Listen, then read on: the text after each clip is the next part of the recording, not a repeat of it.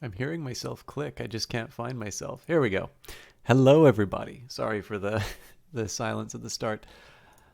We're back to Hollow Knight tonight. It has been quite the day today, but I'll do my best. I suppose it's a little bit nice to be at this stage of the game, knowing that. I mean, presumably it's the last boss. It is called the Hollow Knight, and the game's name is Hollow Knight. But it seems that there is a good, almost a fifth of the game that we haven't played yet. And I'm going to assume that some of that includes, some of that'll probably include the DLC content. We've got encoding options, which are good. Now, I've been really resistant to try and... I mean, the other indicator that I can get would just be to go to my achievements and see how many have been masked. So I've been thinking a little bit about how I want to approach this. I don't have... So, you know, for all the ranting I do about, you know, people sort of giving these emptily promoting their streams on the basis of skill, let's say. So, you know, I don't really understand what value there is in putting, you know, super ultra hard difficulty in all capital letters in the stream title. Presumably there's an audience for that, but I don't quite know what... Like, to me, I just sort of feel that there's a few other things that can be optimized on. And more importantly, too, the fact that one is playing on a higher difficulty doesn't necessarily mean that you're any good. I could probably stand to play games on a lower difficulty than I really do, but I also really like burning my hand on stuff. Sometimes I'm a little baby about games, and I'll want things to be easy, but I do try to force myself to go into some difficult positions. Anyways, with that in mind, you know, I want to try and discover things for myself, and I tend to resist things like wikis because that means somebody else is playing the game for me, that I'm just sort of the fleshy implementation of whatever algorithm somebody's typed into a page. But that doesn't mean that I'm opposed to, you know, checking it out if I'm really stuck in the game, particularly if you know, if I don't really feel like the game's going anywhere.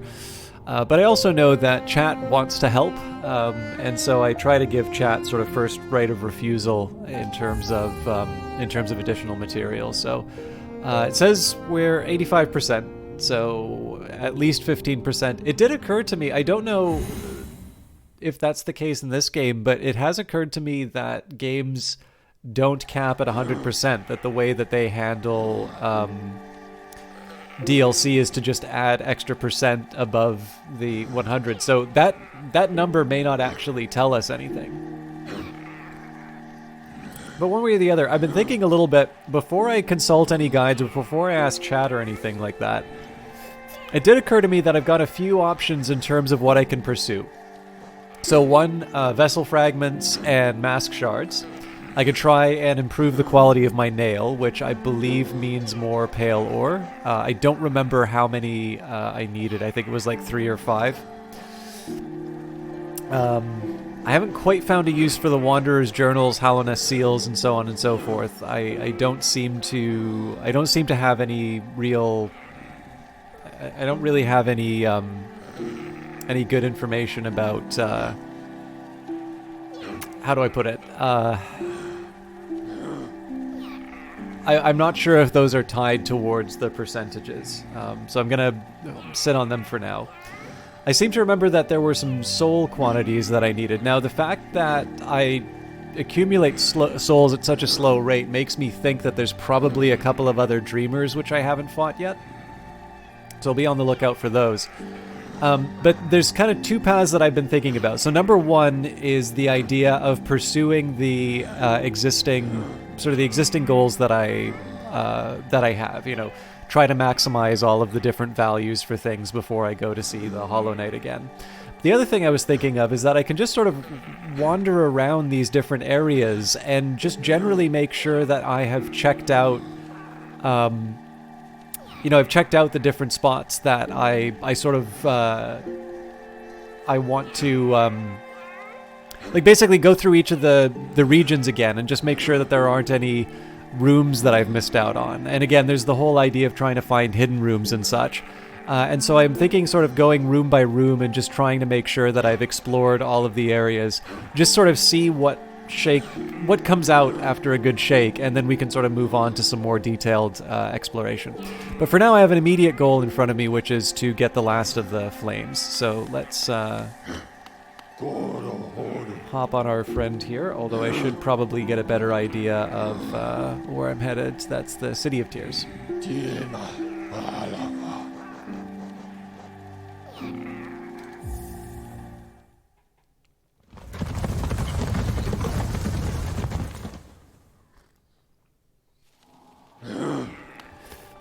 Okay.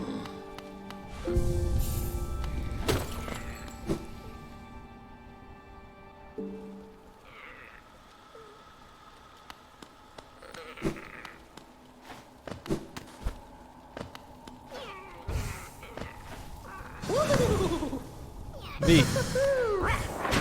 Oops. I forgot. I should have taken this guy out last week, otherwise... Oops. Yeah, otherwise I wind up having this happen.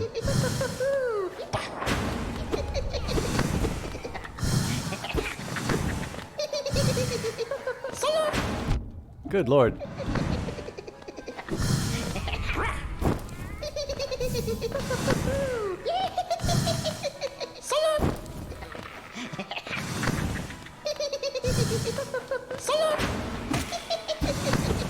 Okay, let's take a chance to heal up a little bit. Oopsies.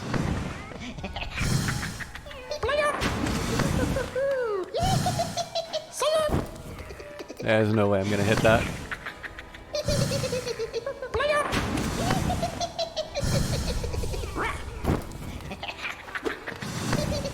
I might have range, but I don't have that range.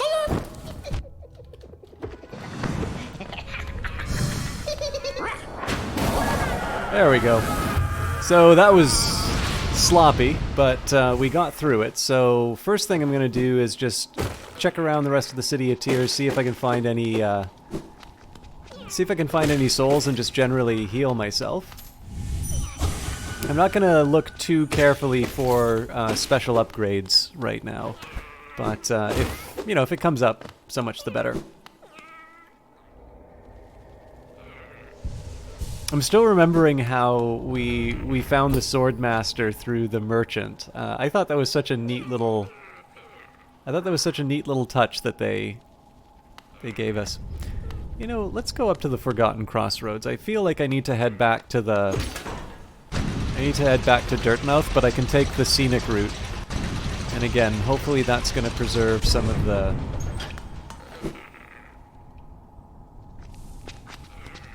or not preserve, but hopefully that's going to allow me to get some of the exploration I want in.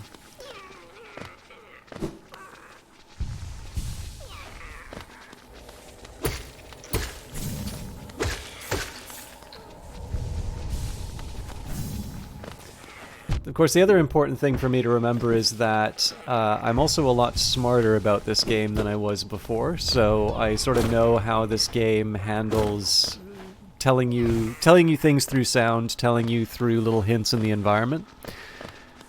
And so one of the first places that I should be checking for, any secrets or any missed opportunities would be in areas that I first visited in the game. Now, there is the possibility that we're in the Forgotten Crossroads, which has definitely changed since we first visited it. And so I need to allow for the possibility that the game closes off certain things, so that certain secrets can only be found before the orange goop shows up. I kind of feel like the game wouldn't give you a percentage count if there wasn't a way of changing it. So I'm going to act as if it's not, as if you can still achieve the things that the game is informing you about. But I also just want to keep some of these, these possibilities in mind, so I don't go crazy going, you know, into the same. I know sort of long-term viewers know that I can become quite obsessive in these sorts of searches, and so I want to try and you know, do a good job, but I don't want to. What's the best way to put it? Like I don't want to sort of turn this into some white whale that kills the joy of the game.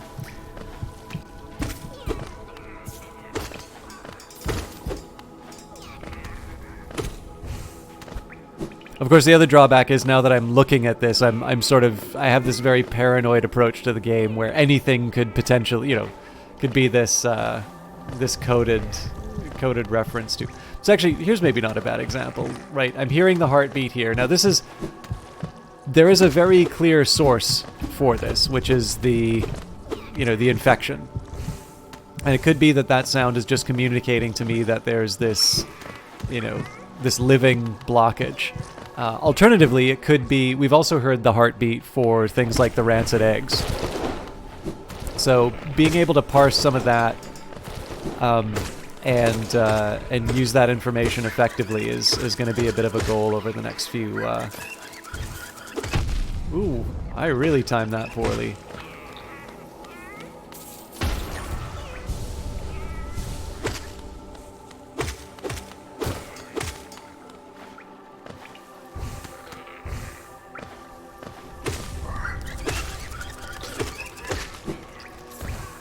One good test would be to find another example of a blockage like that and to hear the same sound. Doesn't mean that blockage isn't hiding a secret, of course, but it would just be a nice sort of bit of consistency to confirm the suspicion that it's only there to inform you of the blockage.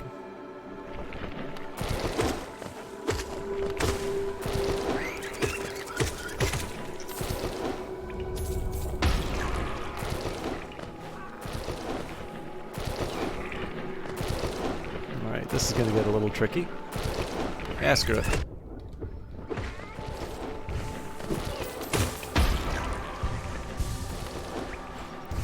The funny thing is, the bite from one of those is actually not as bad as just getting hit by the explosion. So I should probably act accordingly. That was worth a shot. I could have gone the traditional way.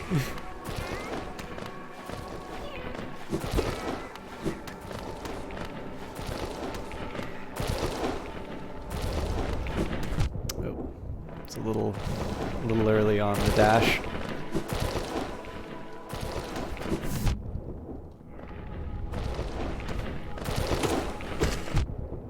I'm getting very careless now. So one of the reasons why I'm doing this bit of exploration as well is that little encounter with the red flame taught me the lesson that I learned many times in the Coliseum of Fools, which is when I effectively play the game once a week, it's very easy to sort of lose track of the just kind of the little reflexes, the little things you take for granted, the distance of strikes and such. And so there's some value in me just kind of kicking around and getting reacquainted.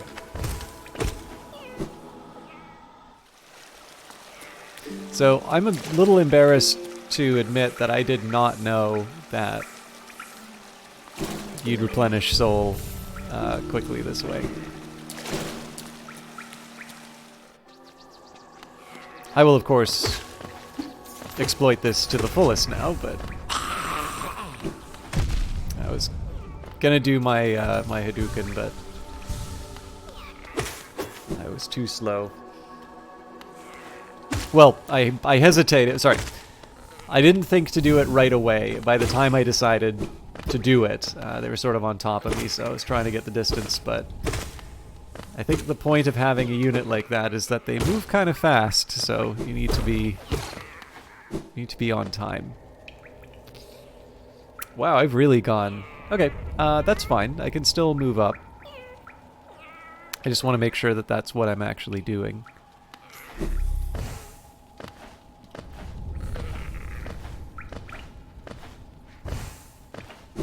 I suppose another indication I should be looking at is the houses in Dirtmouth.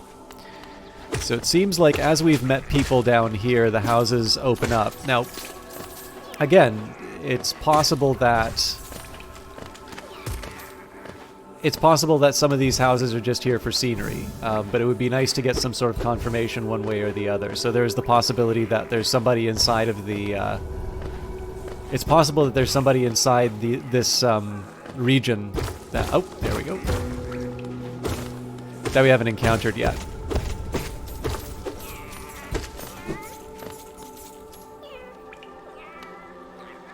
Alright, that looks like that was just for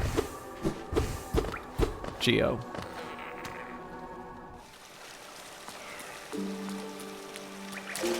I got a quick message, so I will...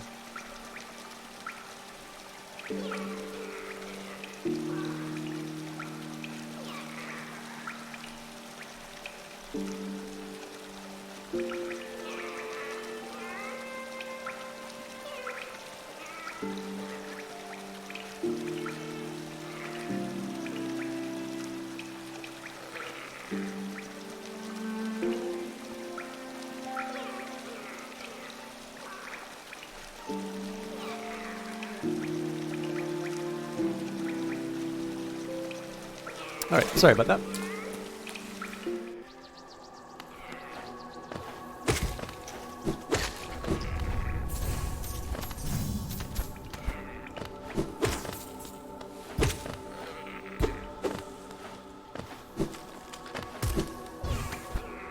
Alright, I should get some focus on where I'm heading. So let's think about why I couldn't move up there again.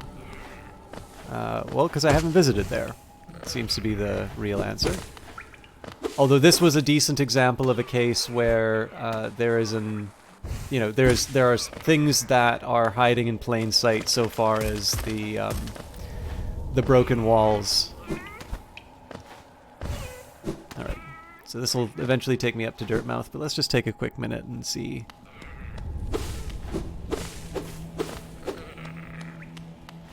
So this apparently I had ignored for the longest time.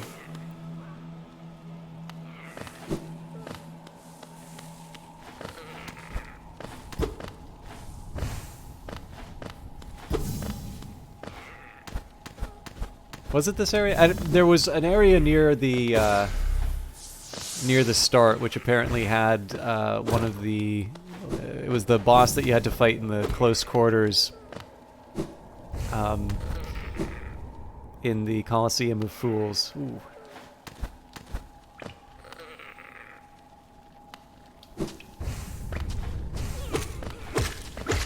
Oh yes, I should also be looking at... I bet a lot of that percentage is also the entries in the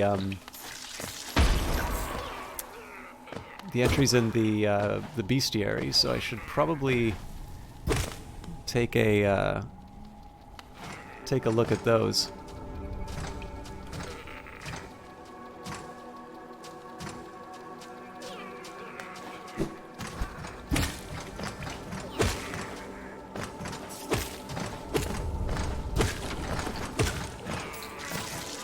Oops.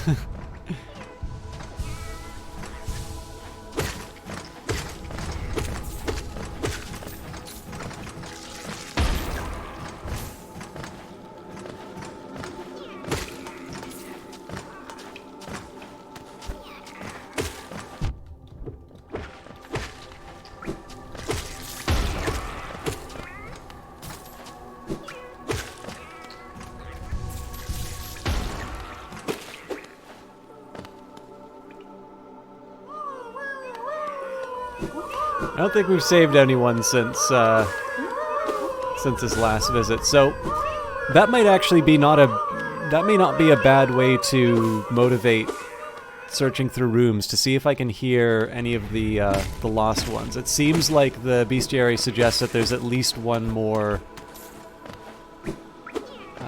It suggests that there's at least one more mimic. So that's going to be something for me to keep in mind.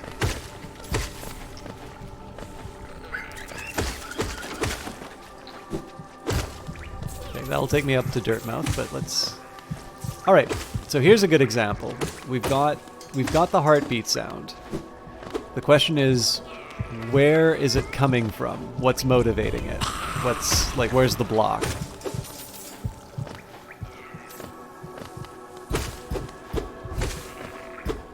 Because otherwise, this is an indicator that there might be something that I need to...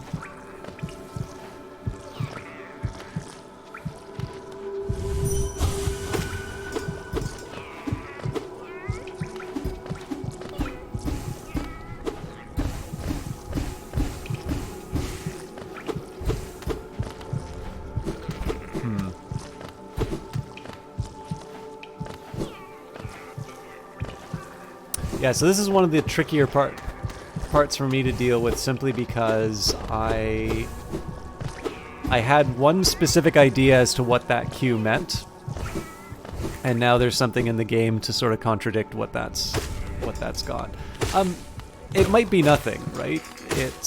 So again, we hear the heartbeat sound again. It might have significance, it may not. But it's one of these things that I'm trying to get a read on. And again, until you know... Oh wait, this is the... Yeah, we're not doing that yet.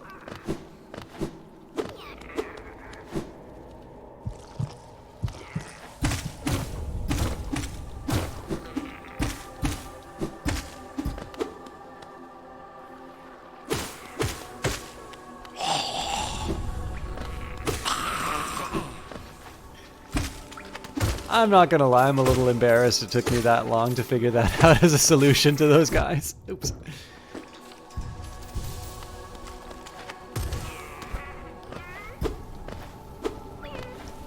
So again, little details up here. Orange bits dripping. Just see if there's any significance to it. Can you hit it? Can you bounce off of it? Things like that.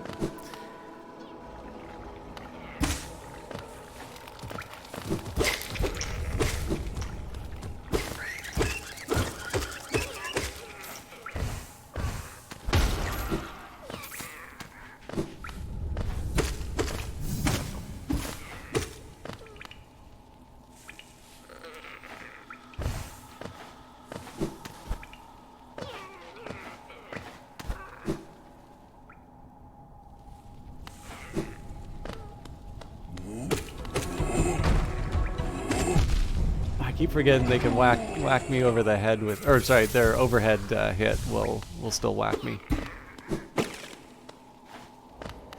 So I'm stumbling over my words today. Like I said, it's been a bit of a long day. It's weird because the overall day of work wasn't that taxing. Like there wasn't a whole lot for me to do, but I just feel very worn out. And totally unrelated to the stream, but for those of you who are interested. So even though, you know, I went to university for data stuff, it is nice to try and have a mindset which keeps you learning and growing. I mean, this is maybe not a bad way to get some advertising in. I try to avoid plugging a lot of the book bundles for O'Reilly because... not O'Reilly. A lot of the Humble book bundles, because I'm not entirely sure the publishers that they connect with always put that much care into their product. So I remember specifically, there were a couple, I think, was it Peach Pit Press, or was it... I don't know, there was, or maybe it was A Press. Anyways, there are a couple of books where, even though it was a subject that I wasn't really that knowledgeable about, it was very clear. So this building here kind of suggests to me that there's somebody I haven't met in the... So the thing here is that every other building I've met someone. It's related to...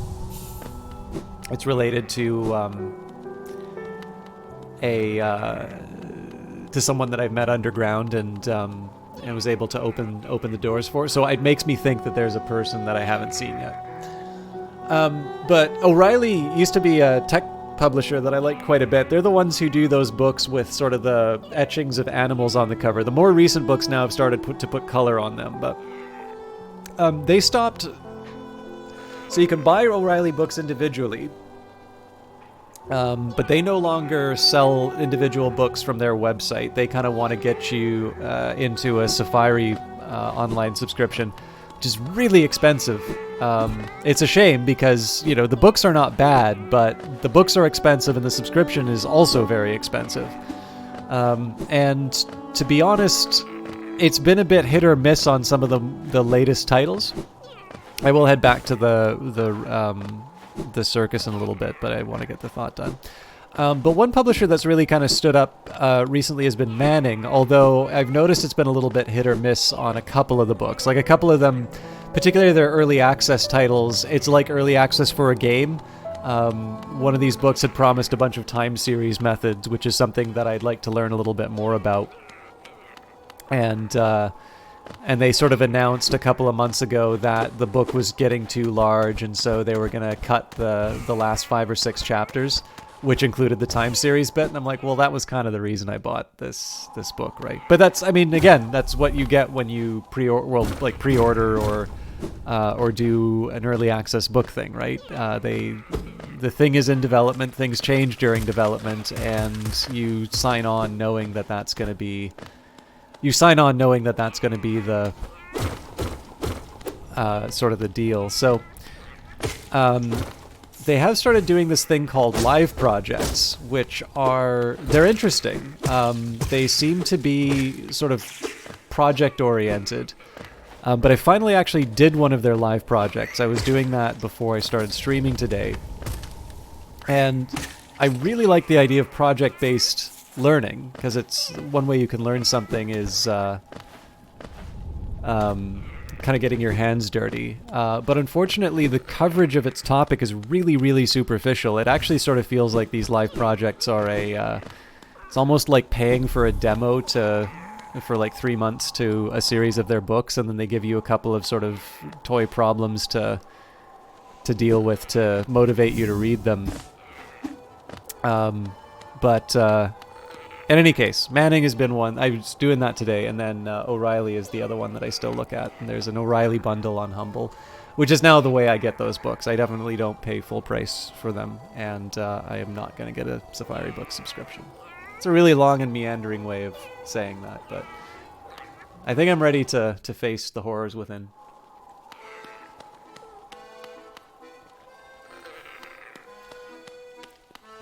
Baba Gondala. Very good. The child burns with flame. Master is waiting for you. When flame burns bright inside one's mind, kin heed the call across lands and time.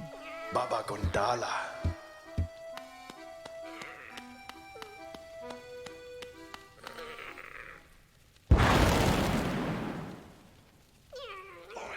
I can feel it, the warmth of the flame you've gathered together. A masterful opening act, the air hums with excitement.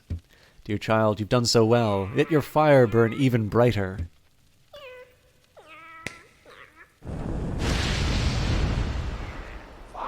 Beautiful. Yes, the child has grown. From idle youth to deadly companion. About these dangerous lands, its aid will no doubt be welcome. Just don't neglect our dance, for it too continues. Keep hunting that scattered scarlet essence. When the child is filled with flame once more, return to the stage and the performance will begin.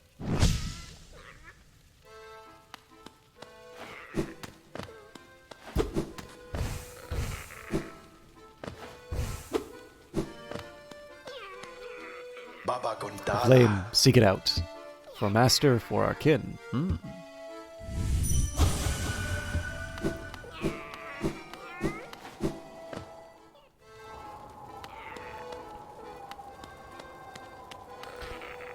Alright, so it's very kindly marking the locations for us.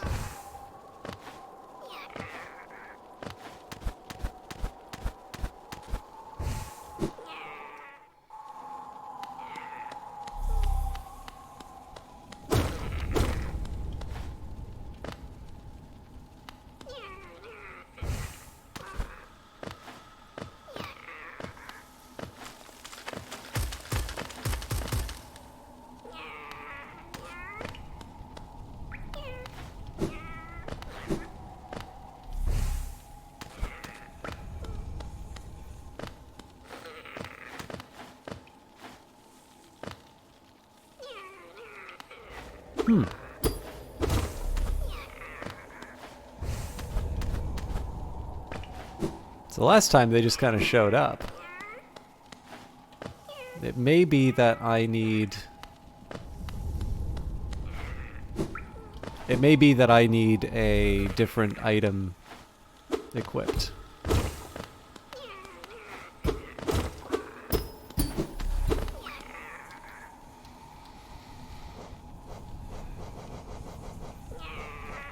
Alright, so I currently have the Grim Child, worn by those who take part in the Grim Troops ritual. The bearer must seek the Grimkin and collect their flames. Uncollected flames will appear on the bearer's map. Well, we haven't got anything new. And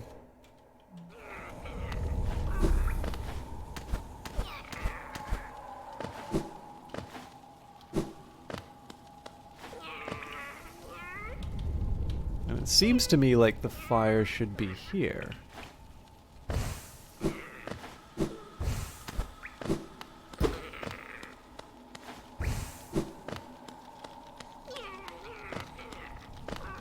Okay, there is a way of heading a bit lower though, so...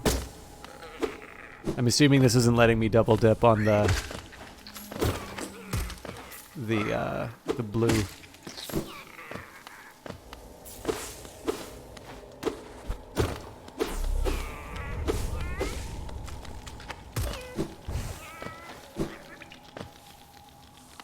Alright, here we go.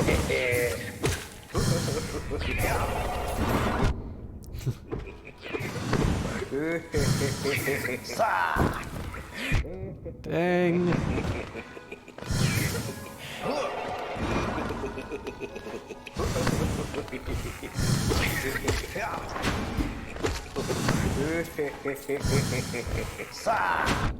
Hmm.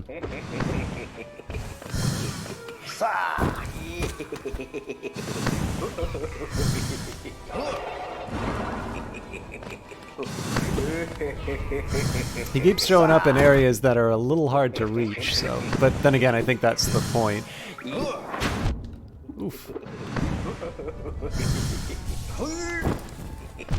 Oh.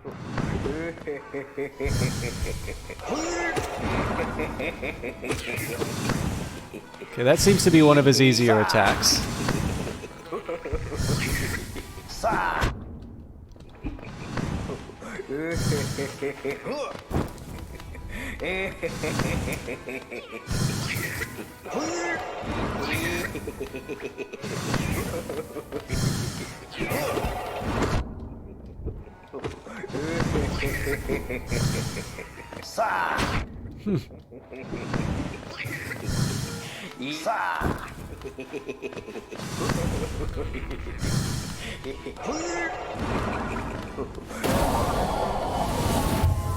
Alright, let's see if we can get a... We'll see if we can get a cleaner encounter on the next one we run into. So, we have one in Kingdom's Edge and one in the Resting Grounds. Okay. So do I want to try and go through Green Path and Fog Canyon and all of that, or do I want to just...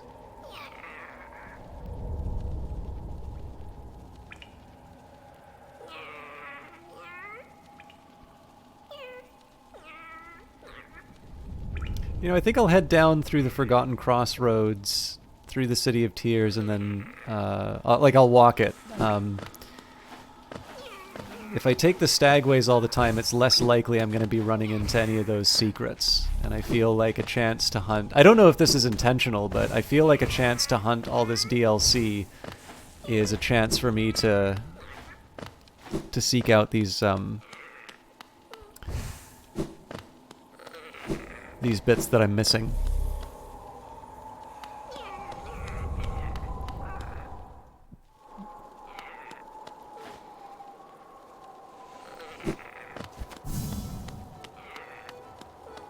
I still remember when we first... Well, we didn't find this, but when we unlocked this, and we got to hear the accordion and nothing else. Let me think a little bit about the charms I'm wearing. So, Transient Dream, collected for those who wield the Dream Nail and collect essence. Allows the bearer to charge the Dream Nail faster and collect more soul when striking foes. I think it still makes sense.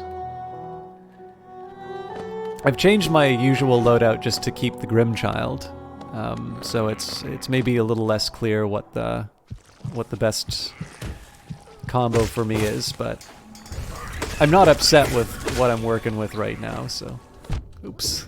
Could probably have stood to pay a little more attention.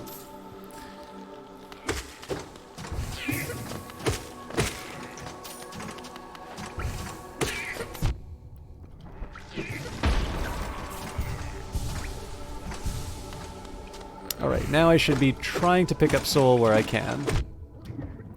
Or, you know, foolishly bouncing on enemies' heads. It's not Mario.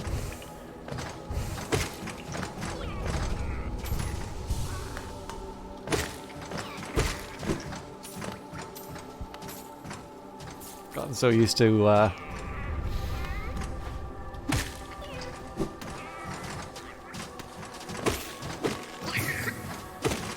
Oops. Alright, well.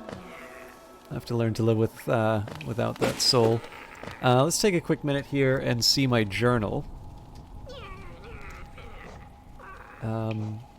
So, an entombed husk. I gotta remember where those guys are. Husk guard. Oh, okay, so I need to take out another one of those.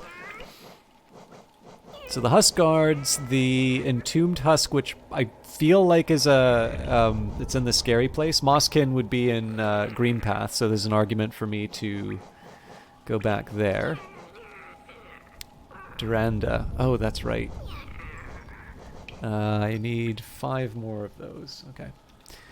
And then there's the 14 things that we haven't encountered.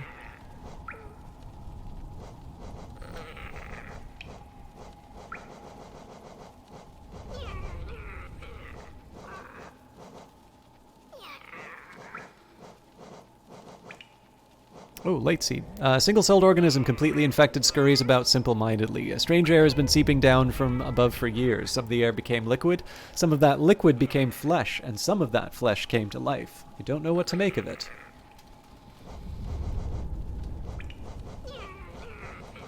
Okay, I think it's fair to say there's no single region that's the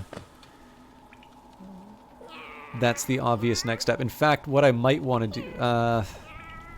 yeah, I'm actually going to take a detour through Green Path and then go through... I was originally just going to head down through the Fungal Waste because that seems to be the path to the City of Tears. But I think I'm going to head to Green Path.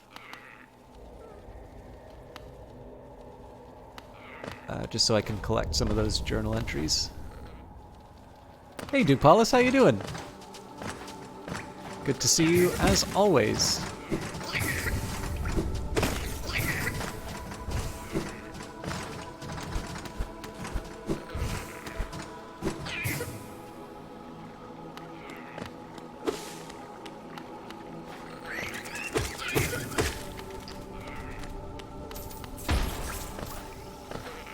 So I know I can afford to swim it, but one of the things I'm also wanting to try and do is... so there's 2 sort of thoughts that I have about trying to pursue different parts of this map with my... with all my special abilities. So one says I should use my special abilities as much as possible because that will allow me to... that will allow me to see places where I haven't been before. There's the other thought that says that if I don't visit the places the way I conceivably would have visited them originally, then I'm going to miss all of the insight that I've gained in terms of finding secrets. So for instance, I wasn't able to find these guys quite as well as I do now.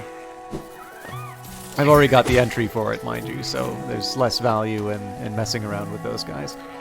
But,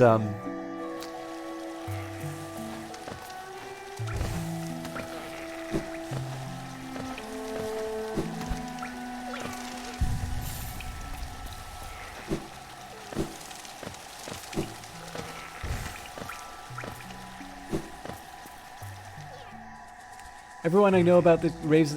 It is a very, very well done game, Duke Paulus. So I should stress that I'm not big on the or previously, let's say, was not very big on sort of Metroid style games. I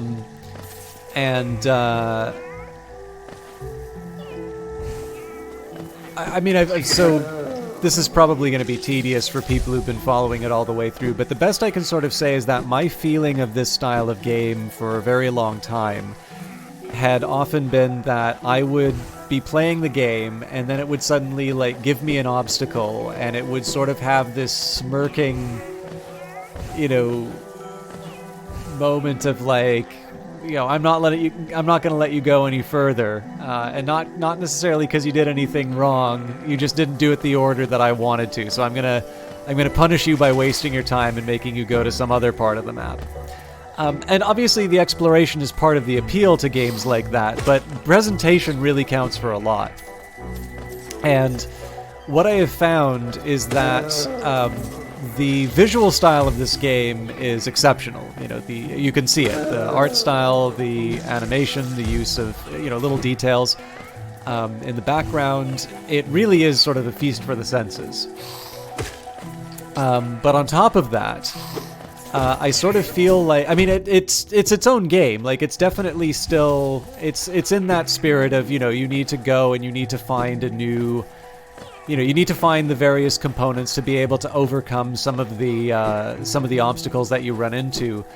But I feel like one thing that's worked really well for this game is that I've never really felt like the game was sort of deliberately wasting my time or that I was sort of punished for doing it in the wrong order. Oh, there we go. So this might be a new secret. Nope, I probably found that already. Given that there's a thing hanging here.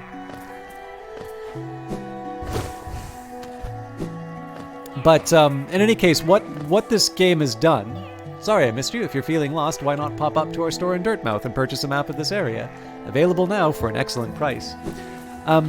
So basically, this game has allowed me to enjoy a genre that isn't normally one that I get into, and that's obviously a really special thing. I also think I'm going to be able to play games of that style, maybe even ones that I previously didn't enjoy, sort of with new eyes. I think you've also seen some of my Elder Scrolls stuff, so I have to confess that I didn't really care much for the Elder Scrolls V Skyrim when I first played it. I think I played like about an hour, and I killed a dragon, but then I was killed by a bear, and I think I lost, well, I guess it wouldn't have been an hour that I probably played more than an hour, but like, I killed a dragon, and then in a short period of time, I was overwhelmed by a bear and lost a whole bunch of progress, and I sort of felt like I was on this treadmill of quests.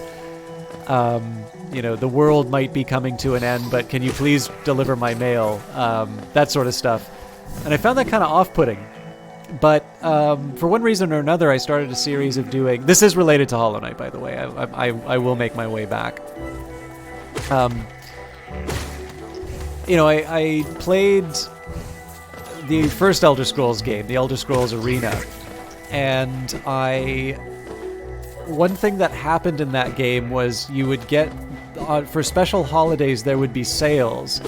There would be these opportunities to get really, really good weapons at like half off. Like, it was ridiculous how powerful some of the stuff was for the price. Those who stray from the White King's roads shall face the law of Un. And so what I would find is that I would go to a city, and it would be a couple of days from a holiday where I would get, a magic sword. It's like the one time in the year when I'm going to be able to get that really good sale.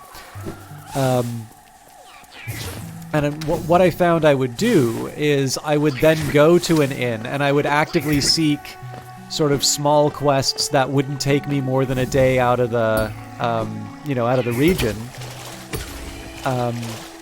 To be able to,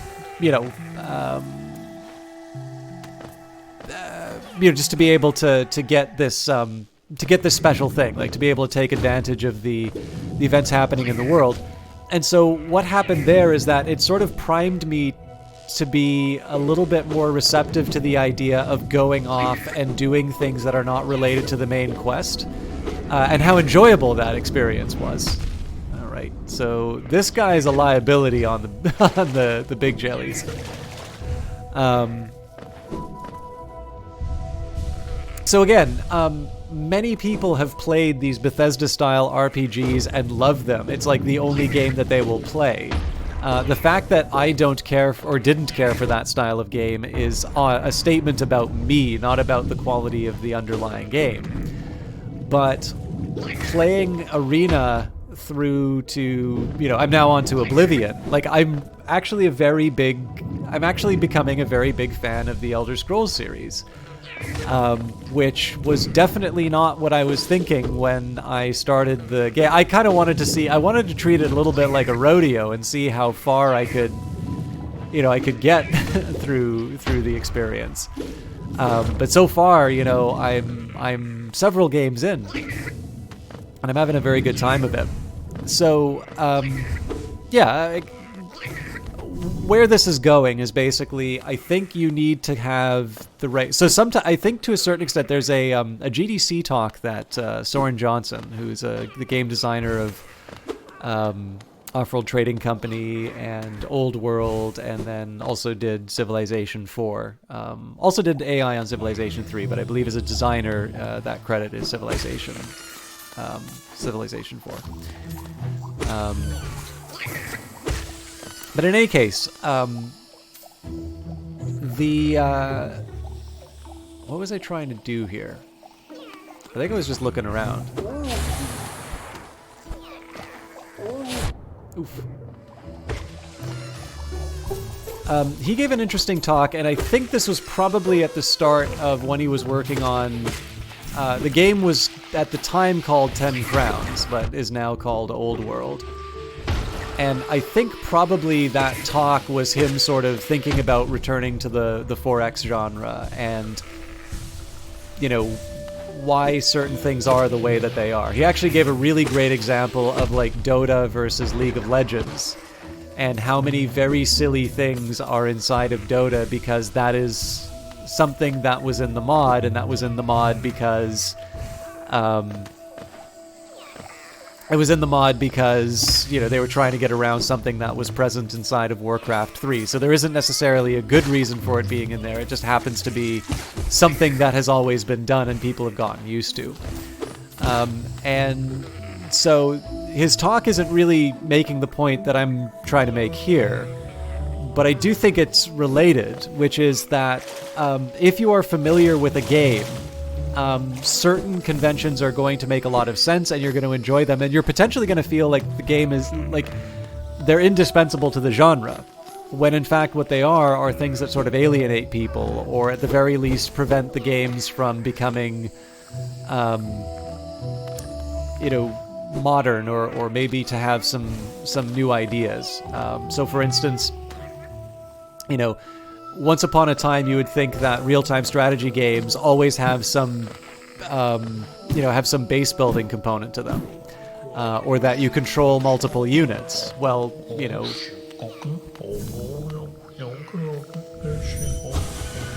worms pull bugs into their thrall till ages pass and kingdoms fall.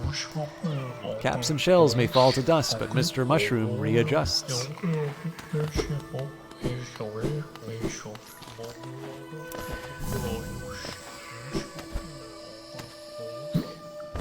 But yeah, so, I mean, let's face it, MOBAs are one of the more interesting things that's happened to real-time strategy over the last little while.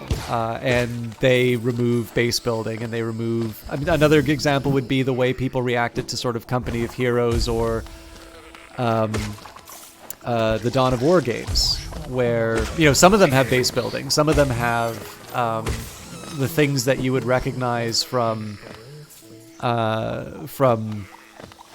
real-time strategy games, but then you have the idea of generating resources through capturing objectives, which is a really smart way of handling those systems. And again, if you want to have a really strict definition of RTS, it's like, well, it's a game. I'm not saying it's not a game, but it's not a real-time strategy game because it doesn't have, X thing that you think is very valuable. So to bring this all home, back to your question about is Hollow Knight as good as what it is, or as what people say it is. for me, it is the game that has allowed me to appreciate conventions of these Metroid style. Or sorry, people call them Metroidvania. I just say Metroid style because Metroid was really the only game I knew that did this, and apparently there was a Castlevania game that did it, but not like the Castlevania game that had come out around the time Metroid would have come out. So, and I feel really bad because like people call it Metroidvania in chat, and then I say Metroid style, and I feel like it sounds like I'm quote unquote correcting them, and it's just me not having the right terms down. So sorry about that. I'm not trying to be a jerk about it. In any case, this has definitely been the game that has sort of become a bit of a key to me understanding a genre which previously I didn't always appreciate the same way that other people did. So I have a feeling I'll be able to go and play games like Ori of the Blind Forest, and maybe even, I might try a Metroid game now. Because I've been able to have this experience and really enjoy it and sort of see where the fun of the exploration and all of these details come in. On top of that, I think this game has definitely taken a lot of good lessons from other really good games. So it sort of unpacks its story in a very, it's very Dark Souls-ish in the way that it sort of doles out information. You sort of need to put two and two together based on what's going on. I do think sometimes the game might be a little too obscure. I do think there is the risk of missing. I don't think this is going to take me anywhere I really want to go right now. I want to stay in. The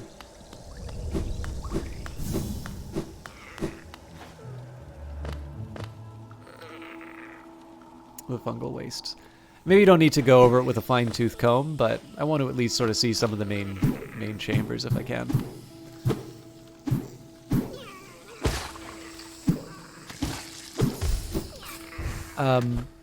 But I don't mind it. I just think I do feel like there have been a couple of times where the game has wanted to tell me something, and just because of the way that the order in which you perform certain actions, you might miss out on details. I think there's probably a couple of points where I tripped up, and I didn't feel 100%. Like I didn't feel the blame was 100% on me, because I feel like it wasn't entirely clear that doing an action would sort of get rid of this person I wanted to talk to. But yeah, it tells its story in an interesting way. It's got a nice challenge. It definitely sort of I think Eyes of Sin was saying that it throws you in the deep end, but it doesn't. It's not completely unfair. You're given challenges, but if you stick with them, you will make progress, which I think is nice. You can definitely make games arbitrarily difficult. What the challenge is to make it, to my mind at least, seems to be more to make them difficult but still worth playing. So I got to think about how I get past this, because if I'm at endgame stuff and there are still doors that I can't get past, that's a worry.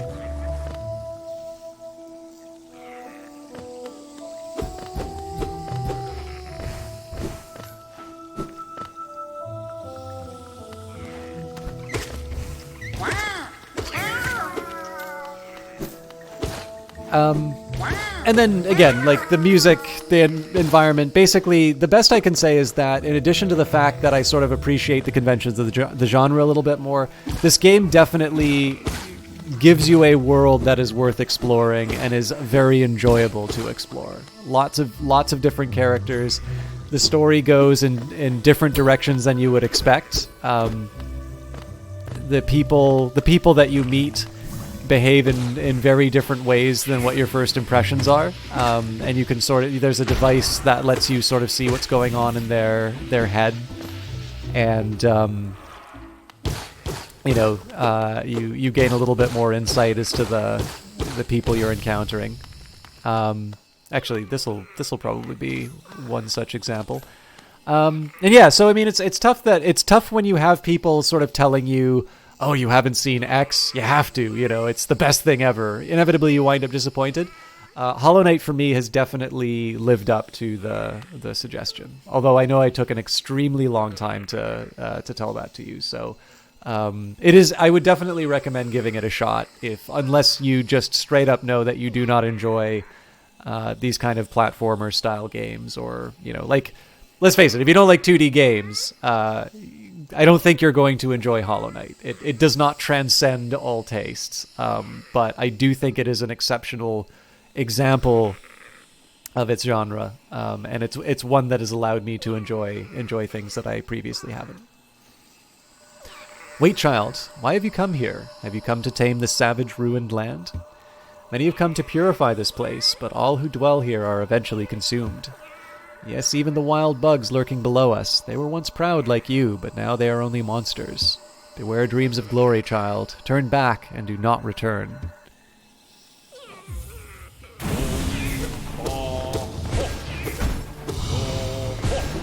It seems a lot like the attack on the Hollow Knight was giving us last stream.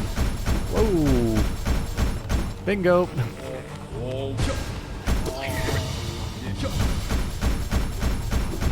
Alright, tried to get clever there.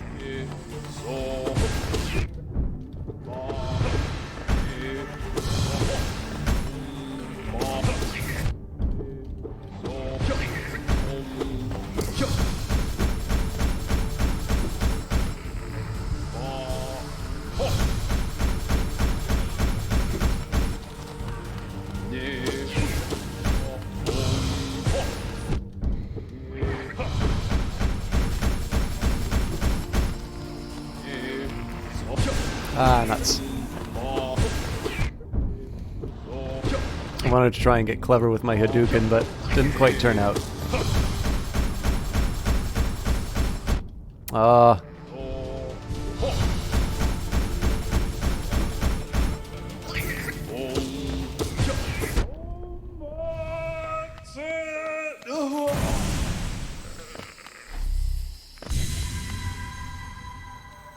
My mind, it clears.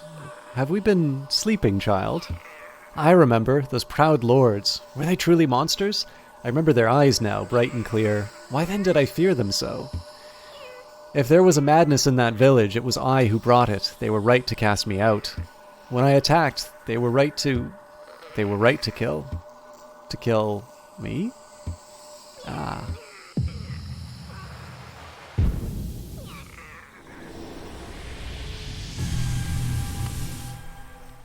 You remember the Elder. Alright, so I don't... This doesn't mean that we've gained access to that room that I was looking at before. But something's definitely changed in the world, so we'll take a minute and see. That's not the smartest decision I've ever made. I think I'm just going to leave those guys alone. Okay. Oh, here's an interesting idea. Come at me, bro. Alright. Sadly, there is not a way I can kite those to the...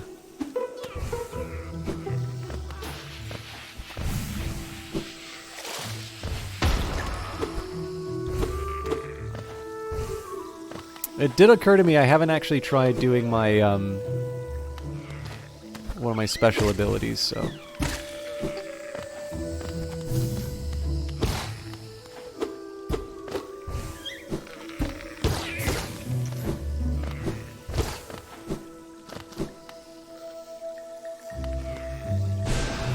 Alright, that also didn't do anything.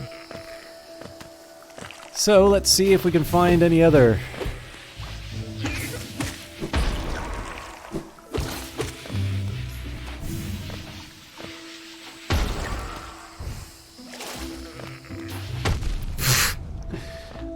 That was not worth it.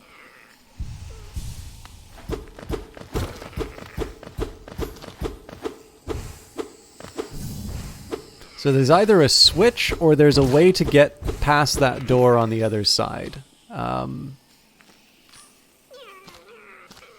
Maybe it's through the City of Tears.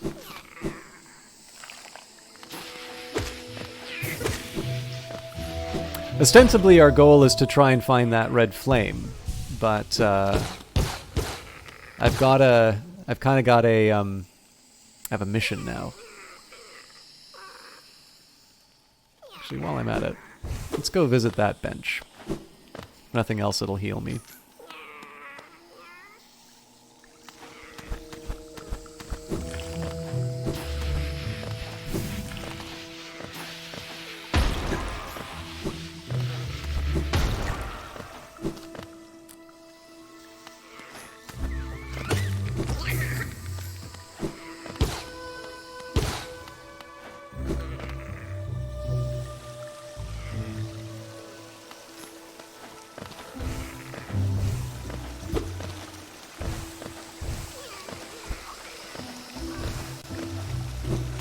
This is interesting. Have I...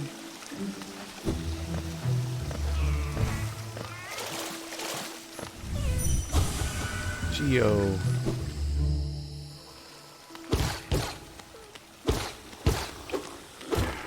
Ah, yes.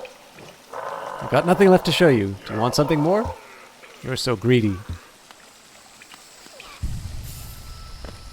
So if nothing else, that got me some healing. But what I really want to see here is, again, if I'm looking for something on the right-hand side of that door, this is the other part, like this is the other region where I have, sorry, this is the other area where I potentially have a path. Excuse me. So, you know, just kind of checking the walls here, the ground. Reckon this guy's, home. I'll make more, and they'll give me more geo. If someone comes by, they'll have to give me their geo. If you have enough geo, you become king. When I get enough geo, I'll become king.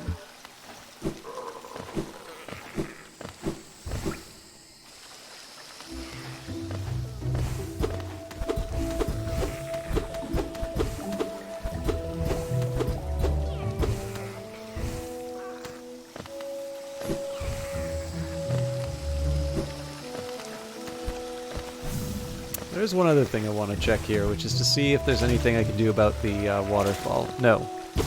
I just find it really interesting that it shows me... I don't know if there's any other places that really show me the path of a waterfall. And I thought there was some law that said that every waterfall has to have like a secret room behind it.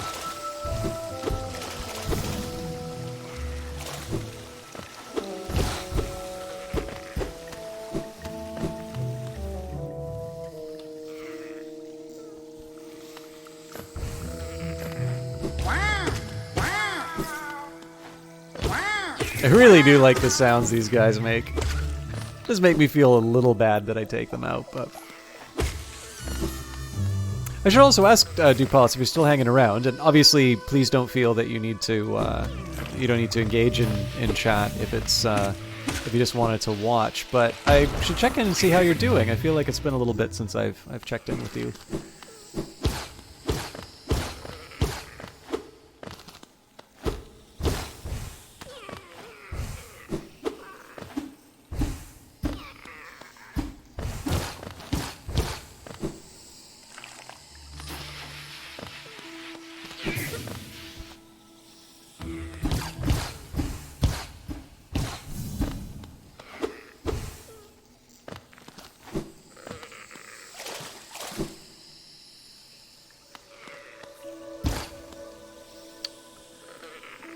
Alright, so Deep Nest has some enemies that I need to try and take out, but perhaps my first priority should be the City of Tears.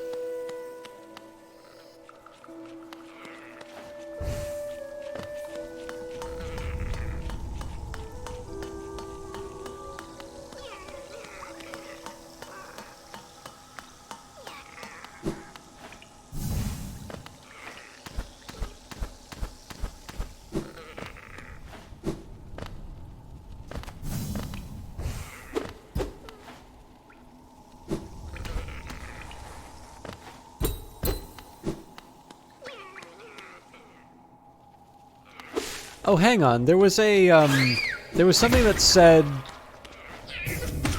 because I had the mark of the king, certain doors would open for me. So I wonder if there's some kind of a device that I need to hit to have that opening happen. So what I'm just taking a look for here is, there we go.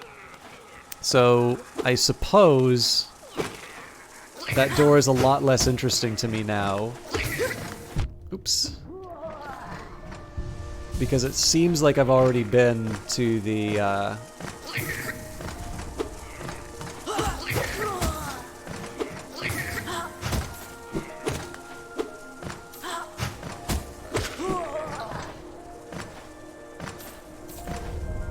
also trying to get into the habit of saying bin. I usually say bean, and then everybody's like, why do you say bean? And I'm like, it's the way that I say it.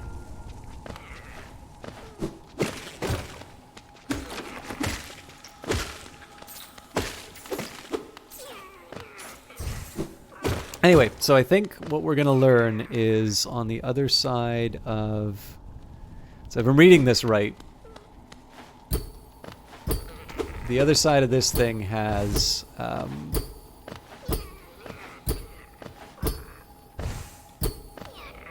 like basically we... it's just a transition between the fungal wastes and the City of Tears. So there might not be anything that I'm actually getting out of that.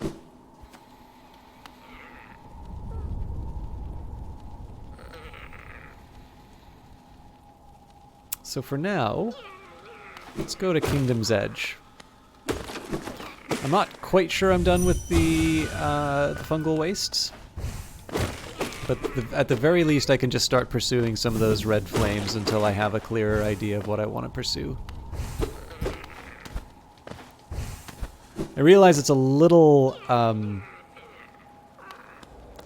irritating to just randomly hit walls, but sometimes you get lucky. You do like chatting. You're also doing something else at the same time. Yeah, no problem at all, Duke Wallace. I saw your message that you're doing well. That's good news for me. I say it more as a precaution. So one of the earliest lessons I learned in Twitch streaming was, so I wanted to be friendly, and what I would do is I would have the list of people in chat up. And I would greet people as they visited the stream. And what I would eventually discover is that those names would go away almost immediately. That some people enjoy watching and do not want attention brought to themselves about being in there. That's why, you know, I tend to just limit the interaction, the obvious interaction with the stream to be...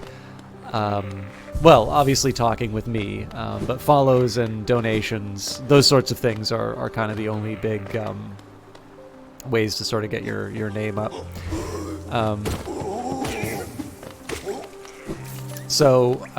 Just, you know, especially because I actually did an article not too long ago about, oh, this is interesting, there's another closed door.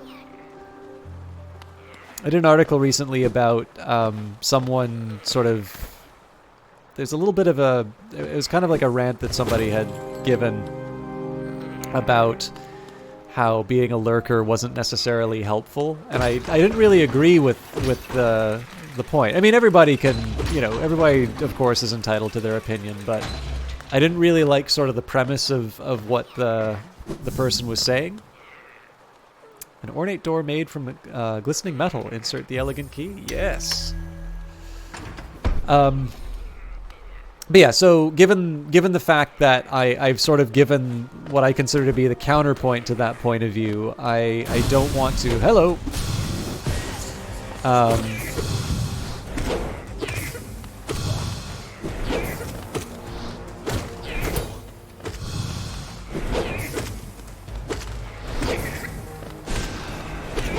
Oops. It's the first time he hit me.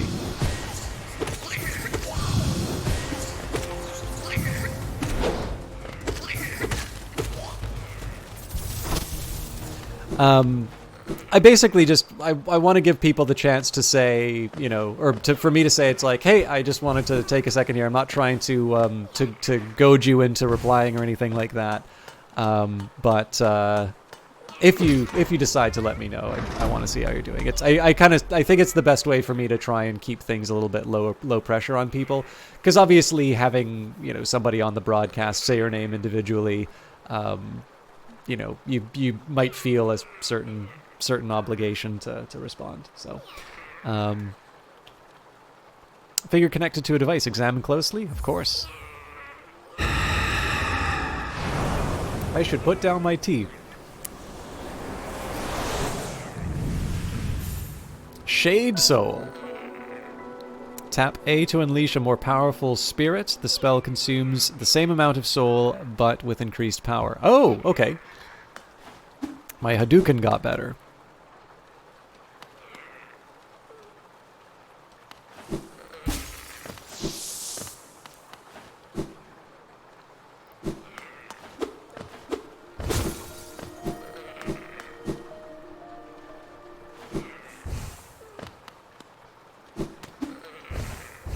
The fact that it's silent creeps me out. I guess there's still something that I guess there's still something that I need to find to help me get past those darkened barriers. Although one thing that I've thought of now is I should, once I grab the red flames, I should probably take some time and where are we? I guess it doesn't really matter which way we go. But I should take some time and find. Okay. Well, I definitely want to find a way to open that, because that'll just save me a lot of trouble.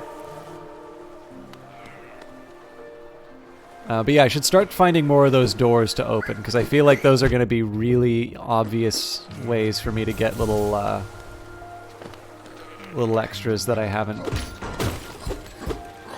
touched yet.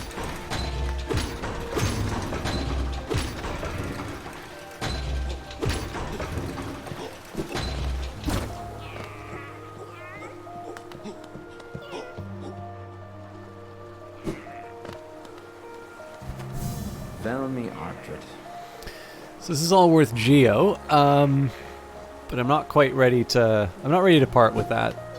The thing is, we have yet to lose all the Geo, but that is always a possibility. So I don't want to.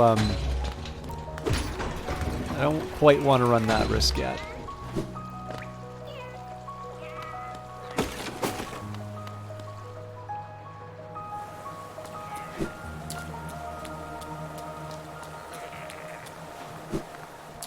Oopsies.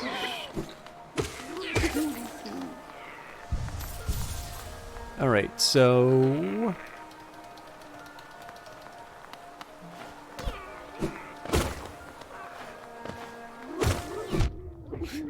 I don't know why I go head first into those guys. Something of a habit of it, though. I don't think horizontally touching a spike should count as falling on it. I don't make the rules, though.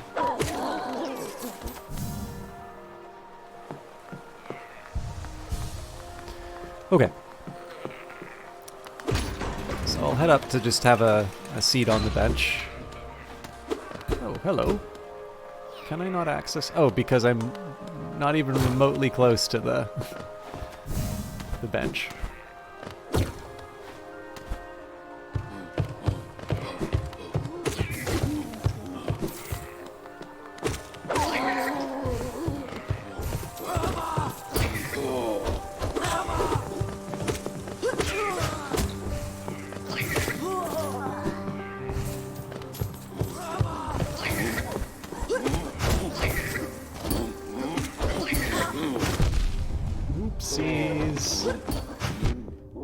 So, in this case, I'd like to avoid... Mad King Brutos, thank you very much for the subscription. It was nice to see you during Oblivion the other day.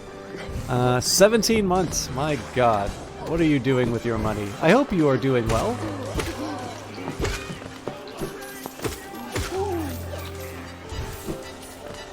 I believe you have also brought us closer to an emote. I should check the stats on that. Actually, tell you what, I don't normally like opening the browser, but I am mildly curious. It may not have updated with Brutos's sub, but let's see what my dashboard's telling me. I'm not going to make this a regular thing, but there was one very kind donation of 5 followers, and then Andy Wynn from Brace Yourself Games, while we were streaming Industries of Titan, donated 5 immediately afterwards. Well, not immediately after, but reasonably close afterwards. So we're 6 subs away from 6 subs or 6 tiers, let's say. So if we had 3 of the tier 2 subs, we will get a new emote slot. So still achievable. Yeah, so I think for the next month, I'm under no illusions that those subs will be, those subs are going to be kind of gone after I think like half a month. But I've been keeping a little bit of a closer eye on it. I don't want to badger people too much about subs, because honestly, like, Twitch already has unavoidable adverts. So having a broadcaster badger you to subscribe to their channel so that so that there can be a new emote to spam in the chat, especially if the emotes weren't already compelling enough to get in the first place. Like, it's a drag, right? You don't have to deal with that. But on the other hand, I did at least want to let people know, particularly when they're subscribing, that their subs and resubs are having a particularly strong effect. Yeah, I've been absolutely delighted that people have been using their primes on that, because, like, for me, like, people are already paying for the prime, right? So they can give that to anyone that they want, and I'm really happy that they're able to, so one, I think I get something out of it. I have to have words with Twitch if I don't. But I like that people are able to, experience the emote. Like, to me, the emotes are the reason why you'd want to sub. If there are other sub things you'd like to see happen, let me know. I'm open to it. I just want to make sure that the time that I spend on stream is time that's sort of consistent with what people want.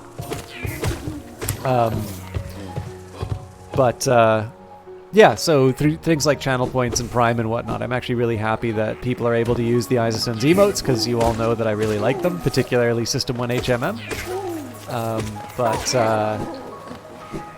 I also particularly like it when people can do it at my favorite price, which is 0. System Shock, chosen of the Prime. I actually don't shop at Amazon anymore. This is related to the camera thing. I'm not gonna go on that rant again, but and it's a shame. There's a used bookstore that I really liked. So it was Victoria based. So my beloved province of BC. They had a rather good. Right, we've already chatted with her. They have a rather good system for sort of finding used books, and because I like classics, the Penguin classics versions of stuff like Cicero or Ovid or anything. Although there's a Charles Martin translation of Ovid which I really like, so that one's a more of a premium book. But basically, especially the stuff that people get assigned in school. You can get those things for a song because people, they have to buy them for school, and there's lots of copies of it, far more sellers than buyers, and so you know, effectively you're paying for the shipping in some of these cases. Nope. I was looking for the hot tub.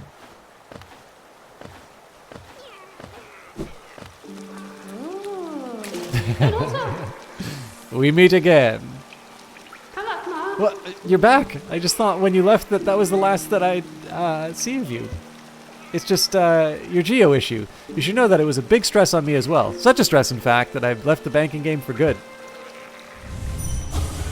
Oh, leave me be, creepy little thing. Yeah, you're sitting on 17.7. Well, you know, at the very least, I have now come up with a new name for them. So I'm slowly. I'm slowly, you know, I'm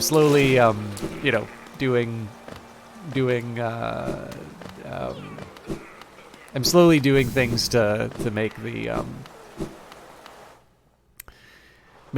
system stock worth something.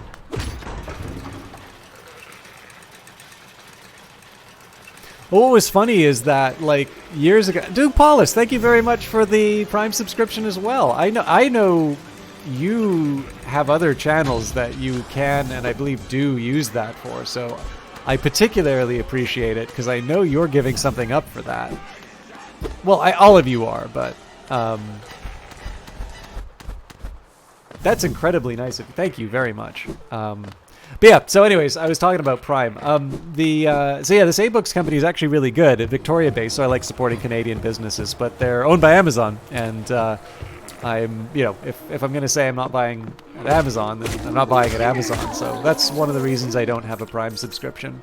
It's a shame, though, because there's some pretty good movies on, or shows on Amazon Prime. Movies as well, but some original content. I got to see one called Patriot, which I really liked. Not the Mel Gibson movie, the series.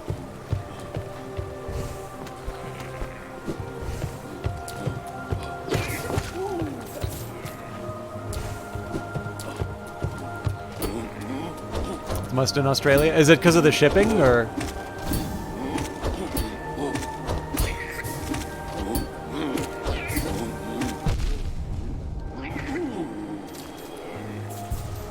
Yeah, gotcha. Yeah. Oh! Well, thank you. If I'm being honest, you only still have Prime because you keep forgetting to cancel it, but I'm happy to throw your Prime Gaming sub around. Well, that's incredibly kind of you. I really appreciate it. And again, particularly because, as you know, it is really just a matter of a handful of subs or resubs. I definitely, like, so the reason why I was originally hesitant to say the number, and I've obviously gotten over that now. Like, clearly I am now saying what the number is. But it was because I really do not like the attitude of assuming that the subs that you have are ones that, like, I don't own subs. People can and do cancel at any time that they want. And so I should never treat any sub as something that I can count on beyond, the 24-hour cycle when that sort of stuff updates. So you get both Australian and US products in your store, so getting shipping on a US product is like, oh wow, yeah, that is really good. I was lucky that I had someone in the United States who was willing to have a sort of a shipping, like, do the shipping for me. Obviously I paid them back for their own personal cost of shipping. But there's a book called, I think it's Introduction to Statistics and Econometrics by Takashi Amamiya. Now, Takashi Amamiya it's an older, but it's still a pretty good advanced econometrics textbook called Advanced Econometrics. It's one of these really mind-bending titles. But he has it's older, but it's still a very good introduction. And it sort of builds econometrics up from probability and statistics in a way that tends to be maybe a little underdone econometrics textbooks, just in the name of kind of getting to it. Like, say, as you can see, like, this is a textbook perfect for me because it, you know, I never just get to the point. But it serves as a really good introduction to his more advanced text, but more importantly, it's just a good one if you want to sort of understand. So, like, the thing is with computers, right, it's not that hard to fit a model now. As long as you know how to type the command in the computer, you know, you're off to the races. That doesn't mean that what you're doing makes sense. And there is often tremendous value in doing things that make sense. You know, here I am saying controversial statements again, I know. I want to see if there's a way I can sneak around. It feels like I should be able to do more here.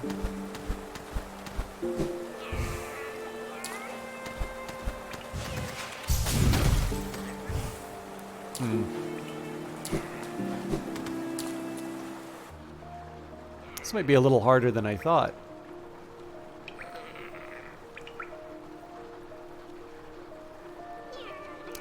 So I guess I'm going down to Kingdom's Edge? Well, I have two ways of handling it. Either go down into Kingdom's Edge.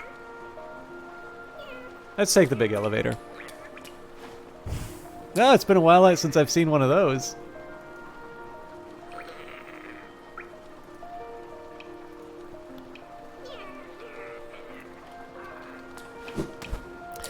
So anyways, what was really interesting is that in Canada, you could only find, I think brand new, it's like, the book was like $110. And then any used copy you could find on the Canadian resellers, it would be, you know, 90, sometimes you might see it fall to 85, but like generally not really all that much. Like, you'd be getting a used copy for something that's really not that much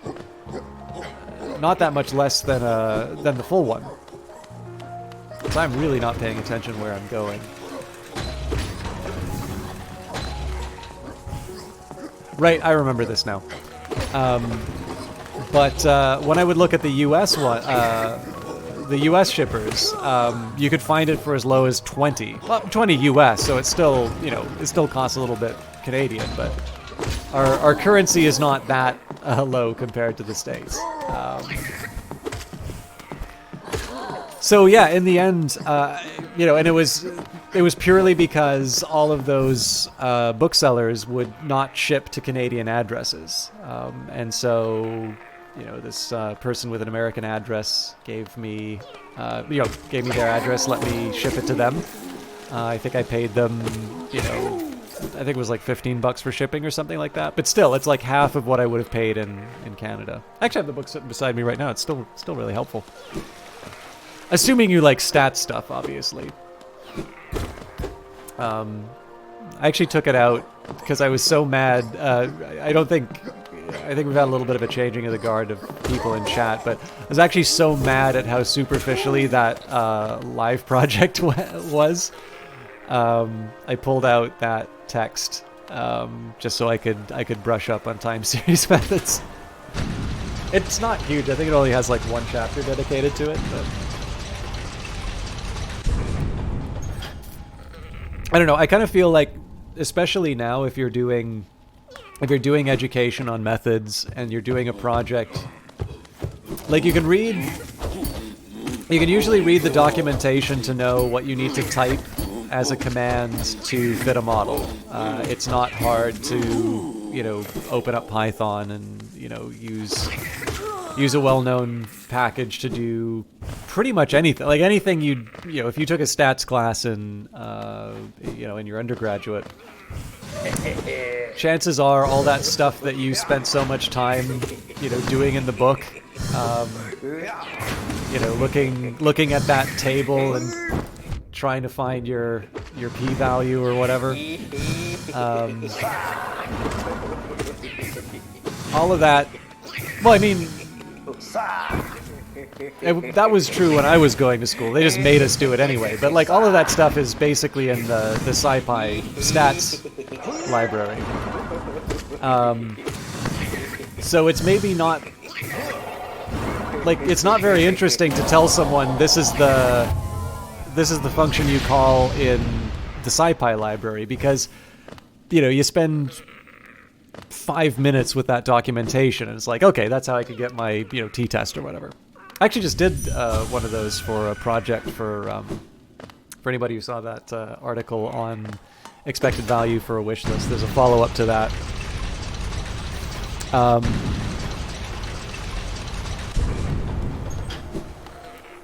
But the real content is knowing in the first place that you want to do that particular kind of test.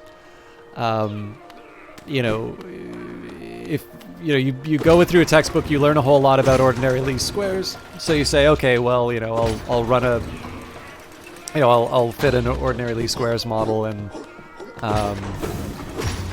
I've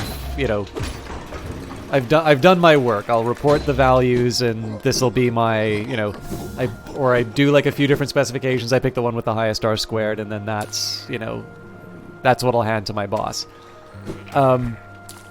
But there's a bunch of assumptions underlying that particular model, which are often not true in the real world. That's usually what the whole, like, remaining 10-15 chapters of any given textbook is dealing with, is the cases where those assumptions are violated and how you deal with it. And you would think that because it is so easy to just call a function, and instead, you know, you don't have to grind out the calculations by hand like when you're in a class or taking an exam, you'd think that basically what you would do for a paid online lesson is take some time to say, okay, here are the assumptions of the model. We're getting weird results using this model. Why are we getting weird results from the model? Well, we're getting weird results from the model because we assume that these things are independent, and it's a time series, and, you know, the time series usually aren't independent. That's why we have special, you know, it's kind of why we treat them in a special way. You know, little things like that. The course that I was doing was a time series course. But again, it's quite literally just a sequence of lessons. They said it would take you like 6 weeks of like 5 hours a week. I went through the first 4 modules in one afternoon. And it does not justify the models that it uses at all. It's just kind of like, here's some data. We've already cleaned the data for you. You know, this is the model you want to run on this data to do a forecast. And I'm like, no, first of all, I know this is not the model you want to do. This is very clearly not appropriate. And it does not even touch on the idea why that would not be appropriate. But on top of that, it, you know, again, it's basically just like, you know, we magically have knowledge of this thing that we can call, and so I recommend that you use that. And again, if you're going to be teaching someone, it's probably more effective to say, you know, here you've got the stats models package. The stats models package has probably more models than you've ever known existed. How do you effectively go through that documentation and learn which of these tools in the toolbox do you pick out? You know, if you want to learn more about one of these things, which sort of exist as a series of instructions to Python, as opposed to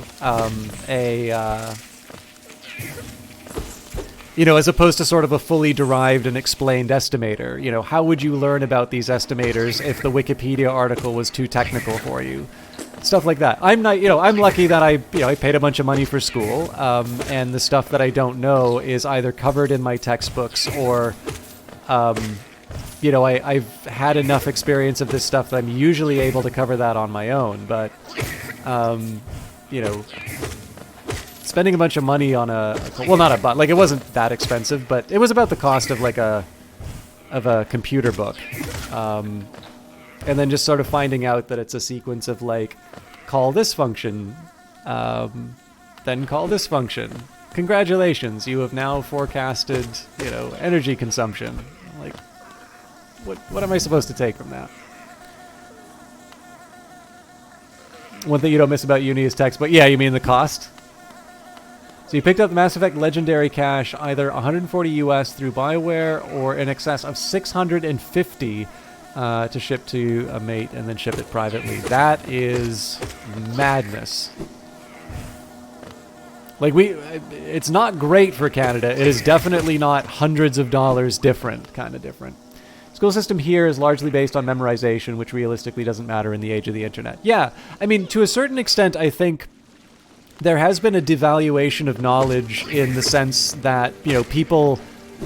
Like, so I can definitely remember... It's usually Stanley Kubrick stuff, because once upon a time I could have claimed to have read all of the books about Stanley Kubrick, and I know there have been a few that have been released since, so I can't really make that claim anymore. Oops. But, you know, I share a fact in a sort of a channel which I know has a bunch of film buffs, and then there's basically, so it's like, I can check Wikipedia too, and I'm like, well, this really isn't Wikipedia. Like, this is hard-won knowledge that's come from, you know, reading things up. And as it, I think that particular fact actually wasn't on Wikipedia, but that's kind of beside the point. It's like, you know, being able to look at something that has been said and basically, you know, being able to answer the question, how do you know I didn't just make that up, has some value. But you're right, like, rote memorization is not really a way to learn, it's not really a way to learn a subject. First of all, it definitely doesn't instill any kind of love for it. And more importantly, it makes you feel like your education is sort of frozen in time. If you, you know, it's kind of like as if the computer science teachers, like, all learned, I don't know, like Fortran when they went to school or whatever. I don't really know the history of languages all that much. But it's like as if they all learned Fortran when they first went to school, and, like, basically being a computer science professor is hoping that a new language doesn't become sort of the next big thing, because then that means that you have to enroll in undergrad all over again to learn programming again. Well, clearly that's not what happens. I don't know why I tried to heal there. But if you teach memorization, you know, how are you supposed to think any other way, right? And it's a shame, right? Because in some cases, like, you have to do tests, you have to confirm knowledge, and sometimes a test is a really good way of making sure that people have, you know what they're talking about. But there are costs too. Like, you know, I'm not a particularly good test taker in some cases. Hey, Night Valiant, how you doing?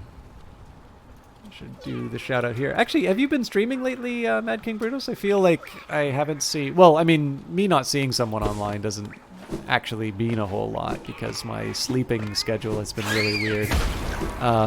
But I know Night Valiant's been streaming lately. I don't remember the name of the game you were playing. It's the one that I called Subnautica, but you can float. And then one of your chatters like, well, you can float in Subnautica too. And I'm like, that's the joke. Breath Edge, thank you. But Night Valiant is a delight to watch. Very, very relaxing streamer to watch. Great variety of games. I would not have found out about Breath Edge if it was not for him. And of course, it made such an impression that it was right on the tip of my tongue. But Night Valiant's definitely been somebody I've been really happy to be able to sort of catch up with and watch. Because of, you know, I think I'm gonna go back to the cast-off shell, because there was this whole area where they were talking about me being the king and being able to open doors, and I feel like the doors aren't opening for me. I was very sleepy. I was trying to work on some work stuff, but it was like 4 in the morning, so it was a very stupid decision for lots of reasons.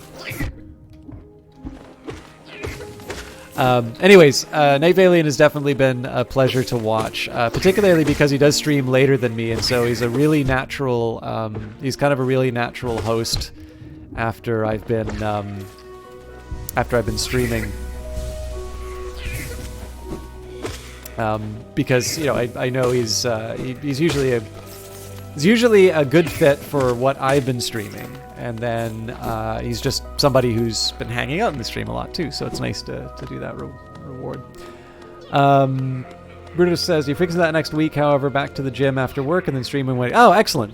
I'm pretty sure I know what you're going to be streaming when when Mass Effect Legendary comes out, but I wasn't sure if there would be anything that comes out before. Duke Paulus says, I find, especially in high school, much of the most important subject matter either isn't taught at all or subject to rapid development, so memorization is a net negative. Yeah, I mean, a great example of where... And, I mean, I have to take some responsibility for this because, you know, I have peers that did very well. You know, one of them got a Gates Scholarship to Cambridge. I think they're at Google now. You know, there's plenty of people who had the same education that I did and certainly did much better than I did. But my math was particularly weak.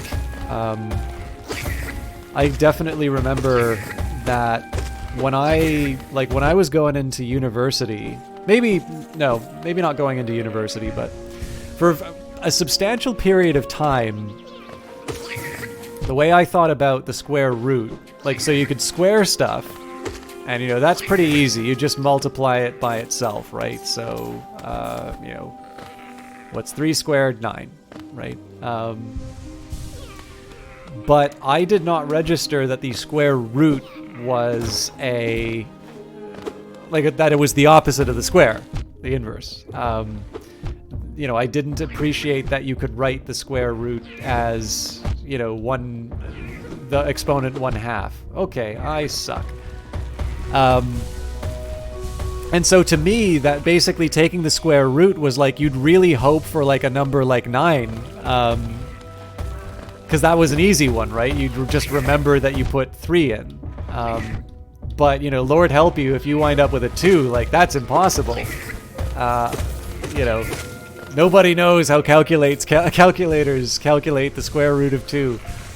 And so, like, obviously on a, you know, there's definitely tests that are designed to you know, find out whether or not you understand that relationship. Clearly, I did not do well on those questions.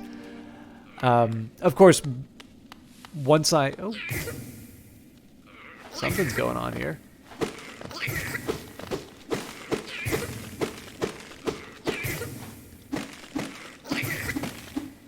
Maybe it's just for practice? Stronger, brothers.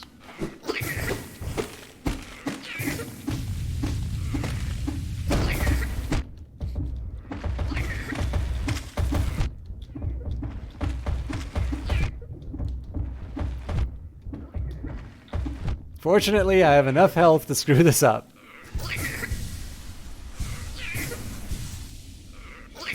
But yeah, I mean, that's kind of what memorization got me, right? Which is that I don't, you know, I'm able to answer these very basic questions. And I've sort of learned, you know, I've learned how to react when I see sort of the house around the number and for certain numbers. But there's a more important fundamental relationship. It's one that got me through calculus. I like, for those of you that have had to take a calculus course, like, you know how there's this really complicated not like, it's not the most complicated math formula you're going to run into in school, but like, you know how if you take the derivative, you have the rules for the different types of derivatives that you'll take, right? You've got the, you know, addition and subtraction, those are pretty easy, but if the things are multiplied, then you have kind of a set of rules. If there's an exponent, there's a set of rules. If it's division, there's a set of rules. Well, you don't need to remember the division one. You just need to translate it to sort of like the negative number and do the multiplication or the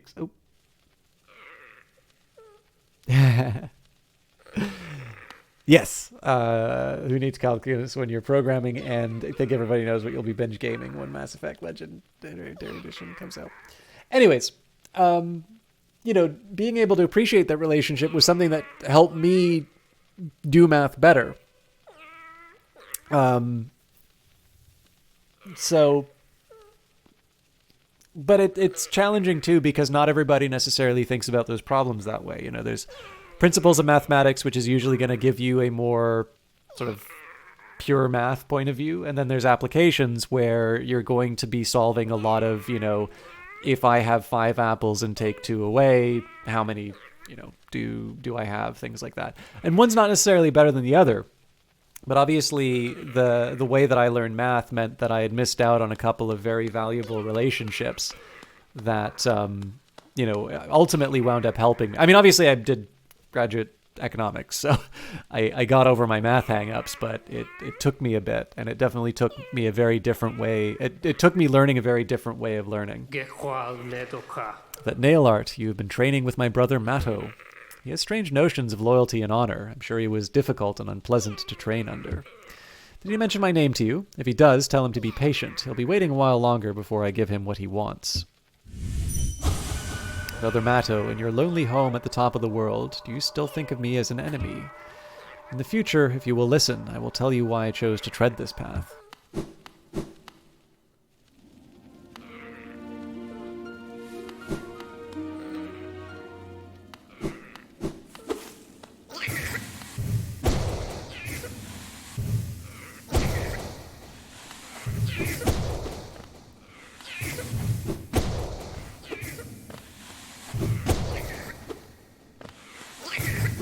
I'll admit, the nail arts really haven't 100% been my sort of thing.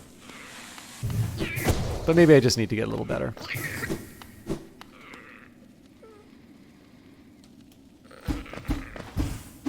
There we go.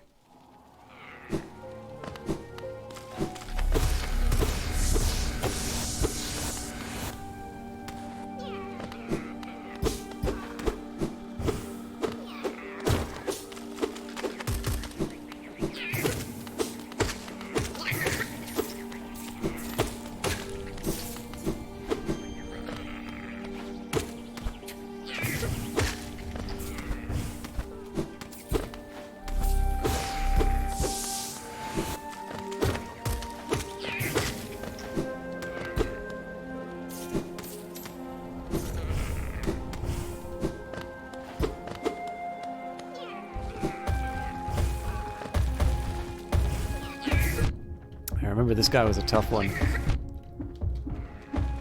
Jesus.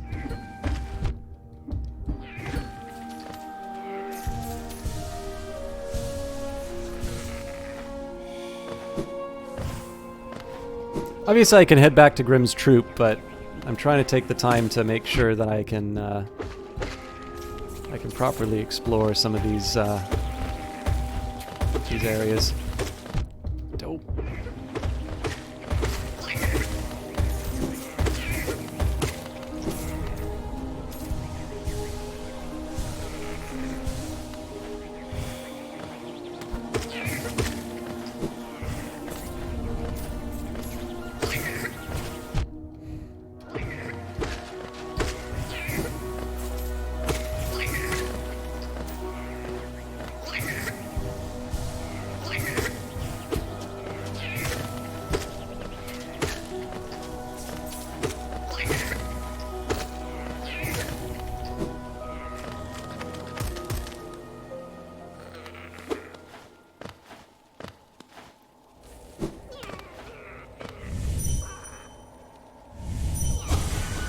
Pure.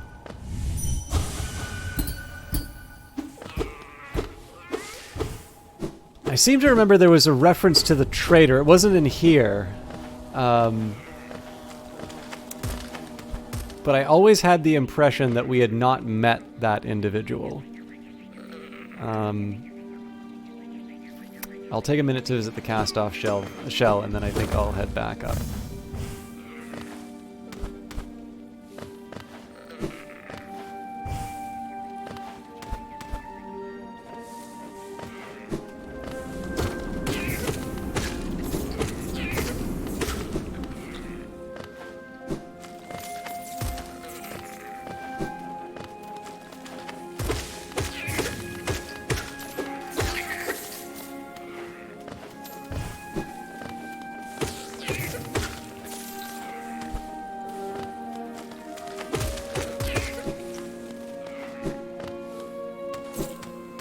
NPCs.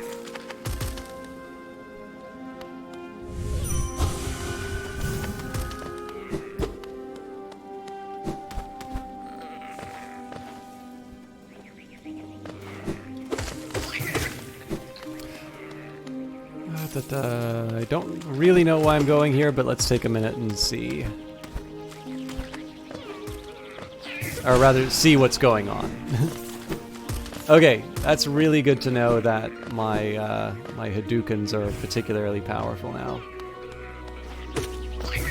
I don't want to waste them on anything but aspens, but particularly these ones.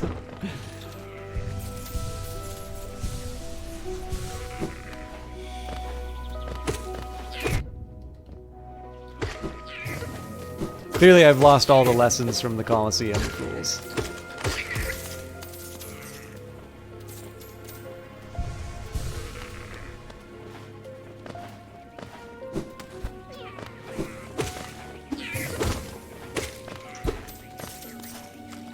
Oh, here's a question here.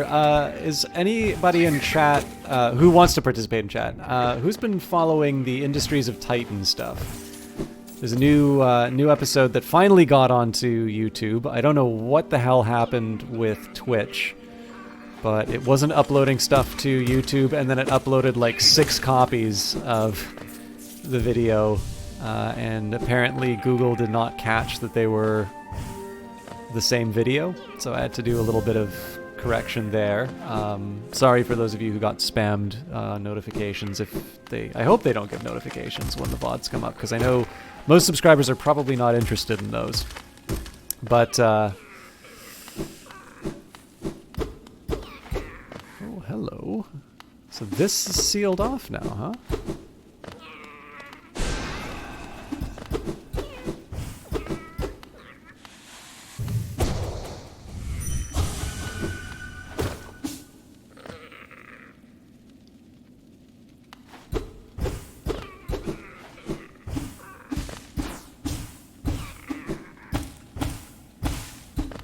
Okay, here's please be a little general in terms of the game. But you've not been following, but lately because you're letting a lot of stuff on YouTube fall. Oh yeah, well I mean like it's more the live stuff. It's mostly just about the Industrial Revolution patch. I actually spun up a private game for myself. That update is really good. I have a feeling it's going to be one that people complain about. There's some really, really smart ideas in that update. I've tried, like, so I opened up that second one. I don't want to build any ships because I haven't gotten to that. So basically, I've been playing up to the point that I got in the previous stream, which is not very far.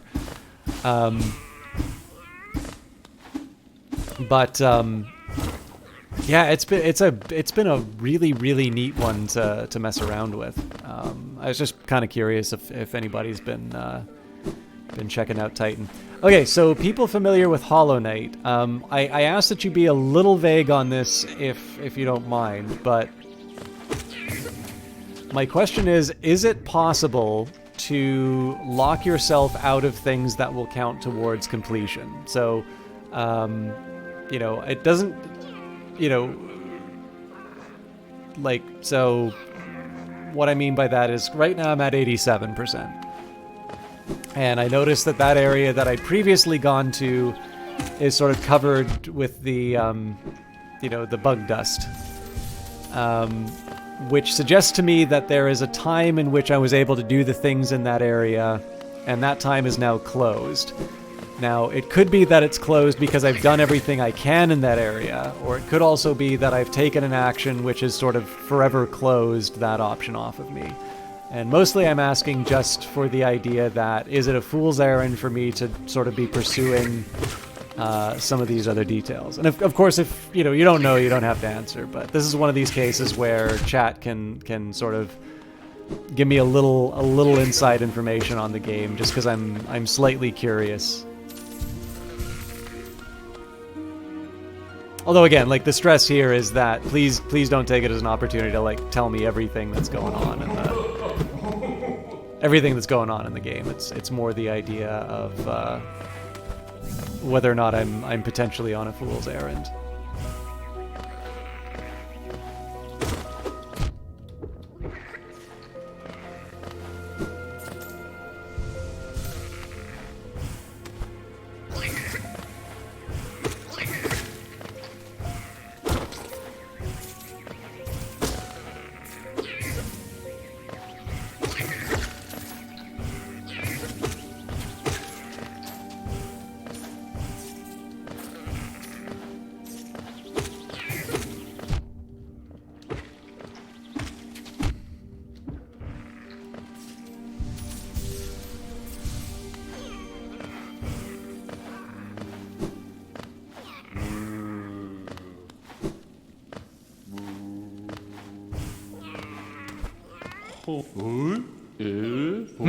Be on your way then.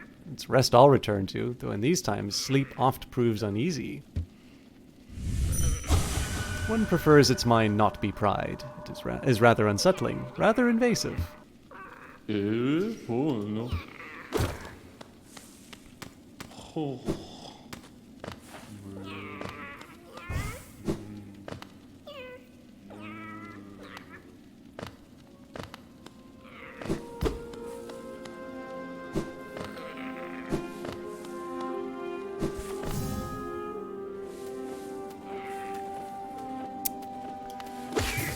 Alright, I'm still trying to decide what the best approach is for wandering around here.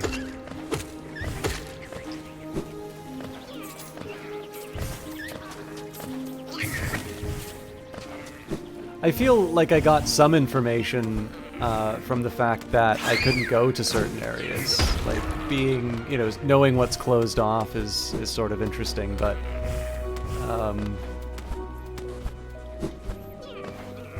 it would have been nice to, like, run into another, you know, another sort of mini boss fight or something.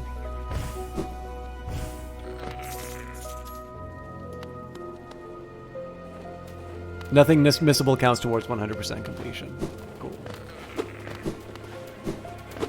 I didn't think so. I think we said that at the start of the cast. Like, my hypothesis is that anything like, because the game tells you the completion rate, it would be a particularly nasty kind of design to inform you after you can't change that fact. But, you know, again, that's unrelated to the game as it is. That's just me sort of talking as I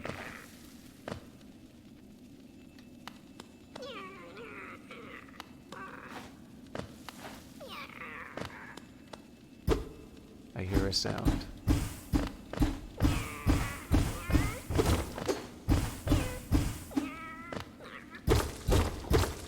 There we go.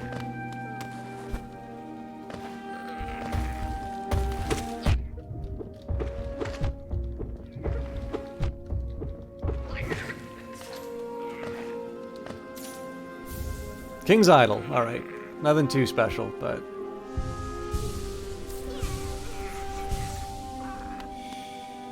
okay, that's interesting. Yeah, so I mean, I suppose it's an open question now as to whether or not the extra stuff, but that does answer one of the things I was talking about before, which is, you know, not every game chooses to make 100% the cap, and it seems that I'm gonna guess that probably the over 100% is the DLC.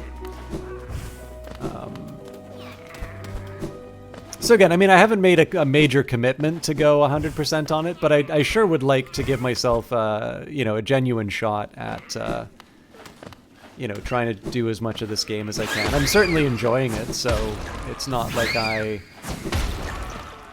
you know, it's not like it's a hardship for me to try. You got called aside. What was the question?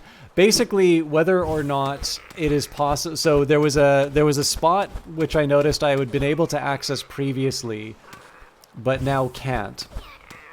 And the question was ultimately whether or not it is possible for me to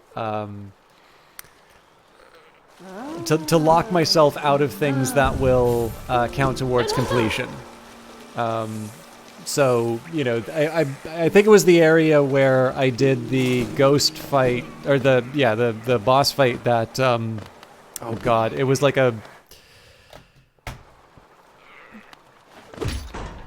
What was it? It was one of these... I think it was the one that gave me my wings, now that I think of it.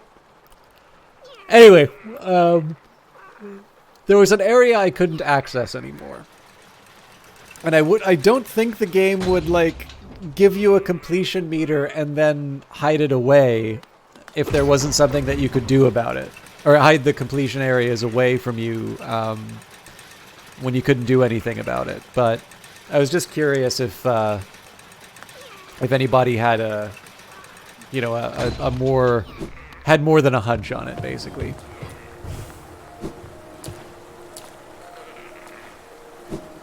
Yeah. It's my paranoia talking, is the easier way for me to put it. So I have a bit of a decision to make. I can go back to Grimm's troop. Oh, Warrior's Grave. Okay, let me just take a minute here and see...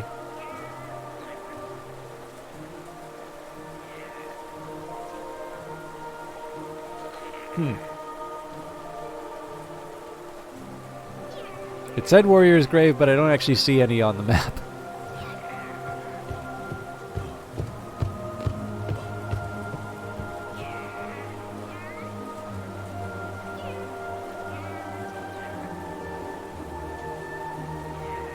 Although, if you will forgive me, I am going to take a quick minute and I'm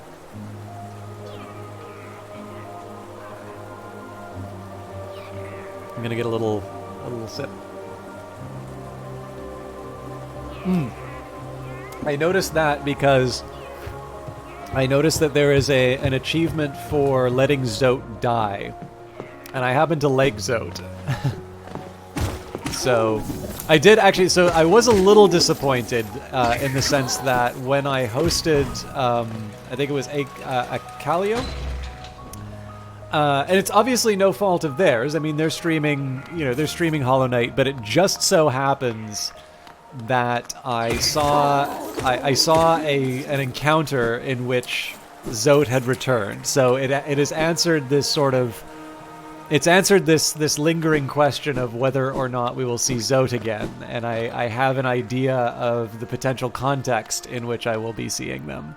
So, you know, a mild disappointment in the sense that I'm sure I would have been delighted to sort of have them appear, you know, sort of out of well, not out of nowhere, but be surprised by it, right? The same way that when we saw Zote in the Coliseum of Fools, that was a really fun little moment. Oops. But I don't know, like, I think you guys have heard me about the spoiler stuff before. Like, I dislike spoilers in the sense that many times it's people deliberately trying to diminish other people's enjoyment of a movie or a book or anything like that. Ranjo Stenja. 3 pieces of pale ore. Okay. I can't remember if it was 1 or 2. Oh, cool. So if I can find 1 more piece of pale ore, I get a better nail. But yeah, so like obviously we already know what the appropriate behavior is in in this case. It is don't ruin the enjoyment of don't go out of your way to ruin the enjoyment of others. But if there's an honest mistake, or like if I talk to you about the ending of Casablanca, I think Casablanca has a wonderful ending. It is also an ending that has been lampooned in like Looney Tunes and countless parody movies. Like, it's probably one of the best known endings for a movie, like even if you've never seen Casablanca. So like, am I really am I really gonna like rip someone apart for talking about the ending of Casablanca? No, there's kind of a statute of limitations on this sort of stuff, in my opinion. And I do tend to find that sometimes the dialogue about spoilers is just a way that somebody can make the conversation about themselves, right? So, we could all sit here. I'm not going to say it, but, I'm fond of the book 1984. Probably no surprise here that the guy who's reading Orwell's, Rules for Making Tea happens to like 1984. It also so happens that I read the last lines of 1984 well before I had read the book. I still think it's a very good book. And a very interesting thing, I sadly don't have the source for this research anymore, so I always feel a little dodgy saying this, but apparently there's a book publishers association that did some market research in terms of how people read books, and there is a substantial portion of viewers that will, or readers that will flip to the last page before they read the book. Never watched it. Well, there are two 1984 movies, but I recommend reading the book for sure. Oops, that was dumb of me. Oh no, sorry, you're probably talking about Casablanca. But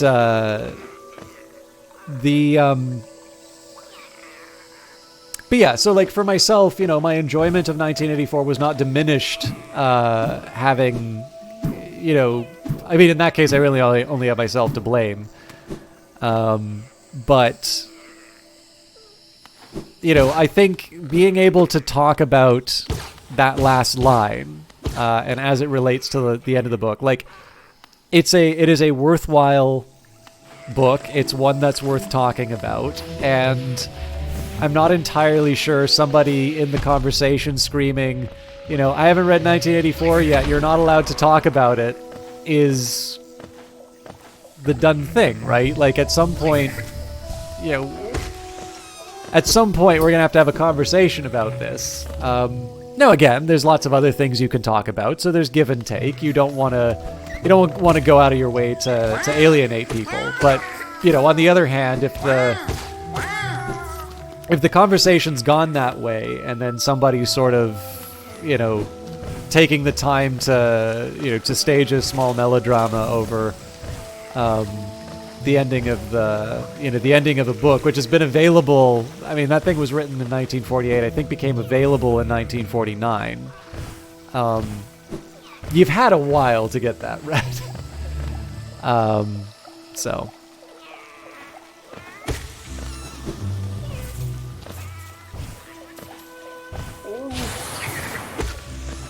Then again, like this whole, business of like talking about the, people going out of their way to try and talk about major plot points of a new Star Wars movie when it comes out on the day. Like that's people being very, very annoying.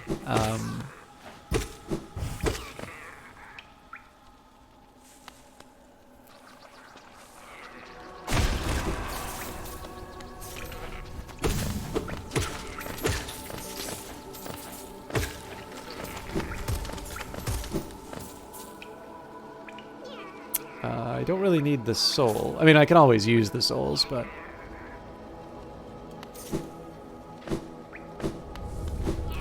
I do think I have a larger mystery about these doors. Especially because I would have thought that the City of Tears would have been a natural place to... would have been a natural place to open everything. It's a capital, right? So presumably that's where you would exercise your power. But we will see. At the moment now, I'm just kind of taking the long route to Grimm's troop.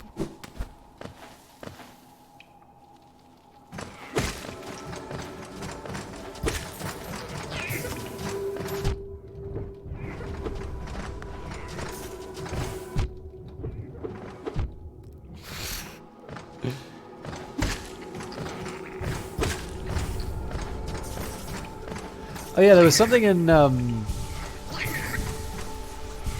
Green Path. I'm gonna take a minute to. I'm just gonna take a quick detour in Green Path and see if I can find the. I don't remember 100% what it was. It might have been where it was talking about the trader. Oh, the trader. I can't 100% say why, but I feel like I had unfinished business in Green Path. Even though I already did one side journey to it, so I'm not gonna spend too much time there. What the hell is wrong with me here?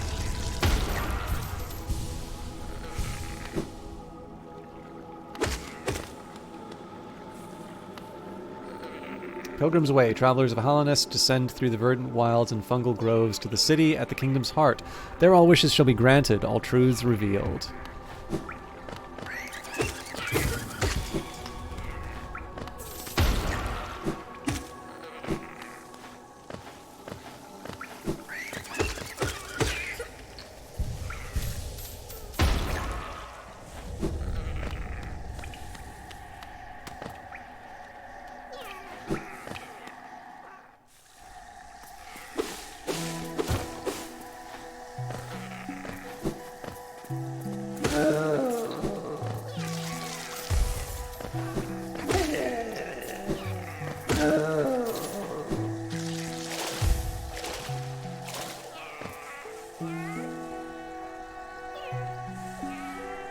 So I actually think it would probably be closer to the Queen's Garden. Oh, actually, yeah, I'm getting the feeling that it was the Queen's Garden. Or, yeah, I should try it.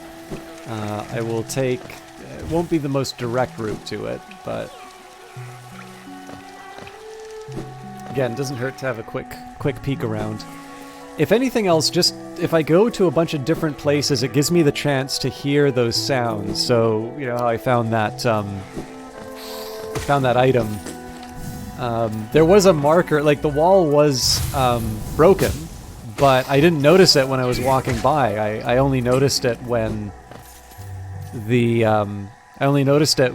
I heard the sound. So being able to just kind of walk around or stop and smell the roses in the case of the Green Garden, I feel like there's some value in that just because of the the lack of attention I've been given certain hints.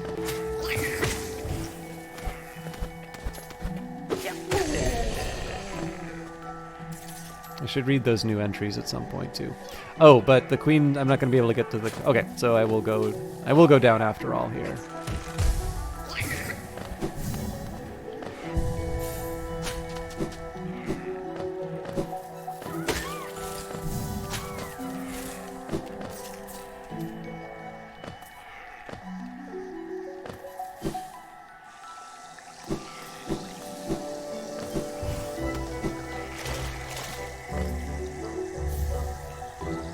Seal? I forgot about this guy. I should have checked to see if those Hallownest seals count towards completion. And while I'm at it, in some games there's the trick of giving someone a treasure. Like Dark Souls does this. I think it does it more than once actually, is they give you a treasure. So you think you're done with the room, but then if you look, there's another secret that leads you to an even better treasure. So I tend to get caught on the first pass on those, and then I take a minute and think, wait a minute, there might be something else, and then always go back. So it's an effective little pattern though, right? Because it plays with the expectations that you've built from tons of other games. You put in the effort, you got the... Not perfect at finding those guys. I've gotten better at finding them, but not perfect. Particularly when I'm just ranting about stuff that's unrelated.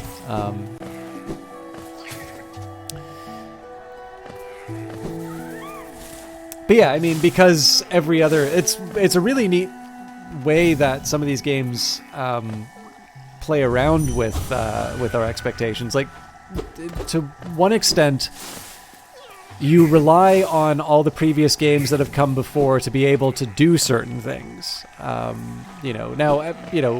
Modern games, particularly ones with very large budgets, will still have basic instructions. So everybody knows the tutorial part in a first-person shooter where they teach you how to jump over obstacles and, duck and so on and so forth. Some are a little bit more subtle about it than others, but pretty much every modern shooter is going to have that bit in their game.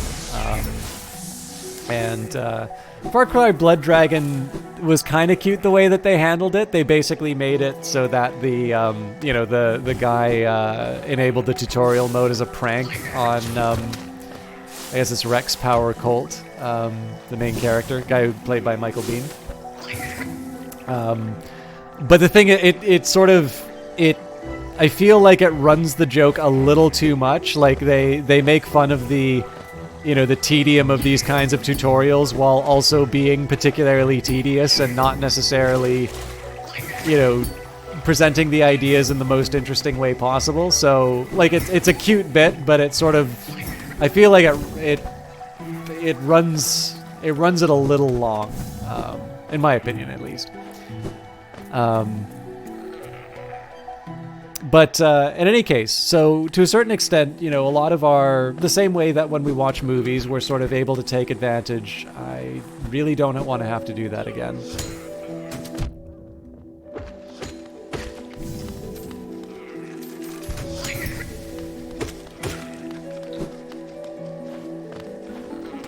Oh, hang on. Why could I stand on that? Okay, this is interesting. So there's a platform. I don't know if it means anything, though, because I'm not able to do anything else with it. Huh. Probably means there's another area behind. So there's, like, going to be a door there or something. Oops. At this point, I think I'll just accept the damage and move on. But yeah, so again, for movies, we process images quite a bit faster than we did in the 1920s. We have a whole bunch of conventions, largely due to advertising, and as a result, there's a lot of sort of visual shorthand that we can sort of rely on because it's just part of the it's part of the way that we watch movies.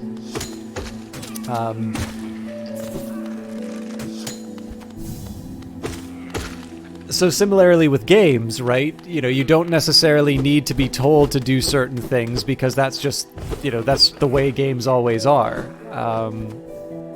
So I'm really interested in how some games, at least, are able to take that experience and then be able to say, not only am I able to rely on your background with games and sort of, being able to know how to handle certain situations, but be confident enough in what is going through the player's head to be able to say, I'm also going to break some of these assumptions that you're making about games. The fact that Dark Souls is able to do that and still be something of a coherent game, something that people find enjoyable to play, to me is really impressive.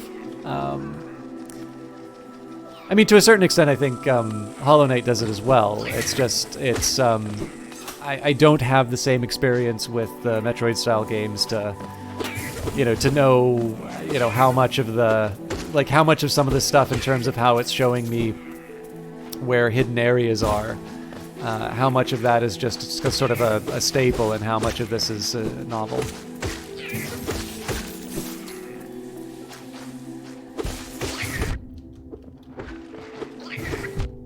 Good lord.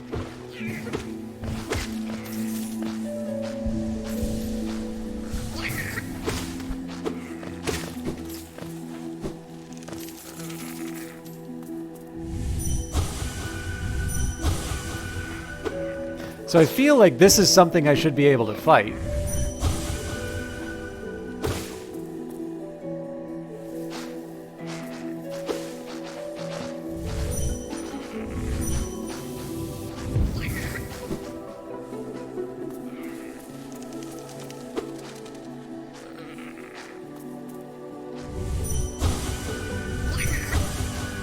Cocaine? Was that for the...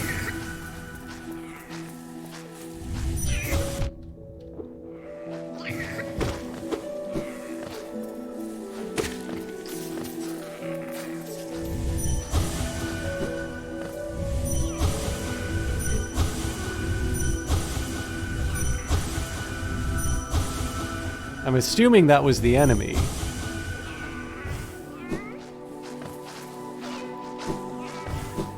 Anyways, I'm definitely getting... Like, I've not done anything in this area, and yet I really have the feeling that there should be something that's happening with this.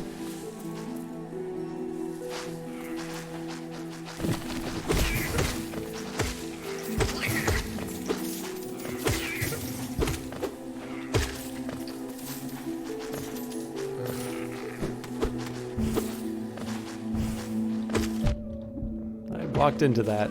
I did such a good job avoiding damage that time, and then I just waltzed right into the easiest one for me to dodge.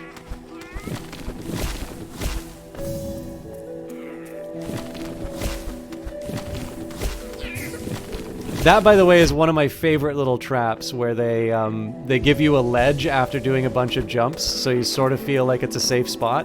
Oh yeah, I wanted to see how I could get here. Okay, so there really obviously is something here, and I never followed up how to get in there. Ah, ba ba ba ba.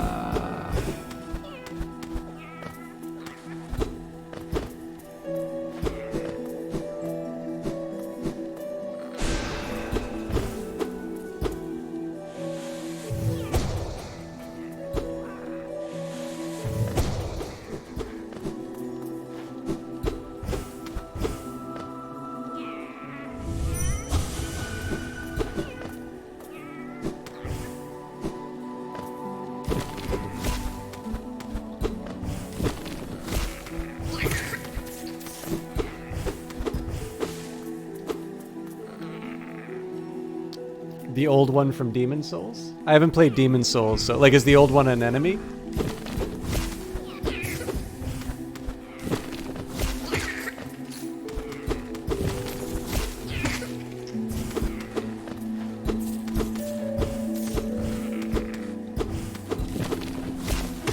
So I'm assuming that upper area there must be at least sort of drawing my attention to its existence. The thing I'm trying to figure out is how the game communicates. Excuse me. Where I'm supposed to go from that.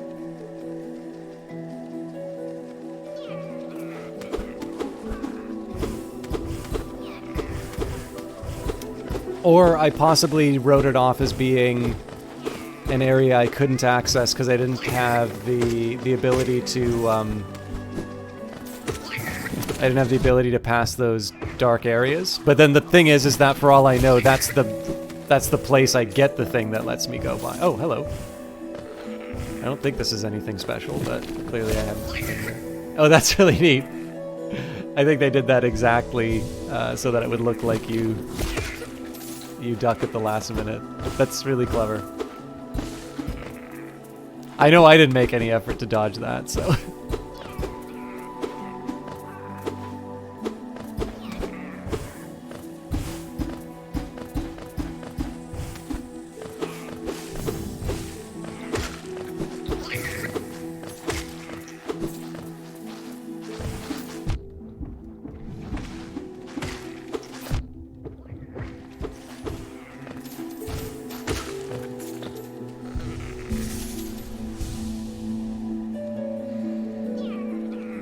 I'm getting pretty far away from anywhere useful to me.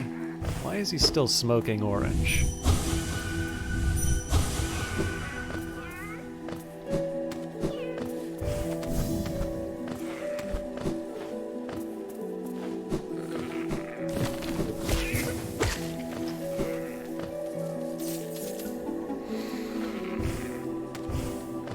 So I would have felt that this would probably be the prime candidate for there being something extra.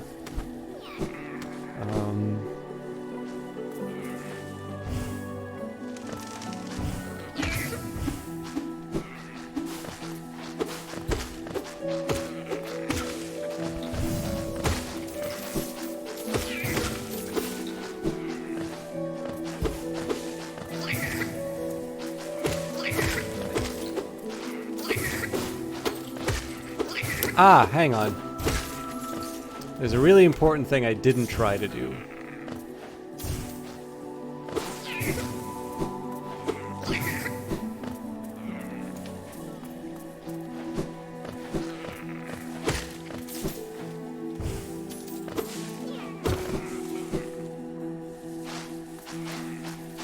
Ah, gotcha.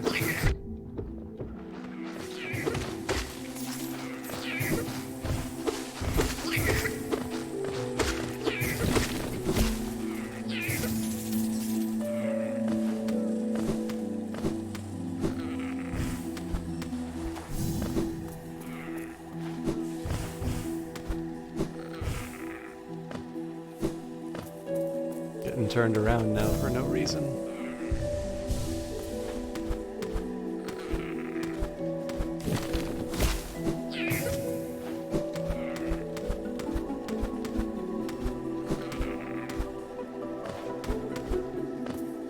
Wait, how in the world?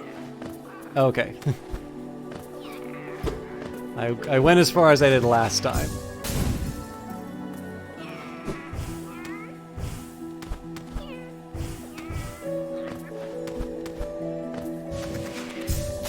I really thought that might have been it. Just a way to shoot myself out like a cannon, but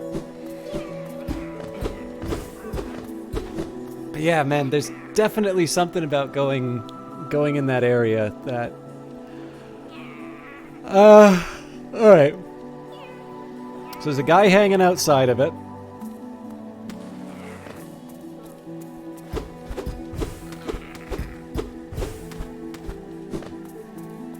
So they are letting me walk into this spot, so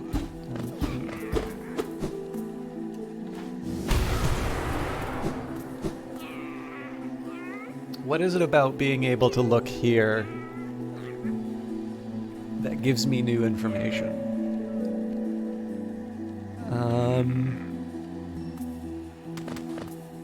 Okay, so that is a useful place to go because that's what shows me there's someone slumped over.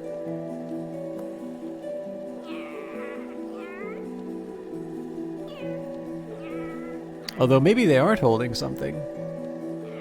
Either way, I want to check it out. Like, let me work out a game plan for afterwards. So, where can I go after that?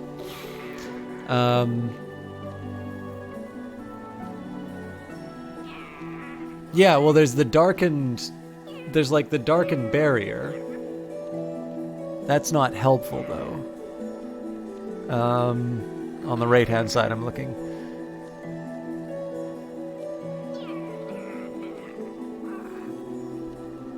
I don't really see how I can go down from that watery area.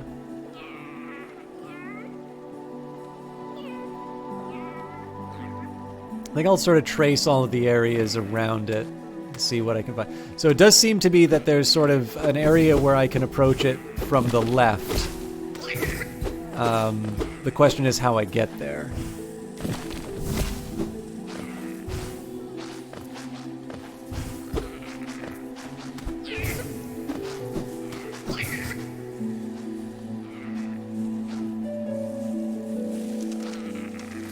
So there's one thing I'm going to try.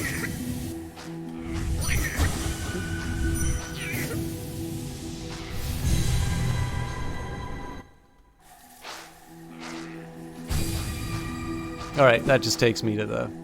I think I wasted a soul doing that. But like, it's just because the icon seemed like it was in a different spot. So, I wanted to make sure there wasn't some weirdness going on with the dream bridge that I was ignoring.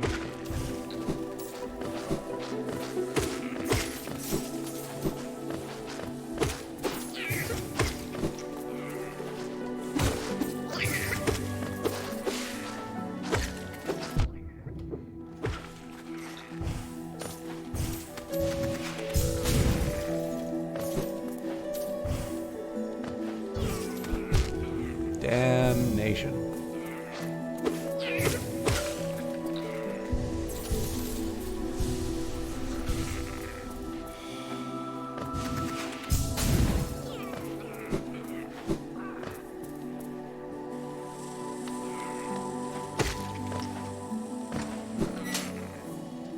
So the idea here is up and to the left if I can.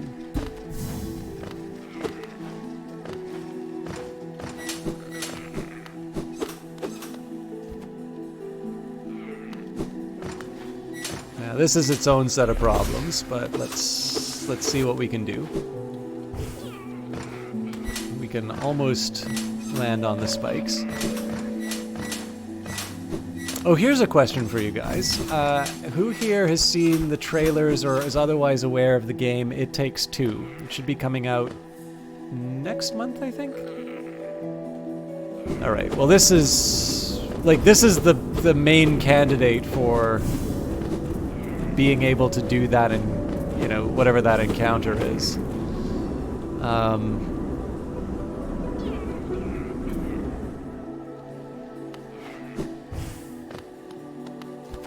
I think this is going to be a waste, but just to verify. Yeah.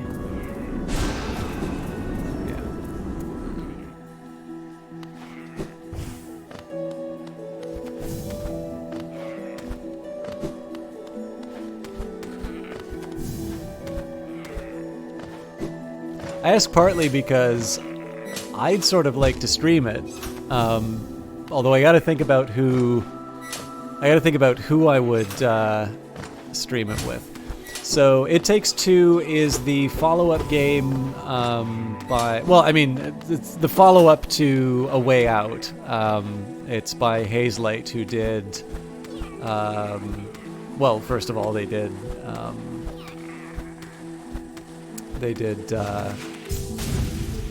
sorry, I remember this spot took a lot of concentration for me.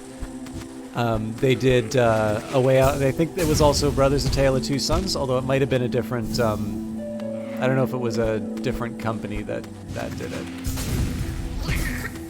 Anyways, it's another graduate of the EA. What do they call it? EA. I always keep talking about how good this program is, and now I can't remember. EA Originals. So this is the same program that gave rise to Sea of Solitude, A Way Out, Fee, Unravel 2, I believe, was covered by that. I think I'm going to screw this up, but yep. Anyways, it looks pretty good. It's again, it's one of these ones where because it's a co-op game, they do it in a great way. So basically, if one person has a copy, then you can give a key to your friend who has the ability to join your game. So basically, one person needs to own it to allow two people to play. And then, you know, if you are compelled enough by the experience, then you go and buy a copy for yourself so that you can play with your friends. It seemed to work for A Way Out. At least they're doing it again. So presumably they would not have they wouldn't have done a second game with the same group. I do need to stress, EA does not make money on those games. They recover their costs in terms of, like marketing and whatnot. But basically, assuming the game turns a profit, all of that goes to the developers, which is one of the reasons I really like that program. I think it's because they're bringing back whatever the name of I think EA Partners was the other one. EA Partners was the thing that sort of gave rise to... oh, we got a big guy in the background.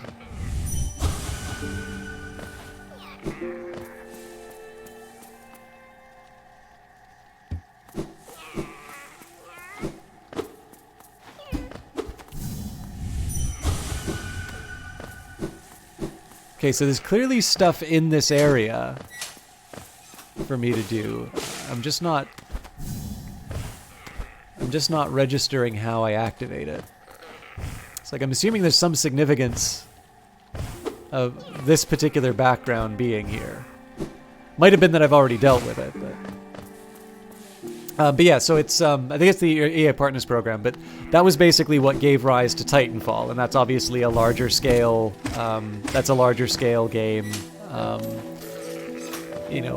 sure. Probably in the grand scheme of things, the EA, that program is probably designed to sort of find the next crop of acquisitions, because obviously Respawn ultimately became a subsidiary of Electronic Arts. But clearly there is a lot of very, very good work being done through these. And the fact that it's being, my guess here is that they're being structured this way. So in one sense, you're able to, I think EA Originals is sort of covering the type of thing that maybe EA is not very good at making. So if you are a huge company, you're probably not really going to have the same drive to make a game like Sea of Solitude like Jomai Games is going to. But there is clearly going to be a demand for that on the subscription service. And so if you can sort of have your own stable of high-quality indies, basically, this being, saying indie is obviously kind of funny because clearly, if you're dealing with EA money, you're not really independent. Basically, I think games that are different from what you would expect from a large publisher are getting made. I think the hope is that some of them will graduate into doing larger projects which will earn a profit. But I think it's just a different set of incentives that people face when a big driver for revenue is going to be that subscription, as opposed to trying to sell, a zillion units of your latest sequel.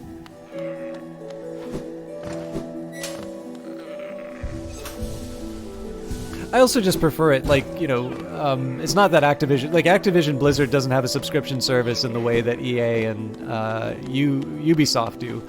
They just have World of Warcraft.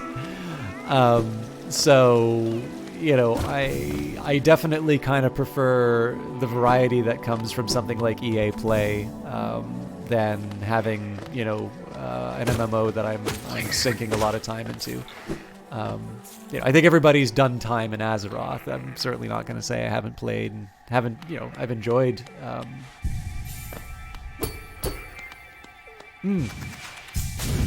All right. Well, it was worth a shot. I'm thinking there might be something to the idea of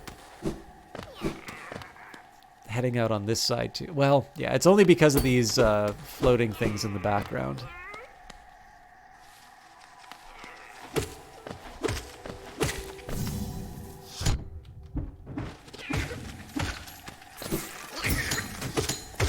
I'm really just retreading old ground. Here I'm just retreading old ground from the last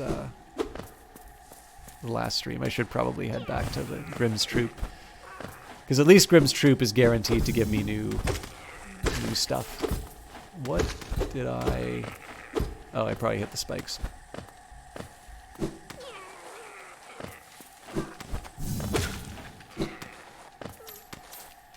Oops. I don't know what I thought I was doing there.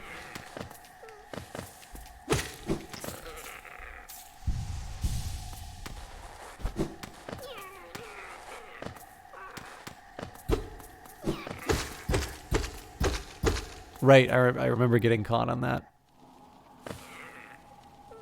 And now we're up to... Alright. I'm not really sure there's anything really worth me going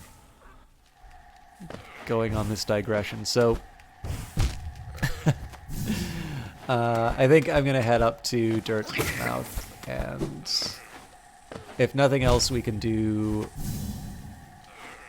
the dance, or at least whatever the intermediate step is for the dance. Jesus Christ.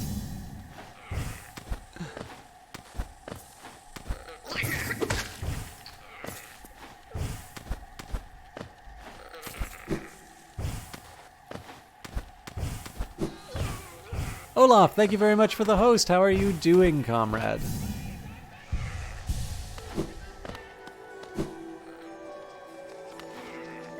Oh, actually, Olaf, what do you think the chances are of getting Miss Ariella to play It Takes Two? Ah!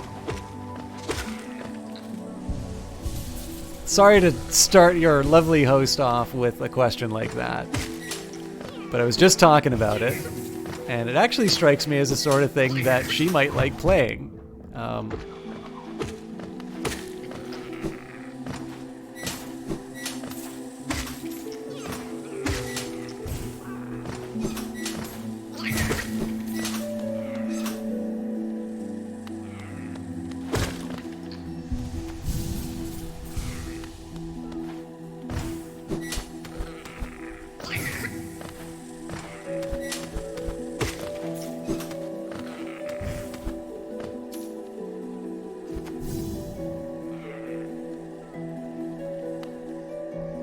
I'd have to look through the game, but hard to say. Hope you're well. I'm doing all right. I'm feeling a little groggy, but not too bad.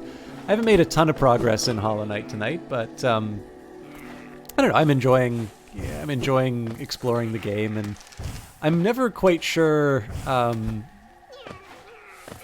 how enjoyable it is as a whole for people to just, riff on whatever topic happens to be running into my head as I go through, especially because I have a bad tendency of starting on a topic and then getting sort of lost in my meandering stories and never actually going anywhere with it, which is a tendency I would like to suppress, but it's not always easy to sort of know I'm doing it until it's too late.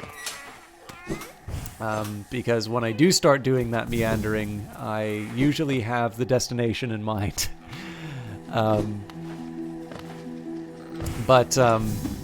no!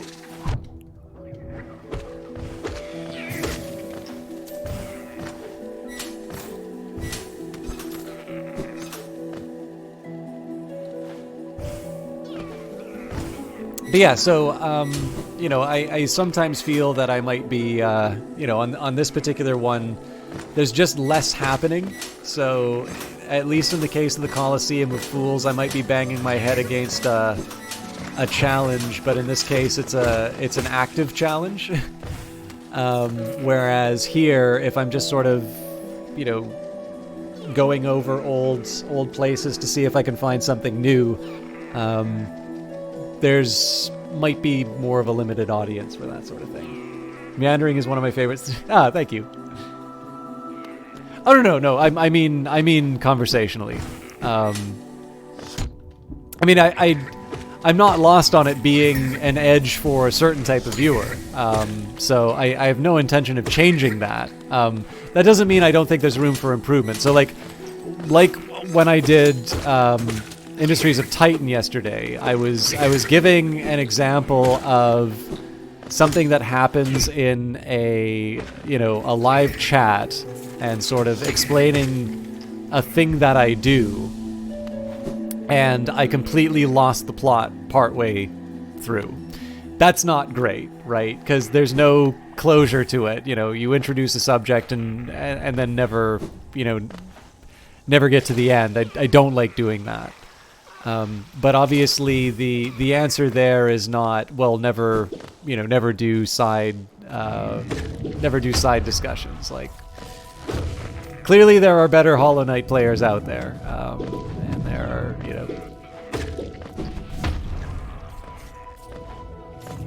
the only thing I'm really going to be able to differentiate myself on Hollow Knight is the ability to be myself during the game.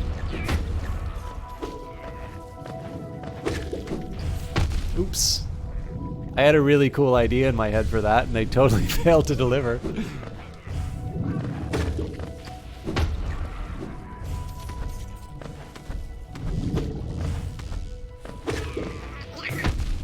That was a little more... That was riskier, and riskier in a dumb way. I try to be honest when stuff is intentional and when stuff is pure dumb luck. Oop. Hear that high-pitched sound? There we go. Wanderer's Journal.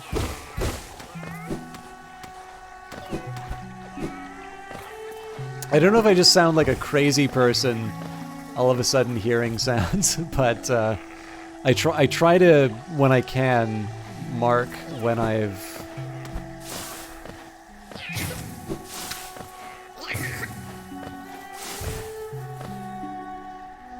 been tipped off from when I've been tipped off by something inside of the game. Oops, I didn't mean to charge that guy. I hit the button, but it's more of a reflex rather than an intention.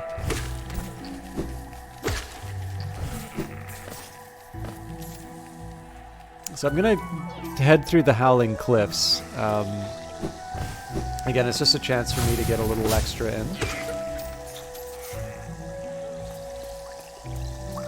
Extra exploration, and I mean.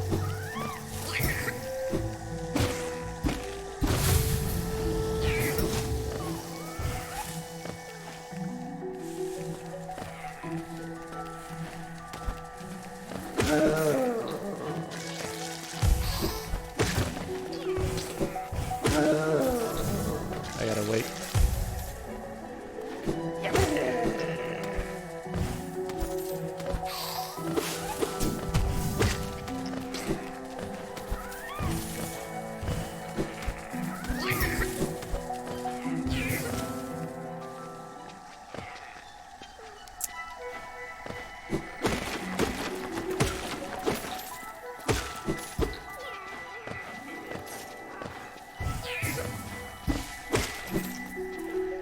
I wonder if there are people who turn the music off for this game when they, when they're looking for secrets. Because I can definitely see in some ways how having the music enabled will sort of give you a, potentially will make you a little more sensitive to when there are audio cues. And yet I feel you'd miss out on so much of the experience. More importantly, it's also important to notice the number of times that I found the audio cues despite the fact that there was music on. Like, I think the game has specifically been designed in such a way that you don't miss stuff over the music. It's one of these things that I sort of say to myself is like, it's not maybe so impressive that I've been able to pick up on an audio cue to find a secret. It's that they were able to make a game that has a very good and memorable soundtrack, and yet its presence has not stopped me from being able to find the secrets that I have. I guess one is patting myself on the back, and the other is patting the developers on the back, and I definitely feel that that's one that goes to the people responsible for the score and the mix. I almost really did something dumb there. I don't think I can head up, but...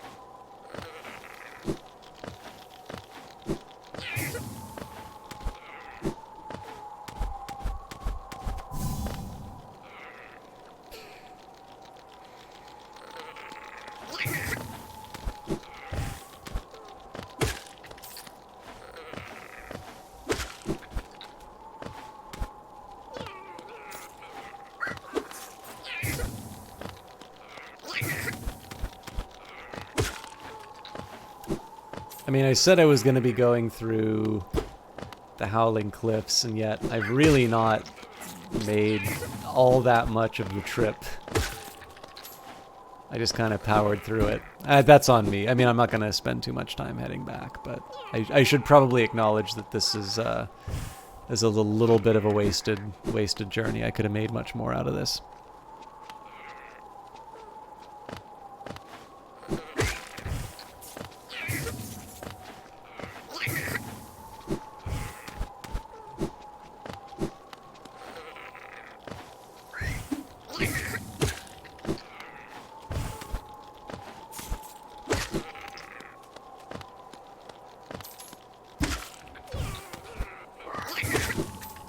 I think at some point I am going to need to work out a map for myself in terms of saying, here's how I'm going to examine all of these different regions. I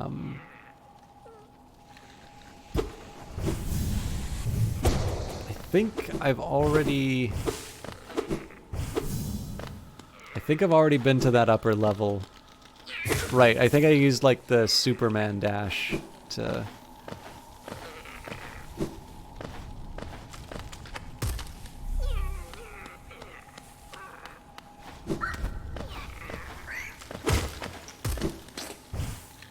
It is kind of neat. I don't think this was the last place that we found, but it is kind of neat that at least one of the last, presumably one of the last places that most players find is actually the area they first visit in the game. I suspect that's very intentional, but it's just kind of neat.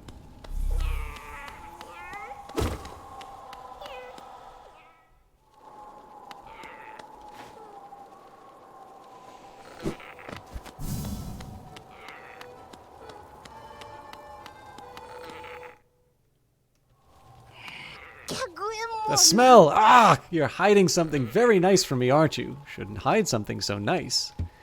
Show me! Show me! Put it on! Quickly! Shadow and fire will dance together so prettily, I think. So I wonder if this is like the hero's, you know, the Axe body spray charm that I'm supposed to put on. Baba Gondala. Very good. The child burns with flame. Master is waiting for you.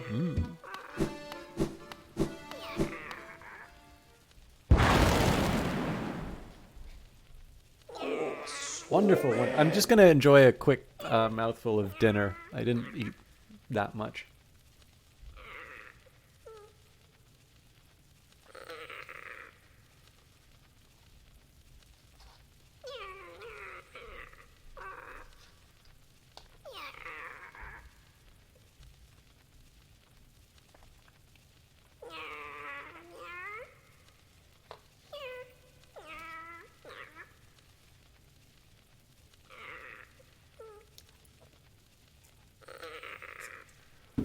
All right. That'll stop me from getting too cranky with the fight. Wonderful, wonderful. My kin arrive and the time has come.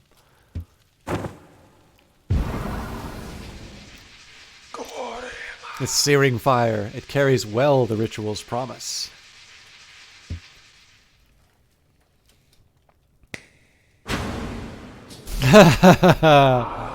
Dance with me, my friend. The crowd awaits. Show them you are worthy of a starring role.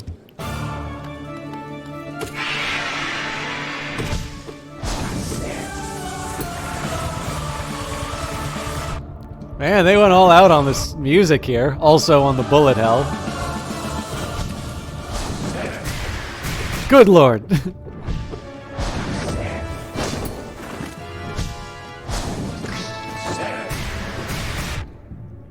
Okay, I really need to be paying a little more attention to how he works. Ah. I don't think we're getting this one first try. Ooh, sneaky. I'm done for. Okay. Bracing. Oh, nuts. I totally forgot how far away I went. Okay, we'll take the stagway. So the thing I'm most mad at myself for on that fight is not so much losing it. It's that I lost in a way that I didn't really, I don't really feel like I learned a whole lot about how that fight works. I sort of attacked him the way that I've been attacking a lot of these enemies, which is to say I've been, you know, I just kind of ran in face first into a lot of his attacks and just assumed that I'd be able to heal it back at some point, and clearly there are not a lot of opportunities for healing, at least at face value. Same one, yeah.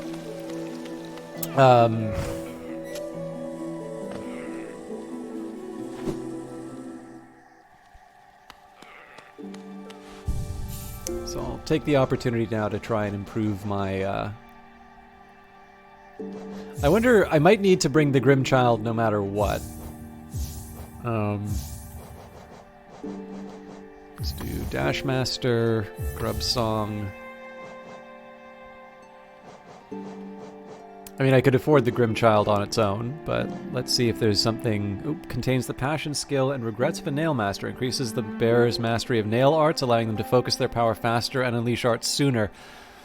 Tempting if I used nail arts, but I don't really, so...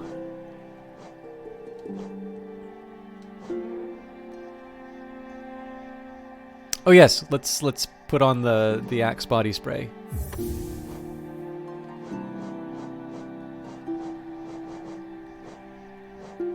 Oh yeah, I guess there was also the quick slash.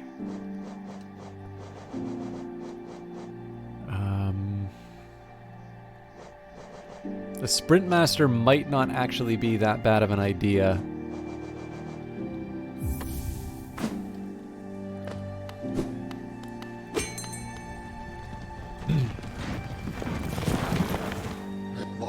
Oh wait a minute! I don't want the Dash Master. I want the Sprint Master. The Dash Master is the one that really messes with me. I don't know. We'll give it a try though. There's no reason not to learn fancy new abilities. I do, however, want to see if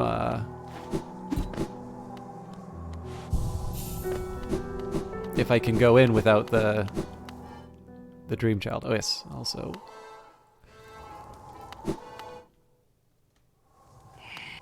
I've already crashed. Ah, that smell, so strong, so virile, but not the odor that calls to me. I crave a different smell, precious, sensitive, fragile. Ah, bring it, wear it.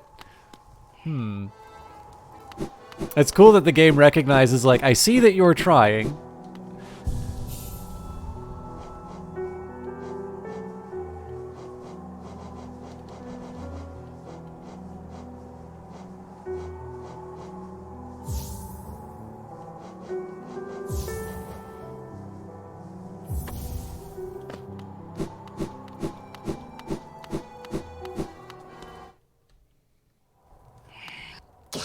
Ah! That charm, beautiful, most precious thing, little lovely. Will you let me see it? Have to show it to me. Yes. Ah. Such a little beauty, such a smell, such a smell. Ah.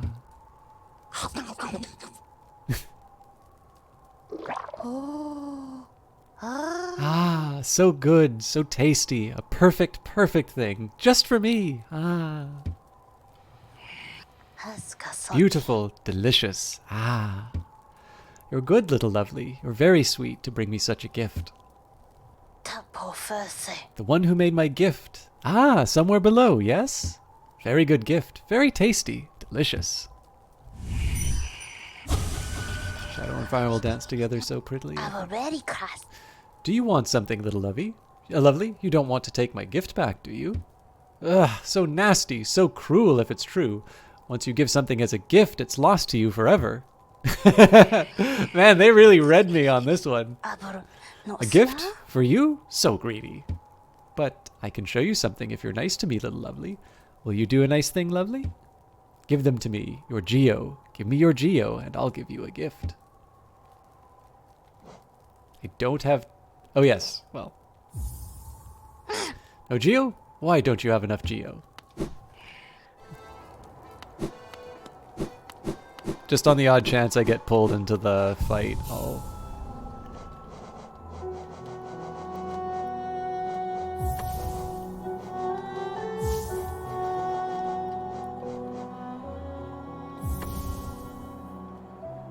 Hey, Valiant Cheese, how you doing?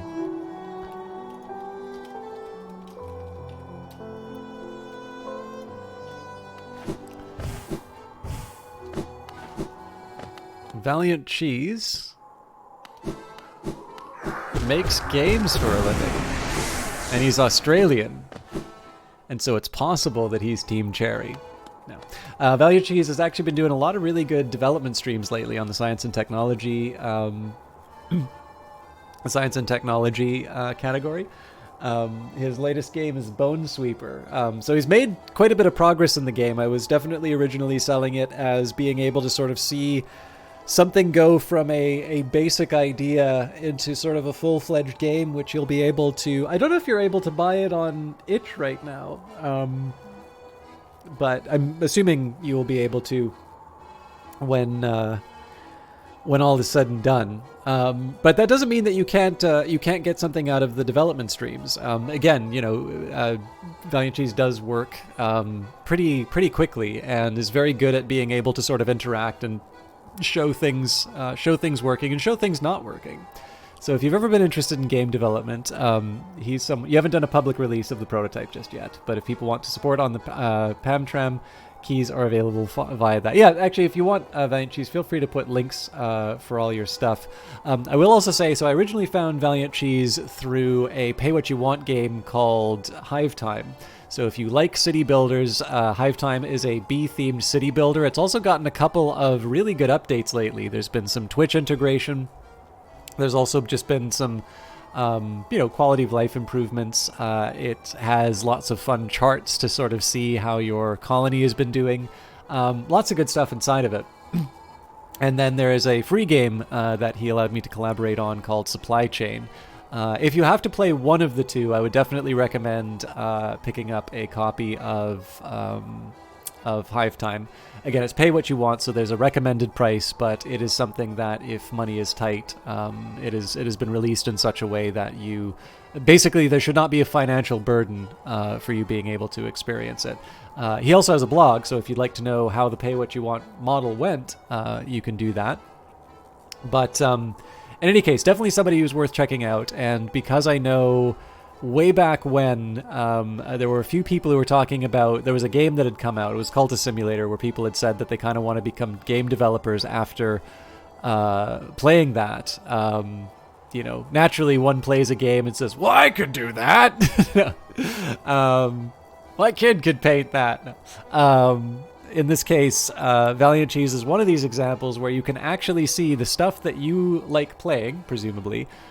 You will actually be able to see the developer being able to work on their next game and sort of be able to sort of see that, yes, there is in fact a human being behind this stuff, and here is what it looks like before it's this polished product that you are able to buy and want to buy.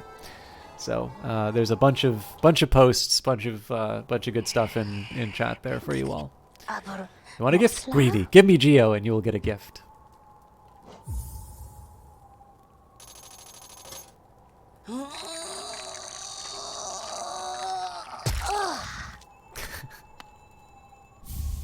Unbreakable heart. Oh man. That smell! Oh, you're hiding something very nice from me, aren't you? Shouldn't hide something so nice. Show me, put it on, quickly. I bet this is gonna be the other fragile.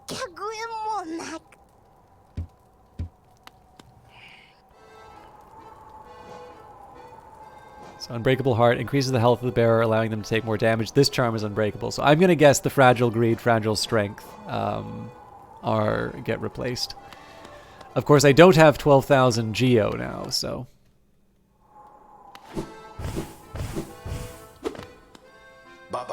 You wish to see the master? Return with a child full of flame, and he shall appear. Okay, so it looks like I'm stuck. Bring in the young one.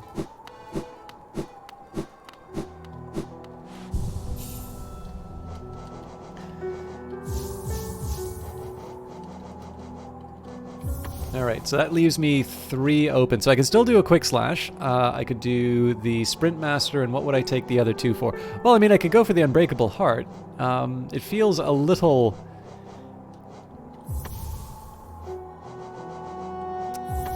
feels a little corny, if I'm honest.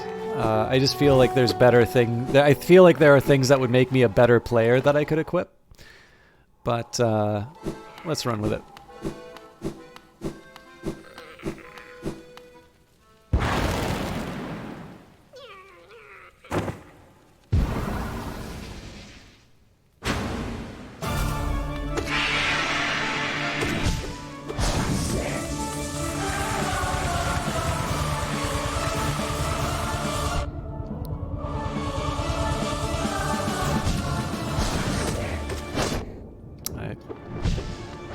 Hesitated. Ooh. Remember the second attack. Okay, so 3 of those. Damn. It's good to know that can be parried, but okay.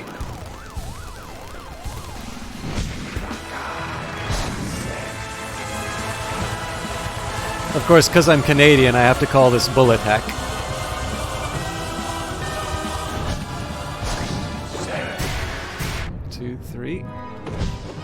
I still got hit, but... 2,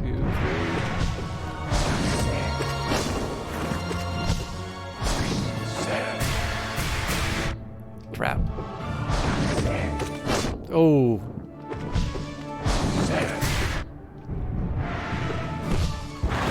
I'm way too eager to hit this guy, and it's costing me too much. Like, I'm net quite low. Ugh.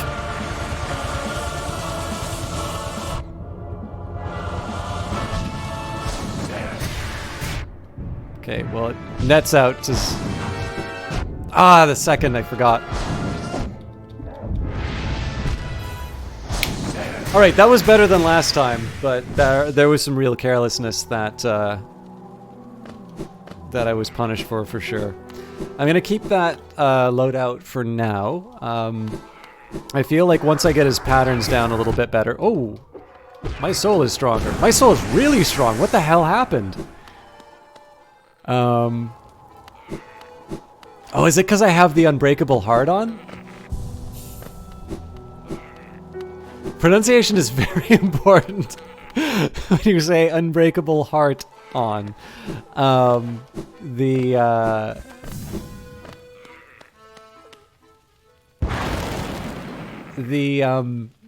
Yeah, I feel like I had to hit my shade a lot of times.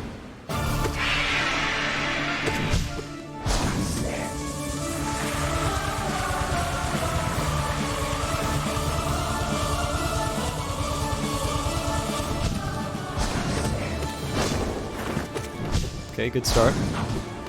Oh, I got hyped by the second. Okay, remember... Oh. Now I gotta figure out how I'm gonna get past the second. Also, I've never successfully dodged these guys yet. Ooh, need also an upgrade. Okay.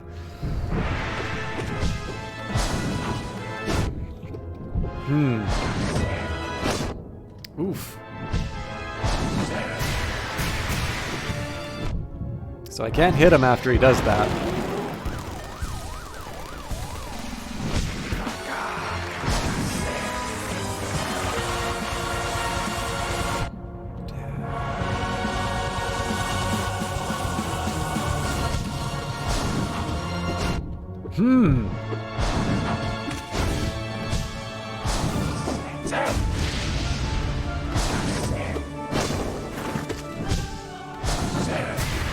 It can't just be a matter of...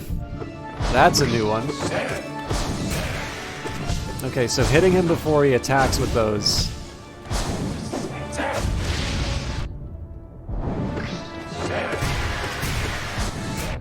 Ooh. Drat. Okay. I didn't get as far as last time, but I think you can see a couple of points where I was starting to learn. So this is definitely going to be one that takes me some practice, I think, but...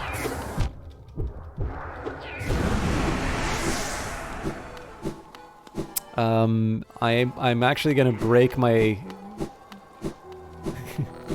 Night Valian will like this, but Night Valian might be streaming himself now, so let's, how do I get 3 points for the quick slash? Oh, man.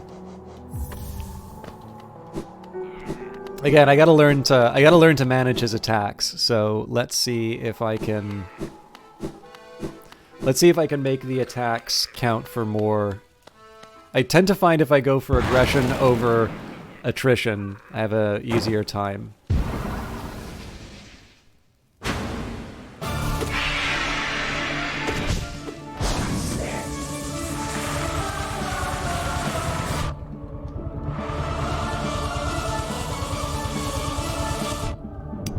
I got hit by 2! 2! Holy smokes! I cannot believe that worked.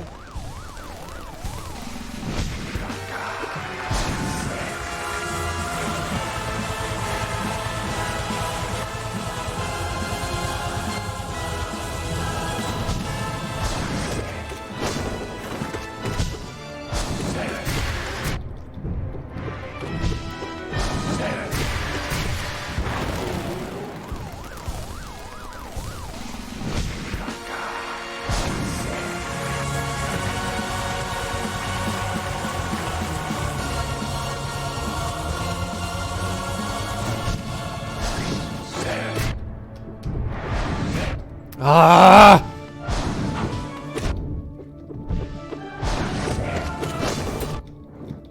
I attacked too many times and I slid right onto the spikes.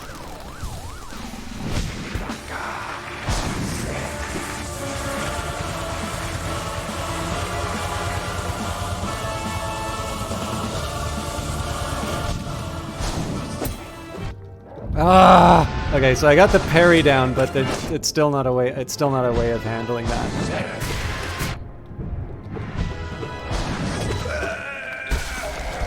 Anyway, as I was saying, this is going to take us all night.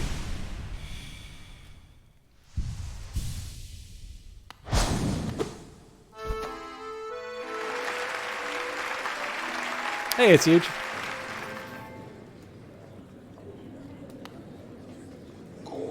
Bravo, my friend! Hear how the crowd adores you. They've not seen such a show in a long time.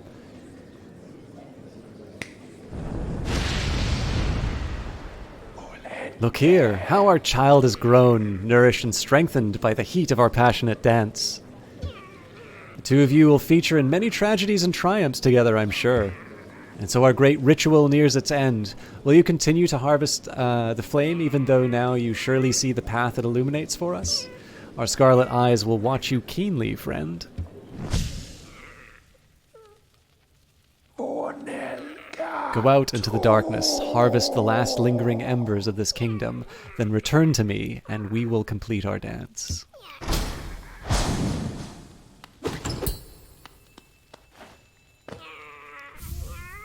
Ooh, charm notch.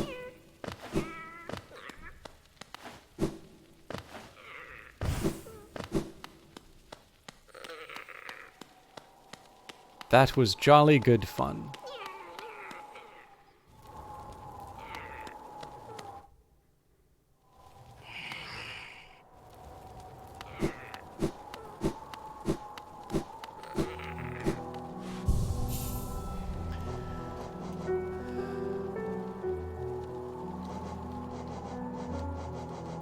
So I do need to...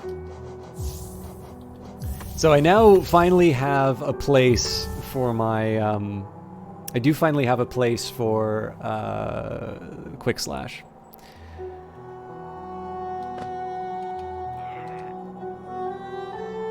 Okay, so we got something in the fungal wastes. Alright, all the hard to reach places, of course. Can you guys just give me a quick second? I need to make a quick trip to the bathroom. I am technically at the end of the time I would normally be streaming, but I don't mind going a little bit longer. I'd sort of like to see if there's a bit more progress that we can make. So if you don't mind, I'll let you enjoy the lovely music, and I'll be back in just Just a moment.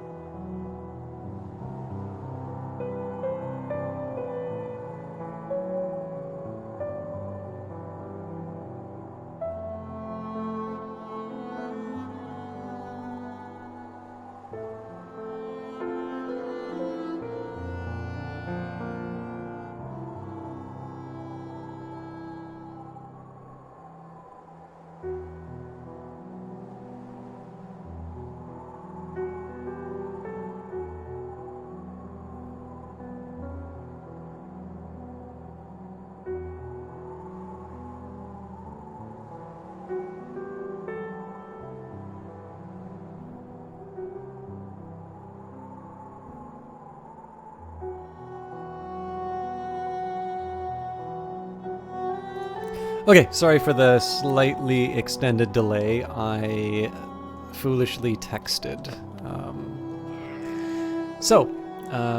What do we have?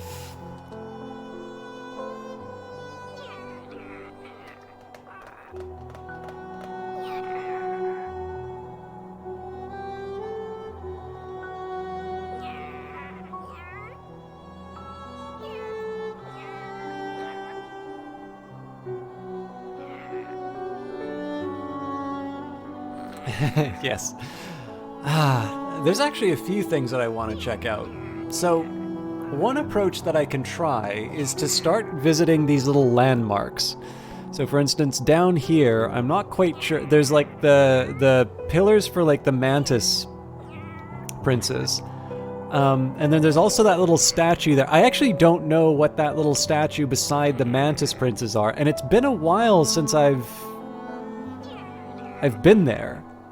So I might make a detour through the fungal wastes just so I can figure that out. In fact, the whole Royal Waterways is an area I haven't really checked out. Oh, and then the Ancient Basin has one of these doors. Okay, so a detour through the fungal wastes on my way to the flame for sure.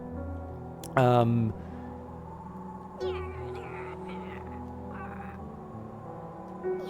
a hive. Interesting. So I feel like this kind of directs you towards possible areas that you may not have noticed before. So I'm going to take another bite of dinner.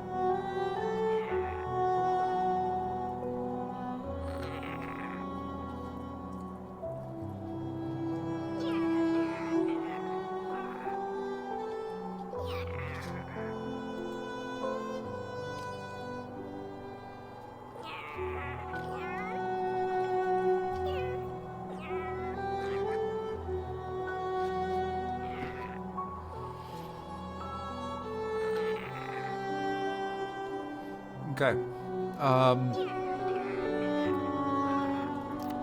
I'll just run down. Also, my tea is like ice cold now, but...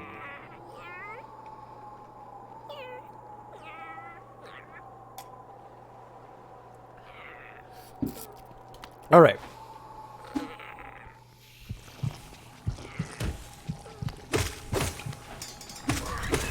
I mean, in fairness, I'm on a quest to apparently have another fight with the guy I found a bit tough, so the wisdom of my current quest is debatable. But I'm not playing this game for an easy time. I kind of had the option of doing the final boss fight already, and we've chosen to take on more than we have to.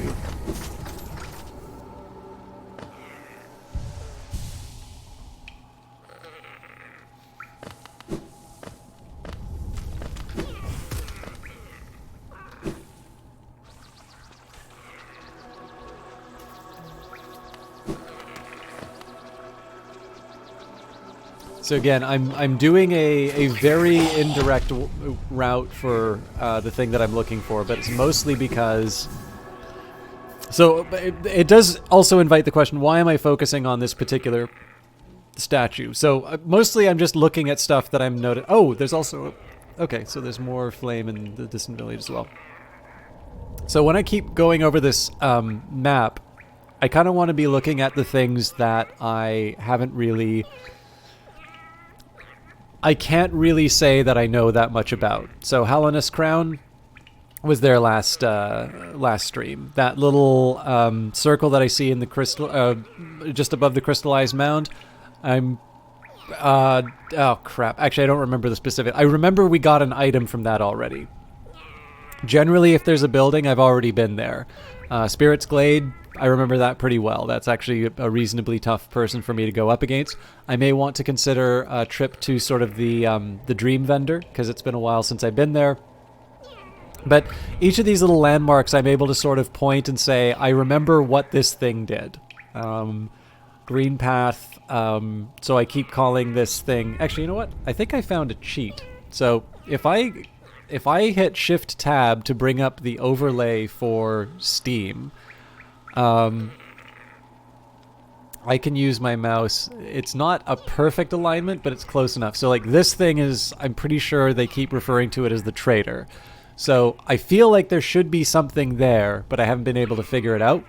So I at least know what that landmark is. I'm going to have to turn this off for a second.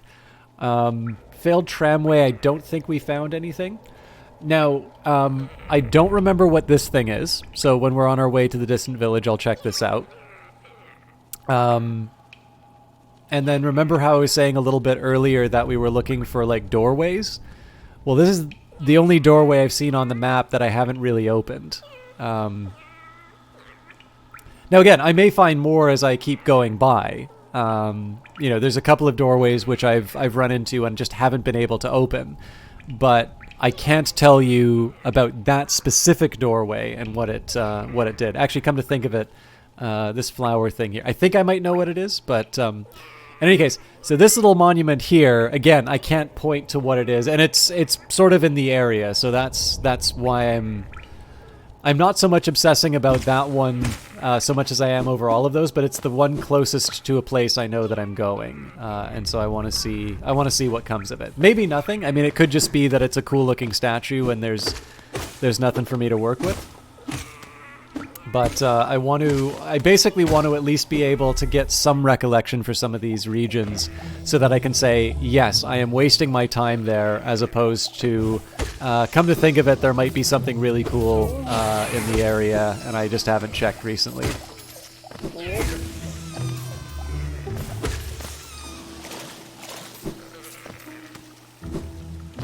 If I ever start a new game, I am going to be so unbelievably reckless.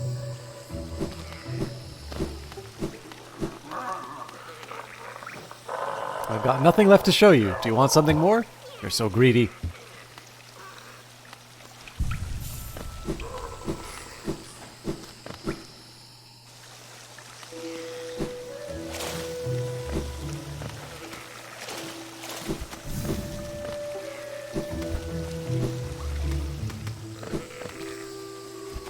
I'll also admit, so actually I'll give you an example of one of these doors.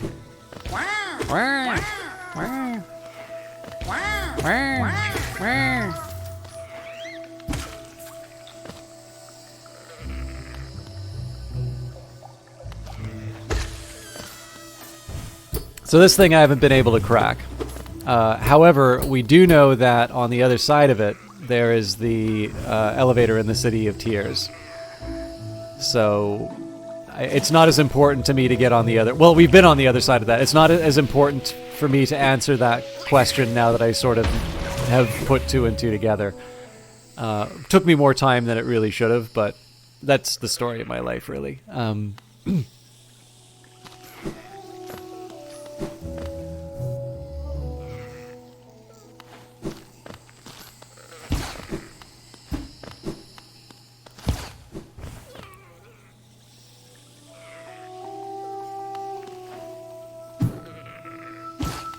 But yeah, so basically what I've been doing is whenever I look at the map, I've been trying to look at little spots where I'm able to say, you know, this is something that I haven't been able to... Basically, I want to be able to say, I couldn't pass this thing for reason X. Or alternatively, if there's a spot where I can say, I'm not 100% sure what's there or why I ignore it. I want to at least kind of visit again and be able to say, yes, it's this part, this is why I don't visit here anymore.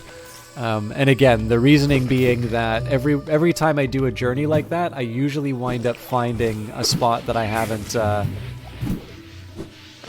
properly explored yet.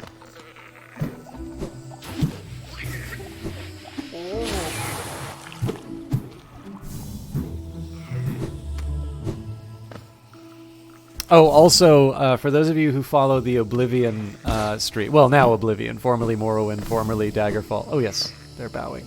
Good.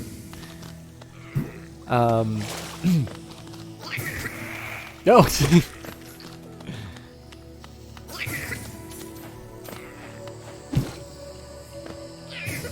Stop attacking them!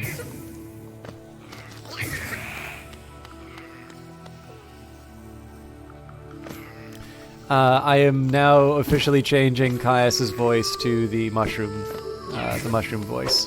Hey! This thing's a liability.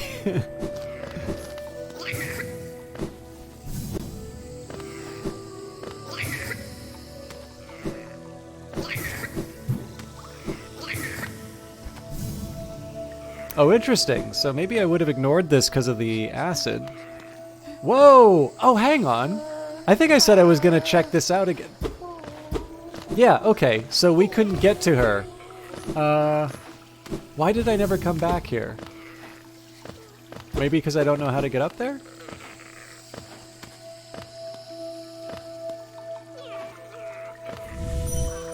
Oh, I remember. This was the Dash Master Charm. Okay, so what's going on up here? There's somebody very scared, and I feel bad for them.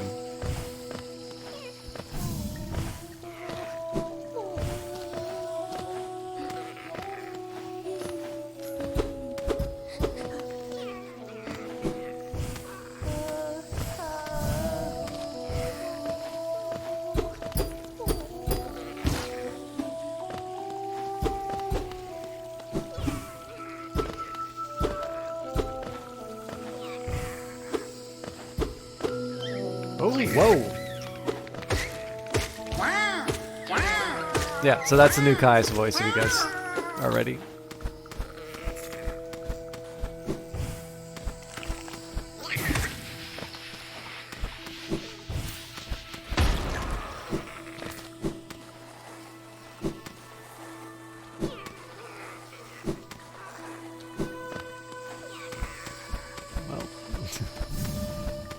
Call him the Dash Master for nothing.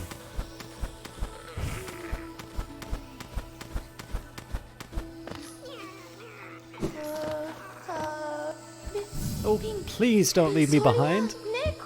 You forgot about me. I knew you would. Everyone always forgets about me. Oh, who are you? Your face. You're so... I'm sorry. I got lost. I don't know how I ended up here. You came to rescue me. Bretta? The girl that everyone just ignores? Sorry, when I look at your face, I just can't believe that you came all the way down here to rescue me. I didn't think anybody... Sorry, I mean, thank you. I mean, I'd better go. Back to town, I mean. I'd better get home. Thank you. I feel good. Shining figure, so bright.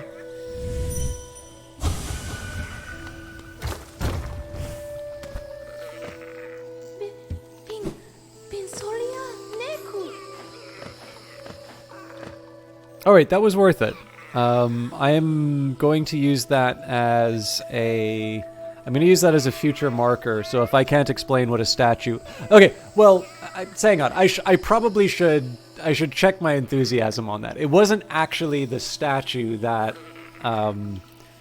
did that. What it did do was highlight a spot that I had actually visited before and didn't have the knowledge to solve.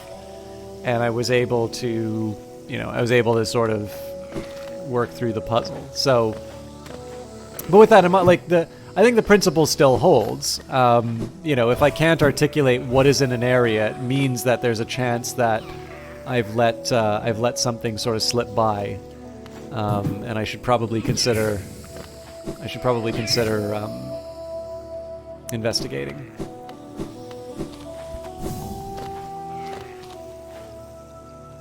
Please don't turn the village against me. Stop! Ah, nuts.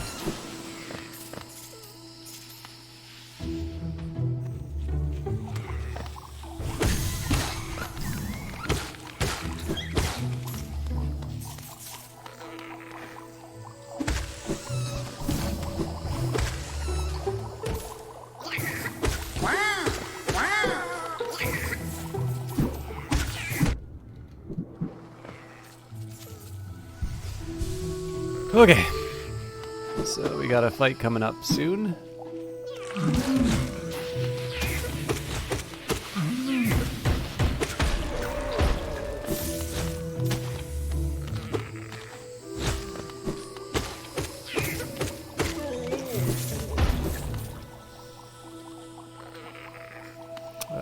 Okay, flame below us then. Probably should have been ready with my sword.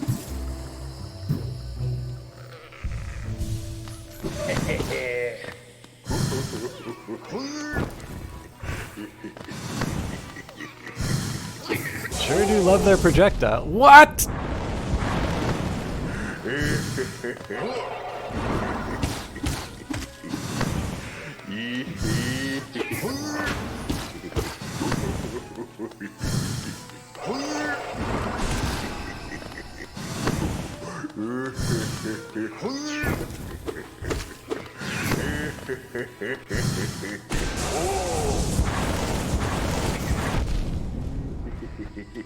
I almost lost the encounter. I'm getting hit really hard here. I gotta be careful. Whoa! I should have been paying attention to see if he does 2 damage. That was really reckless of me. Especially because I don't think I'm close to a save. Yeah, it's gonna be a bit of a trek. Let's see if I can go through the spot for the Mantis Lords.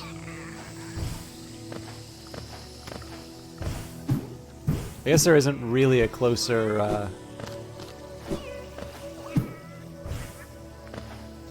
Whoa, whoa, whoa, whoa, whoa, whoa, whoa. Guess there isn't a closer bench. I don't know. I think the answer to this is just stop being reckless. There's no reason for me to have taken a lot of that damage. I just kind of got a little arrogant, so...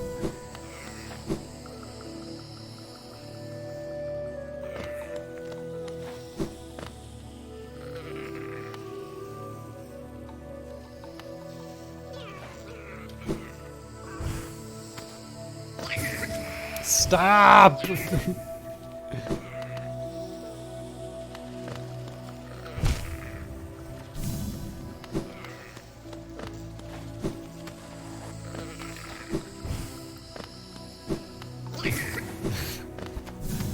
People respected me before the... But I don't get to attack these. Just as well, I probably don't want to take on that fight. Yeah, he almost certainly did 2 damage. I didn't realize until way too late. And had I been paying attention, I probably could have prepared some sort of reply. Drat, there doesn't seem to be any way for me to...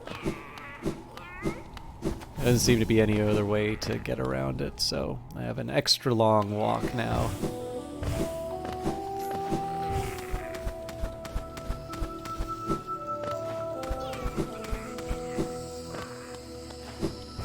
Stop! Stop!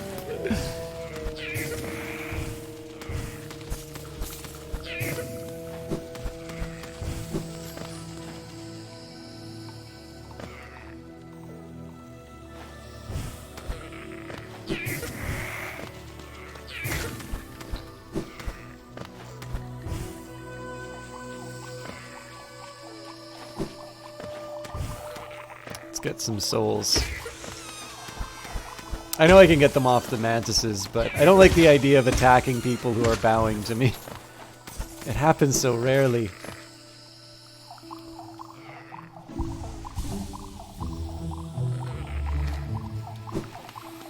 Okay.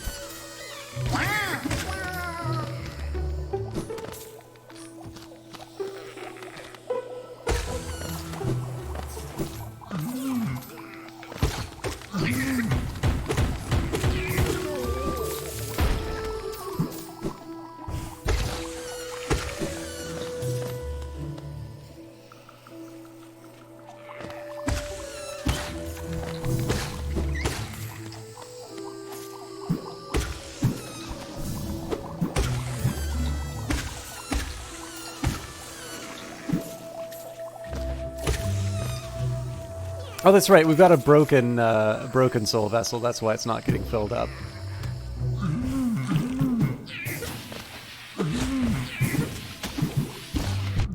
What was I thinking?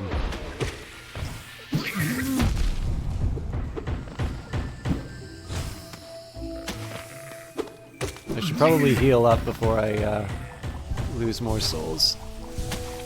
That was a little too close for comfort.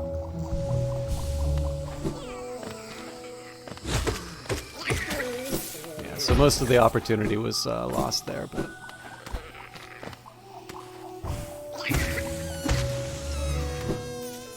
Alright. This is gonna be very scary if I can't separate one from the other. Are you kidding me? Ha! Nice try, game.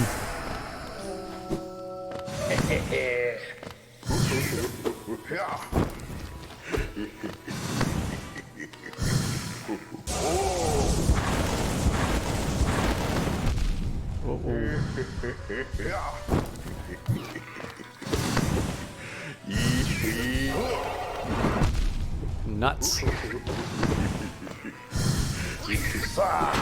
So there is a visual cue that it's a heavier hit, I just wasn't paying attention.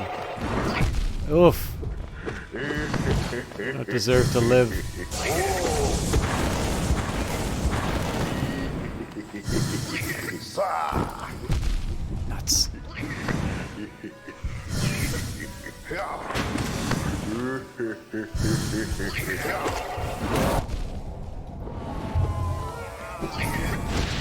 Again, aggression tends to be the thing that carries the day on these.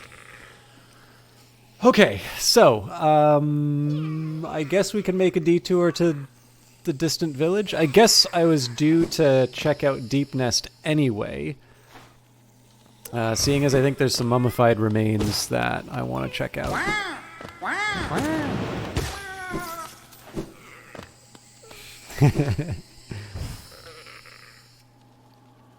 The Mantis Village? Yeah. So they attack you when you're on your way in, but when you defeat the Mantis Lords, everybody sort of stops and bows.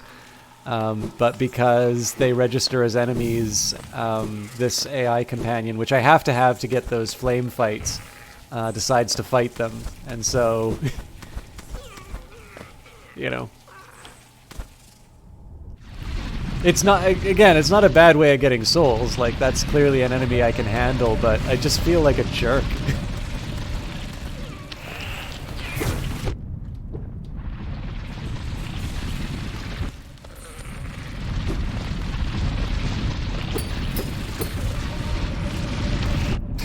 What was I thinking? I keep forgetting.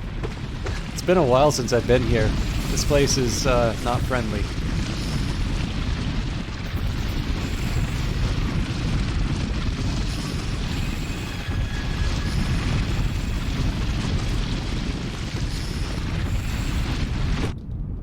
That was worth a try.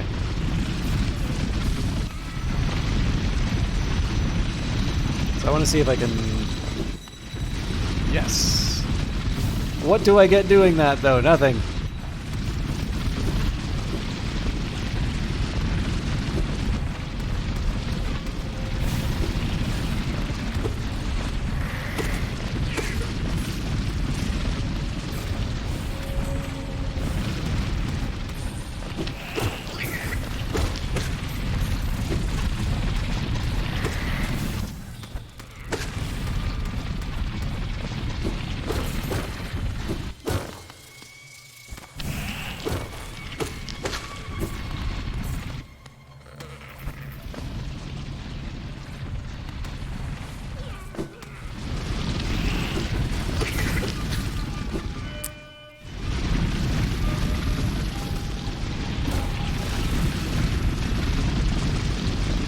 Seeing that thing lying there reminds me of the movie Seven, is the end where they're taking John Doe out to the location.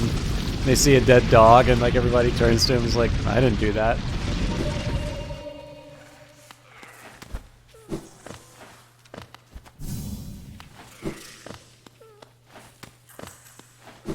And now you know the ending to Seven. You can list your complaints to the System Shock channel. John Doe did not in fact kill the dog in the end. Alright, these guys are in my my monster log, so I suppose I was lying when I said there wasn't stuff for me to get here.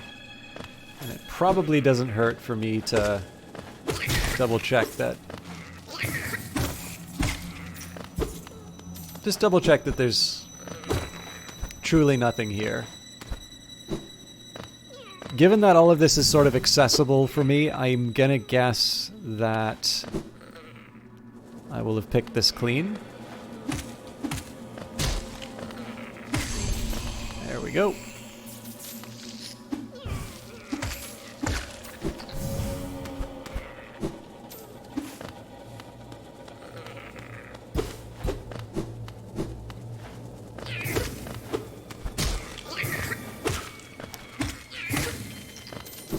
I forgot that it shoots those things out. I always thought that just another one spawned when it died.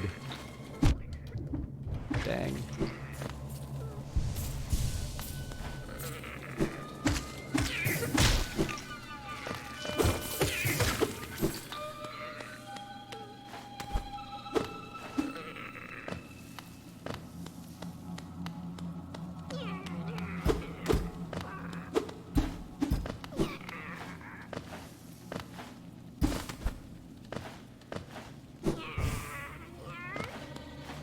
Now this intrigues. I'm always intrigued whenever there seems to be a platform.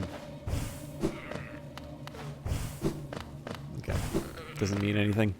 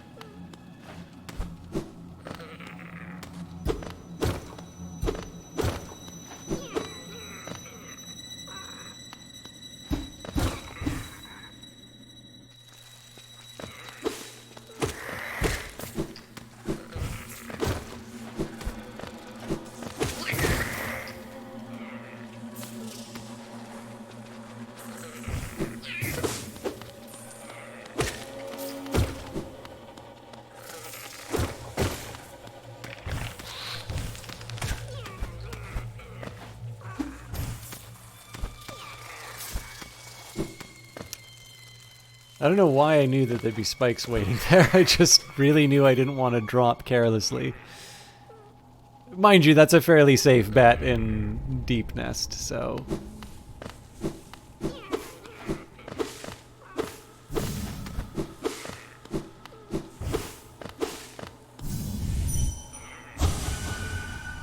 The body of a fallen warrior. Huh. Maybe that's it. I try not to think of myself as like the, you know, the game whisperer, the designer whisperer or whatever.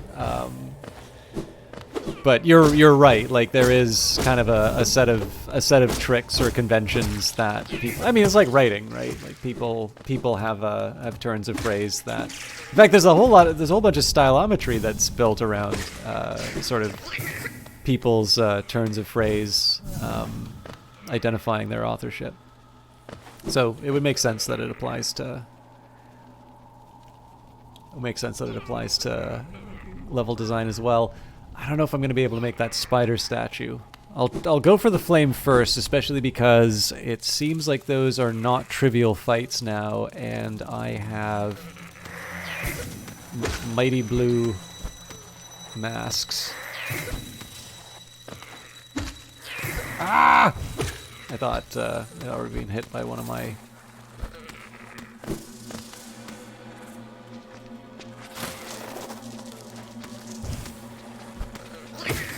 Nuts! I thought I'd be quick enough on the draw that I could turn around and... Oh, that's going to turn into a body, I bet. Because see how it's like running attacks? I'm assuming that's just the indicator that one of these things are going to turn into a... No, maybe not. It's really interesting when you get a companion like that, because it tells you how the game thinks about what you're seeing. Sometimes it kind of gives you an advance warning of something coming up, but... I am not joking around with these guys. They'll take my last two blue masks if I let them. I also think I could have taken the high road, but...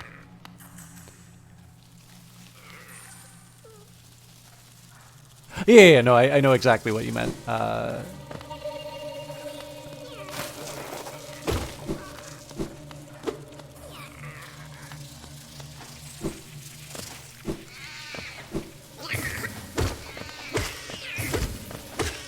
There's another weird thing too. I don't want to like sound like one of those guys, but like I did really like Nine Inch Nails when I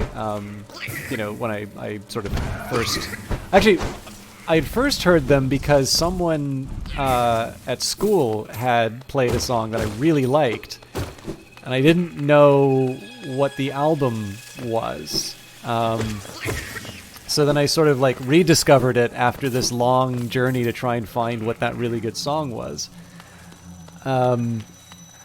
But because I like just really liked the music, I had this really weird ability to sort of identify stuff that Trent Reznor had collaborated on, but wasn't known as like a Nine Inch Nails composition. So there's like a couple of things that were like sort of failed projects that sort of wound up spinning off a bunch of these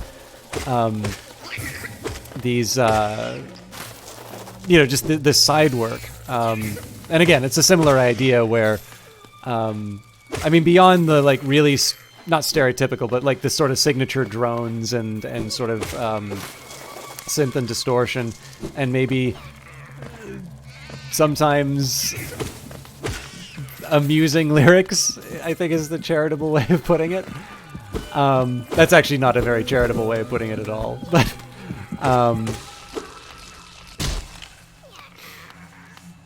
but there definitely are some signatures, and they're especially apparent now. Now that I've been able to hear a few of his collaborations with Atticus Ross on films, or TV series. So I think the first one they did was Social Network, which is a really good score.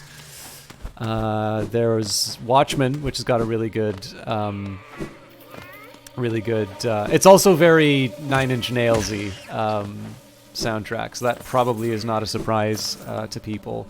But even the Netflix movie Mank, the one about Herman Mankiewicz, the writer of Citizen Kane,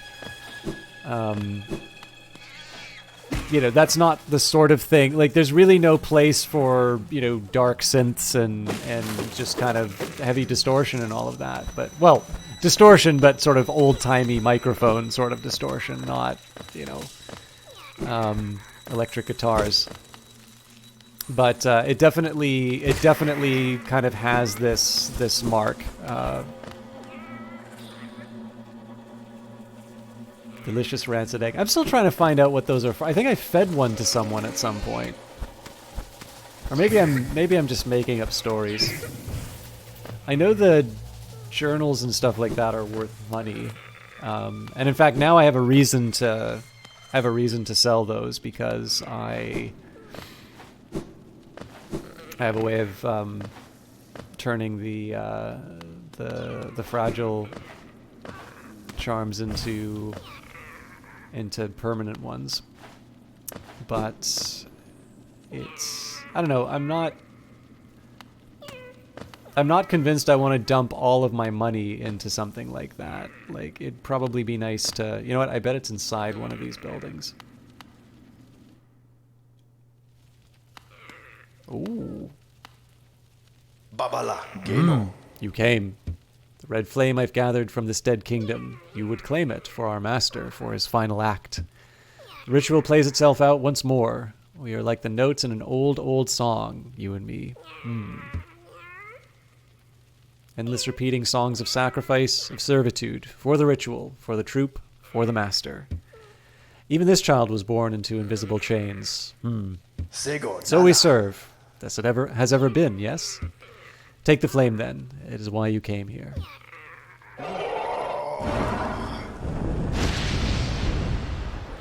Oh, that was easy. Babagondala. It is done, and yet it is not merely by fortune that we meet here, in the darkest, furthest reaches of the world, where my master's scarlet eyes cannot see us. A song that never ends is no song at all. You take part in the ritual, yet I sense that you truly have no master. Is it so? Perhaps together we can banish that livid flame and let his dead kingdom rest in peace. Sean, how you doing? Speaking of game developers... Ah, dang it. Sean, can I be a jerk and ask you to put your itch link in? I know my browser's open, and I actually didn't reset my computer before the stream, so I am starting to get to the edges of available memory. And I'd really rather not reset the stream. But Sean is a local developer who I know through the Dirty Rectangles local game meetup, which is less of a meetup and more of an online presentation now. He has got a great gift for presentation. He does lots of little tools, lots of little bitsy games. I think you also do some pixelate stuff. But very prolific game designer and somebody who's a pleasure to chat with. So for those of you who are looking for stuff Obviously, we talked about Valiant Cheese and his itch page. Sean is another developer that I highly recommend you follow. I still get the notifications on itch when he releases something new. But unfortunately, I've also had less time to be checking out some of these things. So I have a backlog of your games lately, Sean. I apologize. And I think you already know this, but Valiant Cheese is the developer that invited me to come along and do supply chain. Obviously, I had all the good ideas and all the stuff that you didn't like about the game. You can direct message him on Twitch.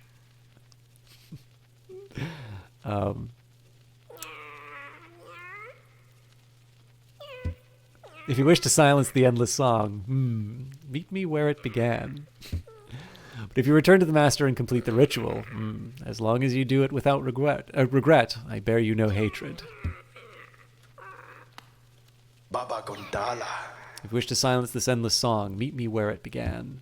But if you wish to continue the ritual, as long as you do it without regret, I bear you no hatred. Yes, are we merely vessels for the flame? But were we always empty? I'm also learning that no matter how obvious I think the sarcasm is, there's always going to be somebody who here. Oh, actually, I'll tell you a story. So if you are the person who did this, I apologize if this feels like you're being singled out. I don't want to. Obviously, I don't want to like name names on it. I actually genuinely felt bad about the story that I'm about to say, but it is also, it is funny to me because it just communicates how differently, I see the world than the intended audience, and it's definitely something that I need to work on. But first of all, so for those of you that were not clear on it, Valiant Cheese very kindly invited me to collaborate on a game with him, and I am clearly not going to throw him under the bus for the stuff that doesn't work. So we have I shout him out for a reason. Not I wasn't paying attention. Not to use him as a shield for the complaint section. Plus, if there's complaints about the game, that's great news. It means people are playing it. I was... anyways, the story I was going to say. There is an ongoing joke. I think... I know Cheese has heard this for sure. But there's kind of an ongoing joke on the stream about Stardew Valley. Because I've announced on a few different occasions that I'm finally going to play Stardew Valley. And inevitably, there is some kind of a, there's always some gimmick to prevent me from playing it. So, for Full Throttle, I had a video of me playing it that I'd sort of prepared. I had some very generic dialogue with chat to try and make it seem like I was, in fact, interacting as opposed to doing a pre-recorded video. Drat. You can see that I've gotten careless now that I don't have the blue to save. In my mind, the purpose is to be a thought experiment rather than a conventional game experiment. I really don't want to deliver the same joke that I think I've done it like 3 times with you in the area, and it's not that good of a joke to like merit that many tellings. So I'll leave the politics of supply chain to the audience's imagination or experience. But yeah, anyway, so that's the gimmick, right? Like I've started Stardew Valley several times on the stream. I've never delivered on it. And in the case of Full Throttle, it was basically, Ben comes crashing in on his bike after, I think I did maybe like an hour. I couldn't have been an hour. It must have been like half an hour. But anyways. And this has been like a source of fun for me, is to try and find some new ways to play, play the Stardew Valley gag. For the first time I did it was I had actually. So I usually when I play a game, I will do sort of up to the first little bit of gameplay, just so that I can verify. And if it's like a shooter, I'll maybe go to like the first somewhat serious encounter, because Obviously, you learn a lot about your capacity to stream a game when you have a combat encounter with lots of terrain being destroyed, or a bunch of units on the screen that are trying to figure out the best way to kill you, or the usual stuff that tends to tax the resources that will be dedicated towards streaming. I have no idea where I'm going now.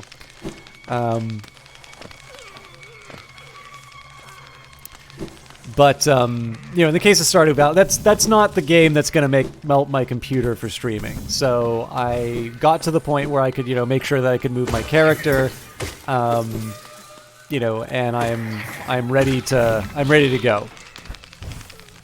So of course the important thing here is that at this point I'm fully intending to stream Stardew Valley. I am trying to play Stardew Valley, and then hello. Oh, I forgot. Yes, I know exactly how I gotta get past this now. I totally forgot about this guy. See, this seems like the sort of place where a mimic wouldn't be out of place. Anyways, I just screwed myself.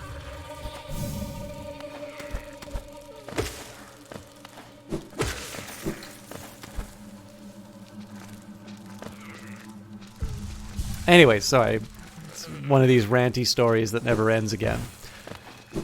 So for those of you that don't know, the opening of Stardew Valley is sort of your, I believe, grandfather, who's, I don't know if he's on his deathbed or what, but like basically it's one of these things that, there's going to be a time,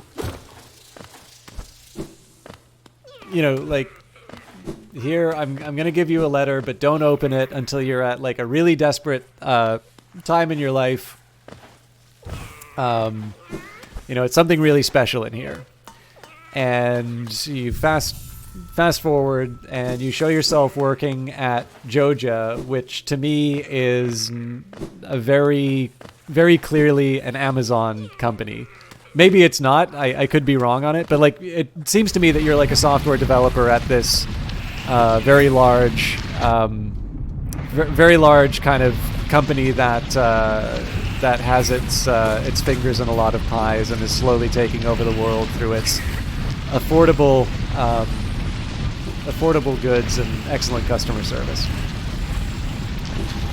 And so you sort of see yourself in the cubicle, and you have the little sweat icon that indicates you're in distress, and then it gives you the first-person sort of pixely view, and you open the drawer, and there's the letter from your presumed grandfather, just waiting there. And you open it, and that's kind of how you wind up at Stardew Valley. It's like, hey, you must be in a really desperate place if you're opening this letter. Let me tell you about a farm where I learned good yeoman values in a pastoral setting, and wouldn't it be great if we all lived in a log cabin? And all of you going stir crazy in COVID. Well, no, that thing about Stardew Valley is there's a community, so. But yeah, no, like I probably didn't need to elaborate that much on the opening of Stardew Valley. I'm probably the only person who did not know how that game started at the time. So anyways, at that moment, like, I figured it's like, because I'm just reflexively horrible, I'm like, wait a minute, it's kind of hard to get a job at Amazon. Like, it's high pressure, but, they've got some of the best people in software working there. Like, it's, you have to work hard. You have to be really good at tech stuff to not just work at, but keep your job at Amazon. How dare they assume that all of these accomplishments aren't worth something, and that it's stressful and horrible, and that I want to go live in a farm. Maybe I don't want to smell of cow dung, and maybe I would like to be able to go to a 7-Eleven and get a coffee at any hour of the day. Like, can you do that in a farm? Don't think so. So anyways, as soon as I ran into that, I decided what I was going to do instead for that stream was I was going to play the Stanley Parable. And the idea would be that when I'm getting ready to play the game, I'm sort of talking a little bit about what the plan is while I'm playing Stardew Valley. The usual thing that I do for playing a game. Treat it totally straight, play it straight, and then when I get to the letter and the idea of undermining the knowledge work that you presumably do at Joja, I'd pretend to be very upset at sort of this, imposing on me what I consider my values are, and it's really undermining what is actually something that I should be proud of and something I worked hard on. And I'm the only person in my cohort who wound up working at this, this really impressive company. Like, why should I just automatically assume that going off onto a farm is better? So on and so forth. Do the rant, and then raising up the passion and the fury, and say, you know what? Screw this. I'm gonna play a game that gives me real choices, and then play Stanley Parable. The joke being, of course, that Stanley Parable is very well known for being a game about, not having any choice. So I feel like it was a year later, someone came into the channel and said, I apologize, I just want to say, I'm sorry I haven't been around a while. I was actually really upset, about how you treated Stardew Valley. I really liked that game, and I don't think you were very fair to it. I felt really, really horrible, because obviously the whole point of that was to give everybody a nice laugh, right? To me, it's obvious that the Stanley Parable is the opposite of a game about choice, and that I wouldn't think a normal person would get that angry about a virtual character having the value of their tech work being undermined by someone who maybe has kind of a romantic view of farm life, and moving out of the city, and so I didn't allow for the possibility that someone would think I was actually very serious about it. So with that in mind, that's just a really long story. I guess I've kind of ruined the next time I do Stardew Valley. Everybody knows to expect something else. Because I didn't anticipate that any sarcasm that I give is going to be potentially going to be taken very seriously. I wound up really upsetting someone in a horrible way. So all of this is a really long way to say is that I only blame cheese for like 1/3 of the bad stuff. I'm anytime I throw Valiant Cheese under the bus over supply chain stuff, it is purely for the purposes of playing a reflexively horrible individual on television. It is not a reflection of true beliefs, and I highly recommend you play his games.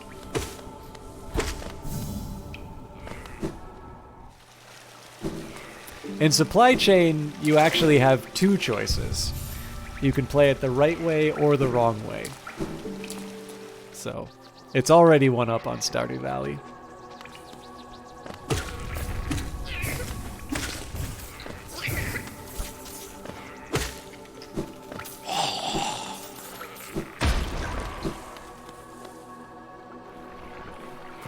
Also, I'm really sorry to the Stardew Valley fans here who don't think it's a particularly funny joke and would really rather me just play the damn game finally. I will one day.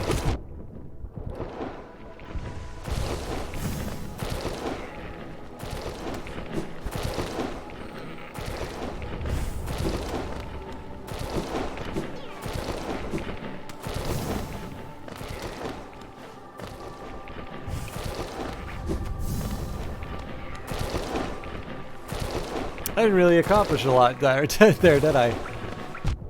What was I thinking? Okay, that is no. I'm clearly not focusing.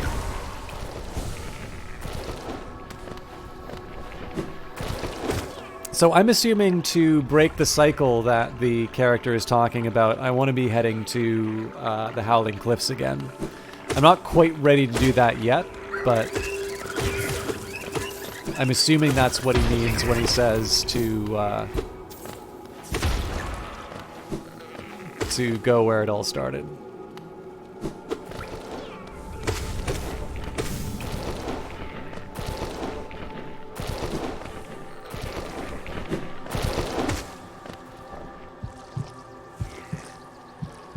So I never did settle on whether or not the I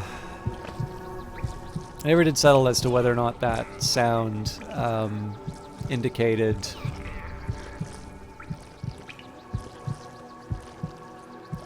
blockage or something else. I think I'm gonna head down to the City of Tears. I can go to the Ancient Basin and then I can check out that doorway. I suspect it's gonna be locked and there's nothing that I can do about it, but I've said that a few times about a few things, and then it turns out to just, like, crack the thing wide open. I could also probably stand to stop by the village again and just make sure that that beetle that I saved is... I think it's a beetle. Is alright. I'm hoping they show up in the village and not in the fungal wastes. Although, where am I? I suppose I could check in on them right now.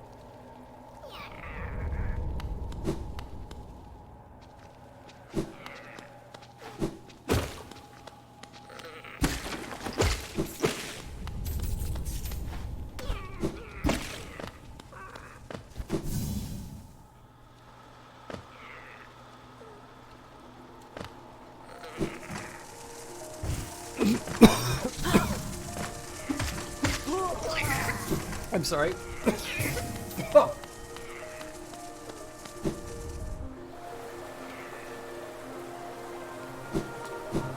Rain sound is very relaxing.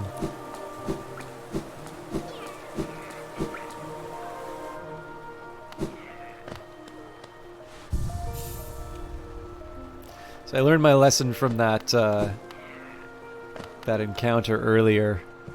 If I don't save at decent intervals, I pay for it later.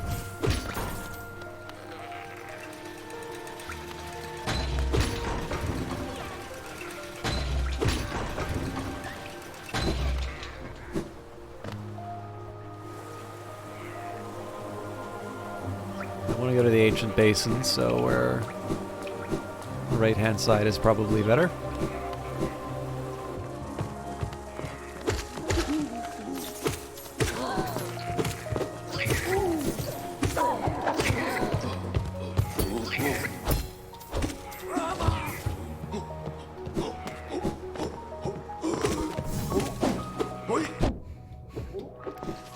Sabotage myself by hanging onto the wall.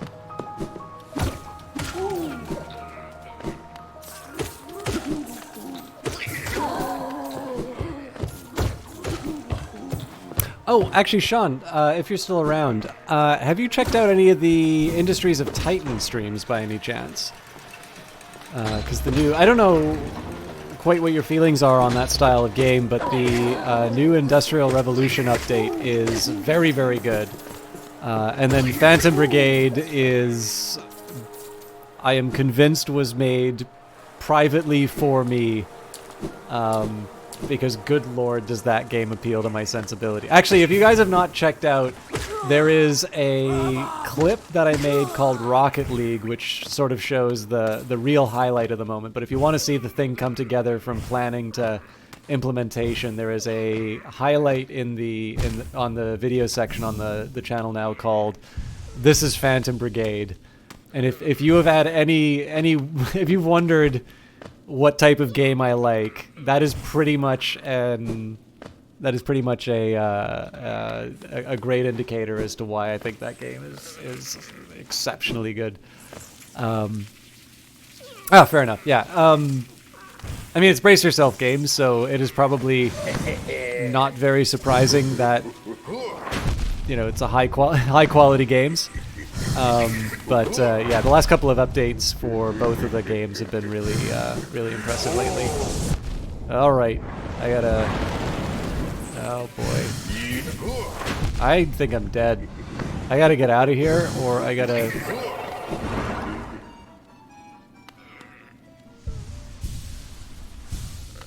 I really need to heal up before I consider taking that guy on. I was not prepared.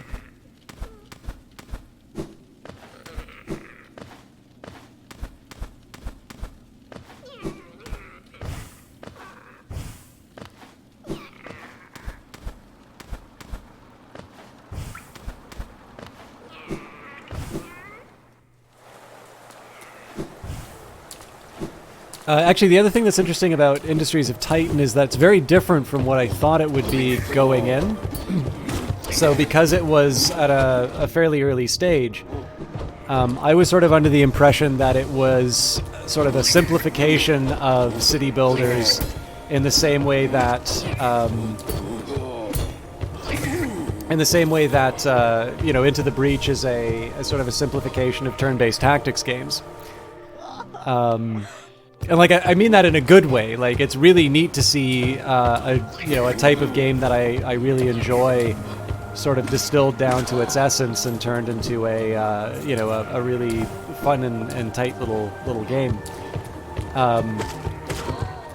But definitely over time, it's much more in sort of the simulation. Definitely there's some strategy elements to it, but it's kind of a city builder simulation, more along the lines of like Surviving Mars and Factorio and all of those types of games. And what's really neat about it is that like those games I don't always. It's too much trouble to get to the hot springs. I'll take my pound of flesh elsewhere. Also, I actually have use for Geo now, so I probably should get some pennies.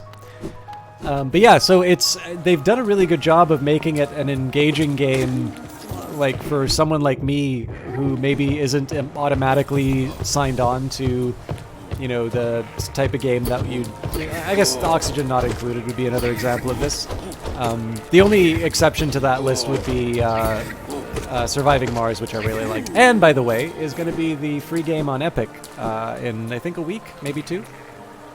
So if you do not yet own a copy of Surviving Mars, please do take the opportunity to get that, because it's a really good game. And Hive Time, yes.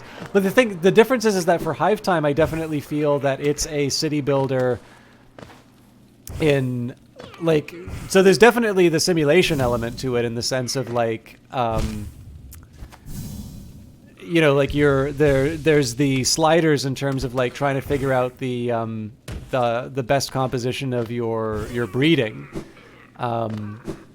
but I'm sort of thinking in like the Satisfactory or like the sort of thing where there's like these really elaborate systems where you kind of set up this whole thing to sort of run without you. And I sort of feel that in the case of Hive Time, a lot of the... I mean, this is my take on it. I might be totally off base. But I sort of feel that a big part of the appeal for that is the building in a way that maybe isn't true for something like Oxygen Not Included. That was really boneheaded of me. Oof. Alright, let's get out of here before I die. I don't know why I'm struggling well, I'm struggling because I'm sort of babbling a bit, but... I mean, the pillars don't make it easy either. Maybe I should get a better idea of the terrain before That's one of Sun Tzu's rules. Should probably get a better idea of the terrain before I go in. They really knew what they were doing when they put this enemy here. Like, it's definitely one of the... It's interesting. You work to make a construction less technical. Adjacency matters for upgrades, but they're optional, and beyond that, layout is entirely cosmetic.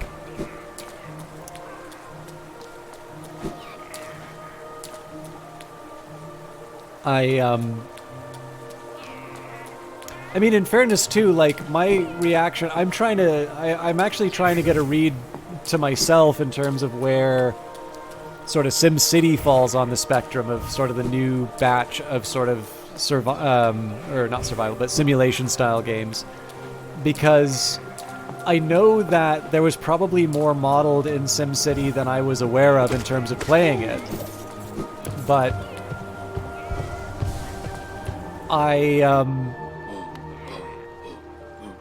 there's really been... How did I miss this? Oh, Jesus.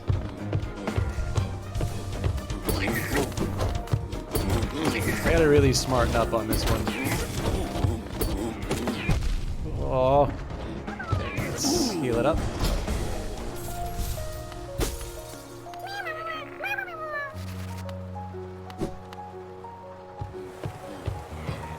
SimCity model a lot more than explicitly exposed from what I understand. Yeah, I mean, I would have to, because I don't know if there was like a benefit in terms of... so like, one decent example of this would be Afterlife. In this case, I am going to go to the hot spring. I feel like Afterlife, you know, if you were in hell, you wanted to keep everything sort of monotonous and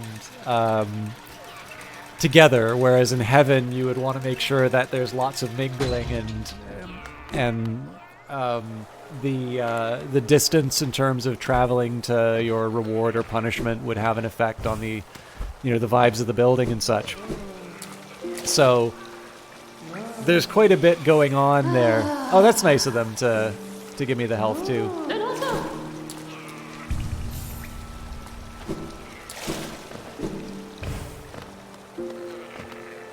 Yeah, I actually did it on stream not too long ago. I think Sean was particularly intrigued by the fact that there is a game dedicated to vibes. I should do it again. I actually really enjoyed playing it. The only thing is that like super old game. Well, it's not super old.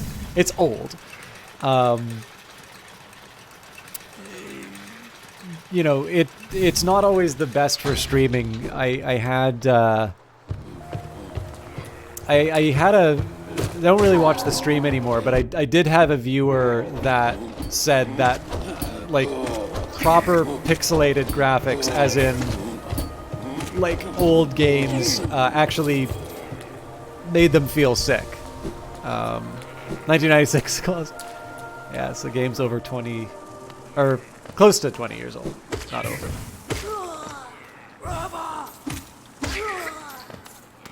Confirmed boomer game. If you've ever played it, you are legally not allowed to play video games.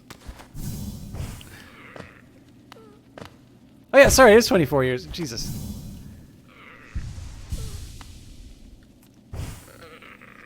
For some reason, I said 1996, and then I just registered it as 2006 in my head. I really need to get some sleep, but not until we defeat some baddies.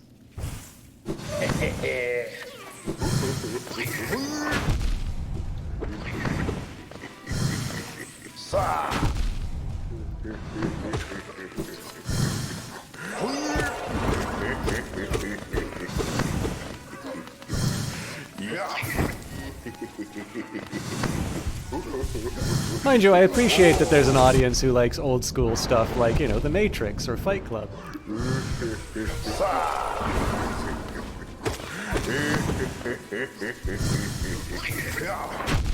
Damn. I did not do myself any favors here.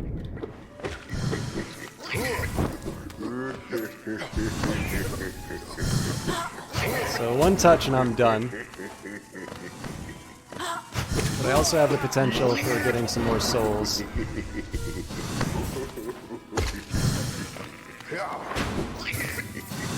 I missed an opportunity there. What?! Good lord, I am a clown.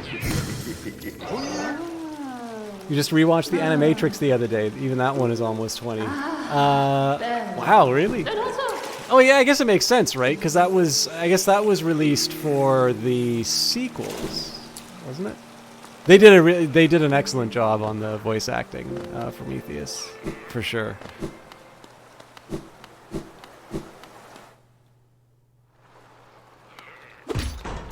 Now I know. Now I know why you're. I know you referenced the Animatrix, so you could take another jab at Love, Death, and Robots. You had a friend who was lecturing, and she asked the students the most important popular sci-fi film of our generation was closing her eyes in anticipation of nodding sagely at the obvious answer, The Matrix. Yeah, no, that is definitely not. Ex Machina maybe. Spider-Man. I guess that counts. I would have guessed probably Ex Machina would have been one of the ones that they listed, but...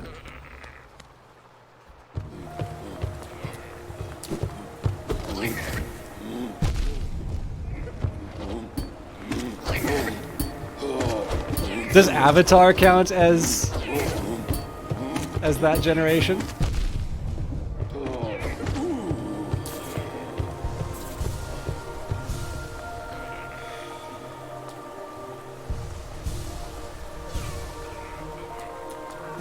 Well, see, when I was hearing students, I was thinking like university students. Yeah, if kids are watching Ex Machina, either I've become a parent or something seriously gone wrong.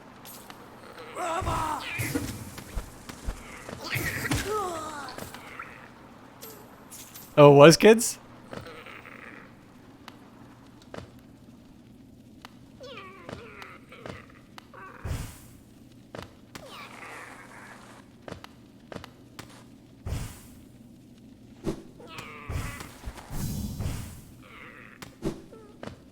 Avatar counts the most culturally. Everybody loves to pretend that they were not blown away by Avatar in the movie theaters, and I can't say what people in chat individually felt watching that movie. When I watched it, I was convinced it would be impossible to make a movie in 2D anymore. I thought it was amazing when I saw it. And I mean,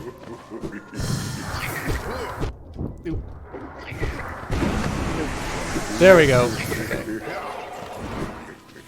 So I will die on the pillars if I have to die at all.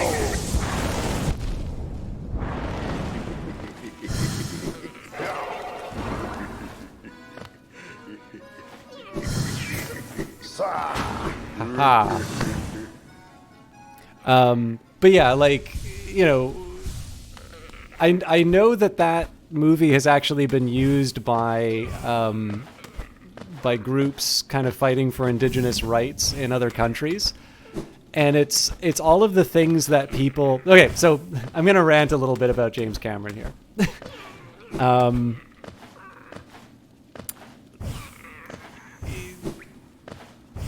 A lot of people talk about how simple the story is, or unsophisticated or whatever, and I think that is one of the reasons why activists have found Avatar such an effective tool in terms of bringing people onto their side. And this is entirely consistent with the kinds of movies that James Cameron has made throughout his career. Terminator is a really smart movie. It is exceptionally well done. It is also a very popular movie. Like, you don't need to be a genius to get what's going on in it. And, I've kind of pointed out the stuff, like, the one thing I like, I really enjoyed of a time, it might have even been the time that I showed it to The Eyes of Sin. The fact that technology betrays its owners multiple times before the Terminator ultimately finds Sarah Connor. Like, that is almost certainly an intentional choice. So, like, there is kind of the sophisticated film snob stuff that you can find in it if you want. But clearly that is a movie that gets, backsides in the seats. There's a big, home video probably wasn't as big of a problem, and streaming, wasn't a thing. But that is a movie that probably, is very well suited to theaters because it's one that's, like, awesome to watch on the big screen. if you think about some of the other James Cameron, so like, and then there's a question of like Titanic. Titanic's an amazing movie, but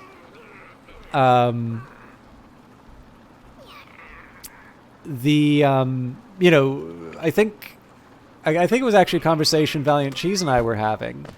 And I think he made the suggestion, is why didn't he make he could have just made a documentary instead. And the thing is, he did make a documentary on the Titanic. And it did not break the world record for the box office. People have their tastes. And I think James Cameron in particular has a real talent for being able to make serious films about serious things that also continue to entertain an audience and speak to them. Now, the thing is that none of what I've said here is going to turn someone who didn't like Avatar into someone who does like Avatar, right? If you didn't like Avatar, that's enough, right? The thing you say is, I didn't care much for Avatar, but clearly other people did. Oh, fair enough. Yeah, I seem to remember we were talking about James Cameron, and my apologies for misattribution. But yeah, like I think the big thing is that I think you can actually make the criticisms that people make of James Cameron movie, or of Avatar, to most of the movies James Cameron has done, and I do think that he is a uniquely talented filmmaker for doing the sort of stuff that I think I'd like to see more in movies, but doing it in a way that as the alternative, you've got Martin Scorsese, who puts up a big signpost every single time he uses a piece of imagery to make sure that you feel really smart for picking it up. And I kind of prefer the quiet confidence of the guy who's able to make, mind-bending, science fiction films. Sure, I've talked trash talk James Cameron to you at some point, but I agree that what you're saying, I don't disrespect the skill for spectacle, even if you don't enjoy the movies. Yeah, well, this is the thing too. De gustibus non est disputatum. There's no arguing with taste.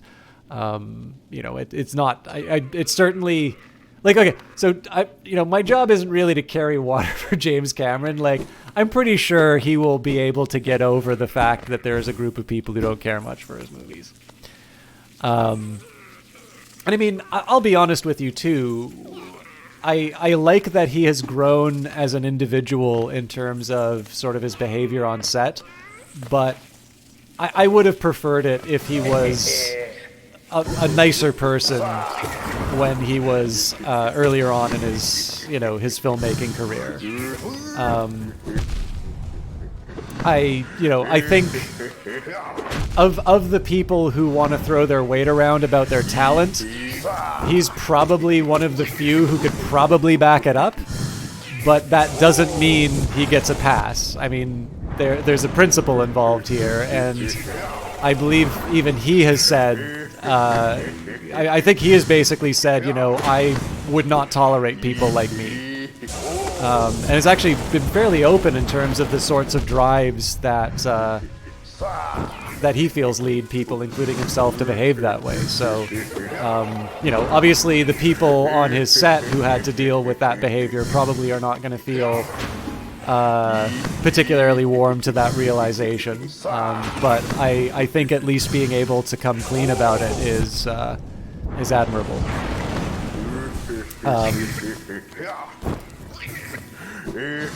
But yeah, I mean, the biggest thing for me is, like, I also know, like,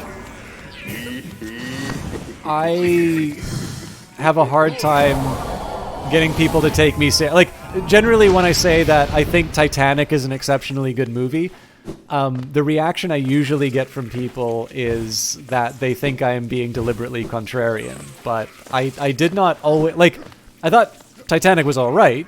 I thought it was a good Hollywood, drama.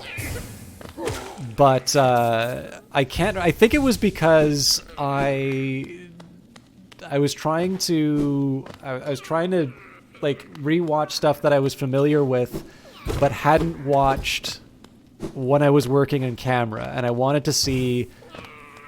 It's not just I want to pick up sort of what the pros are doing, but I want to go back to stuff that I had seen before and watch it the way that I was watching stuff in the theaters. And then I remember just being really, really impressed by the movie, and then just picking up a few details about the score that it's the way the score is used in that movie is possibly the best I've ever, well, I just have to say, heard in a movie. But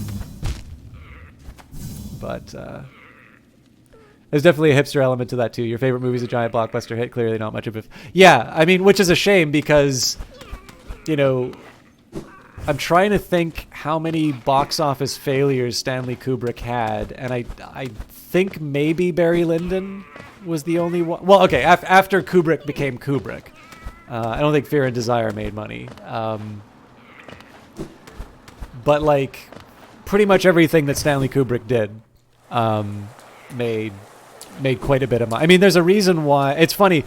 John le Carré, in his, I can't remember if it was in his memoirs or it was a story he was telling, but apparently Kubrick would go out and like he'd try and buy scripts on the cheap, but he'd buy them under a different name so that people wouldn't be paying charging the Stanley Kubrick fee. So anyways, I think like John le Carré had wound up talking to one of the the people at the BBC who was adapting one of the films, and he'd said is like if you want you can get Stanley Kubrick attached to this, and I think the producer said is like, well yeah, if I'd really love the thing to go 2 times over budget and be a few years late, I'll give him a call, but I want to deliver this thing. Which is a shame because, like, I'm sure that's probably true. But I also think that, Kubrick enjoyed a good relationship with Warner Brothers because while what he was making was certainly, very good cinema, the sort of thing that you can put on your beret and, head over to New York Film School, it's NYU Film School and, talk about, all the stuff that you paid a lot of money to learn about. I think he is actually somebody who was very good at entertaining his audiences as well. Maybe not in a James Cameronish way, but it's also worth mentioning that, like, I think the summer blockbuster as we know it would have been around maybe about the time that Full Metal Jacket was coming out. I can't remember where Full Metal Jacket lies in relation to Jaws. But yeah, I mean, there's not a lot of movies that he made at the time when sort of Hollywood movies as we sort of know them are being made.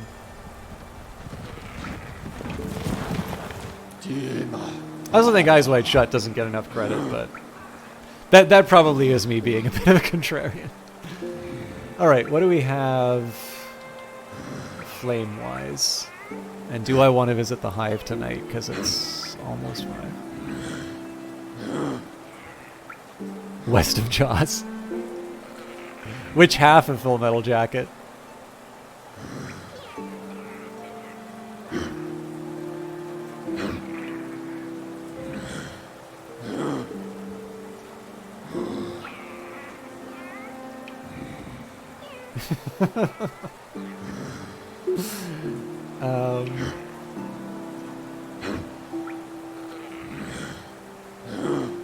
The really shameful thing is that oh wow, 1970, I did not realize Jaws was that old.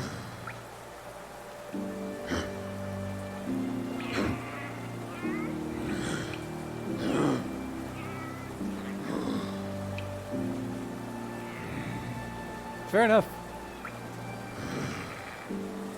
No, actually, I watched Zero Dark 30 with Johnny Big Time, and he commented that it seemed a lot like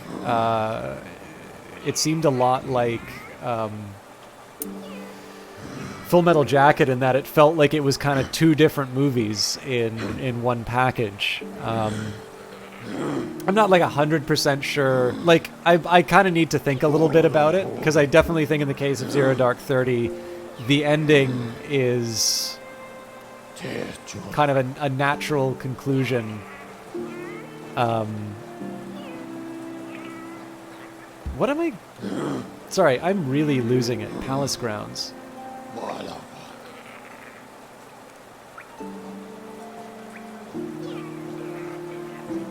Huh. Maybe it's the hidden station then? District. Oh, that'd be really good. Do you have to see the other 8 District movies to get it, or can you start with District 9? Anyways, yeah. So,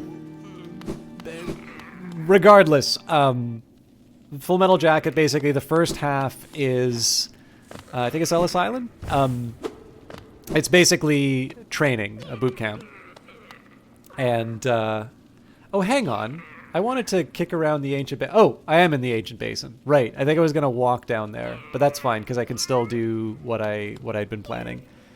But yeah, so first bit is boot camp, and that's basically where the streams of profanity that everybody loves to quote from Lee Ermey playing as Gunnery Sergeant Hartman come from. And then it transitions into Vietnam, and that's where it ends. And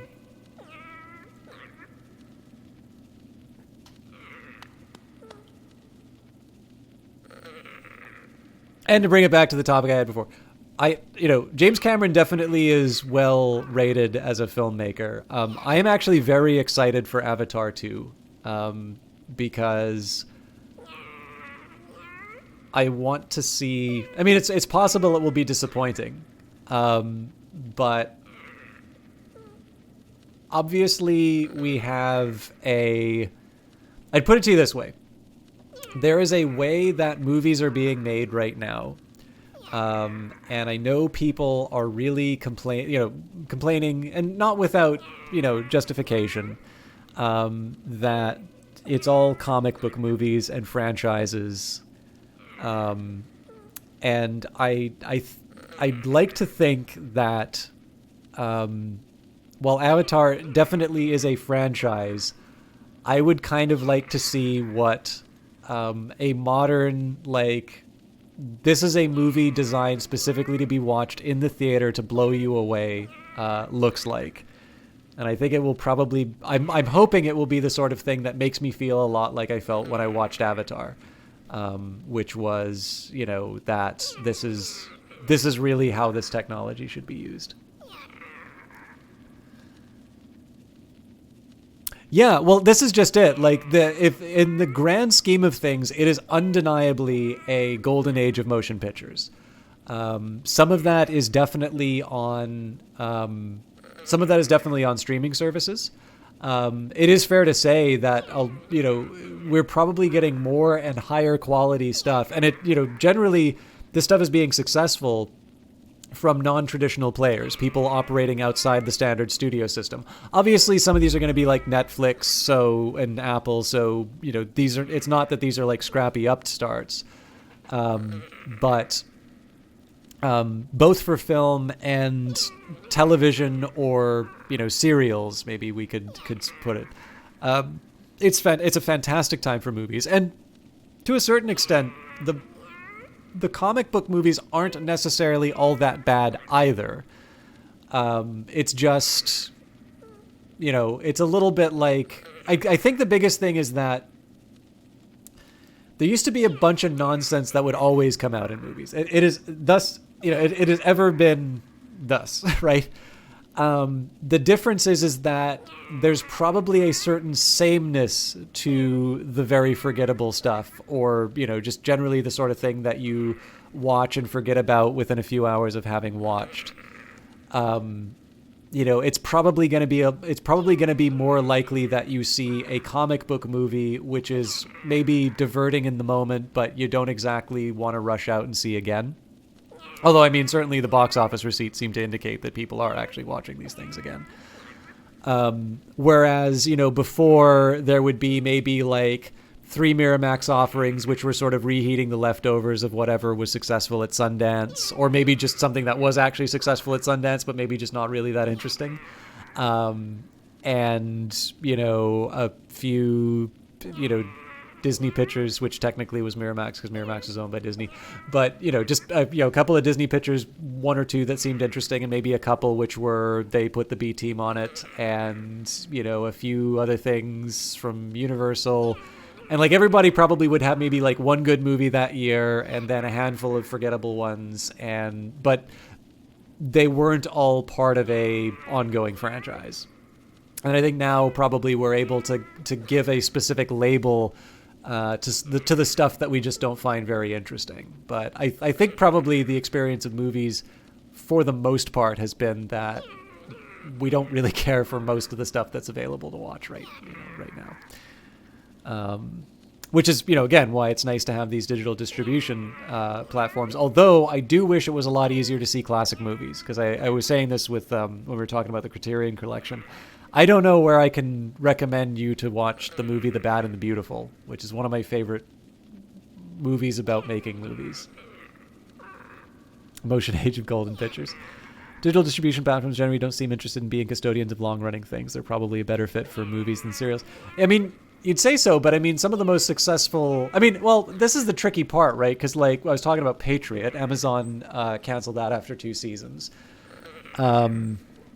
Apple seems to be, even though people are saying it wasn't that impressive in terms of its numbers, and apparently they're rethinking Apple Arcade as well as Apple TV Plus. But the stuff I've been enjoying, they've renewed. So For All Mankind Season 2's starting up. I think the premiere is now available. And then... what else? I think The Morning Show, which was like one of the most expensive TV series made, is getting a 2nd season. Netflix seems to be a little bit harsher, but I mean, they had House of Cards going for a really long time, even after they got rid of Spacey.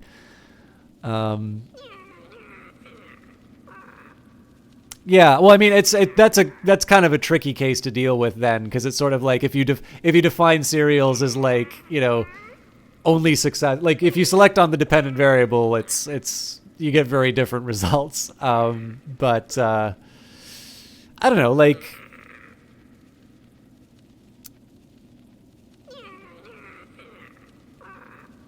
I guess even like when I think about it, if you think so, I know a big sort of turning point has been like when HBO sort of started doing long form storytelling, and it sort of got the reputation for what HBO has now. And like, yeah, you had stuff like Oz and The Sopranos that went on for a longer time, but like Rome was canceled after 2 seasons, and like Carnival, which I watched recently, that very clearly ended a lot sooner than they were were thinking of. So I don't know, like I sort of feel the same commercial imperatives have driven existing now. I mean, I've worked on TV shows that didn't even finish their 1st season. Like they were originally slated for 8, 12 episodes, and like we recorded 4, and I'm suddenly looking for a new job. So, it's, in my case, I probably have some scars to, well, and that's not true. Like I'd always find a new job, but, like definitely it's, I don't know, like I probably am pulling my own, my own private, biases in there. But sure, I mean, the biggest thing is that as soon as your favorite show gets canceled by anyone, it's way too short-term thinking. I think like the only thing that people could say has been running, long enough for them to be satisfied is like The Simpsons, which I think is in its like 30th season or something. Anyways, A Corpse in White Armor.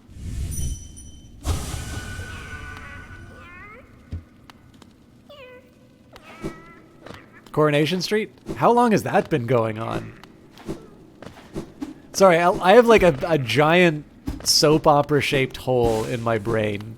I know absolutely nothing about. The only soap opera I know anything about is the soap opera that Megan Draper it goes in Mad Men. 60 years. Good God. Okay, yeah. So Simpsons and Coronation Street. Those are the only ones where that's not the door I wanted to visit. Although I guess I was going to visit that flower too.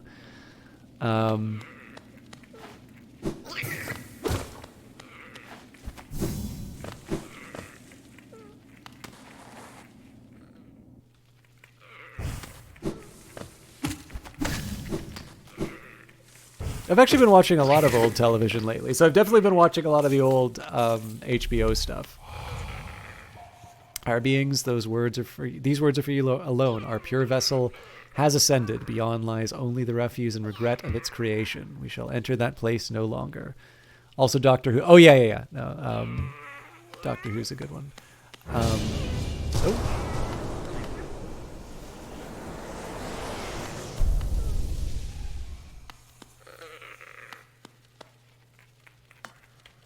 I didn't think there were new places for me to check yet. Oh man, I picked a really bad time to... I was like getting ready to end.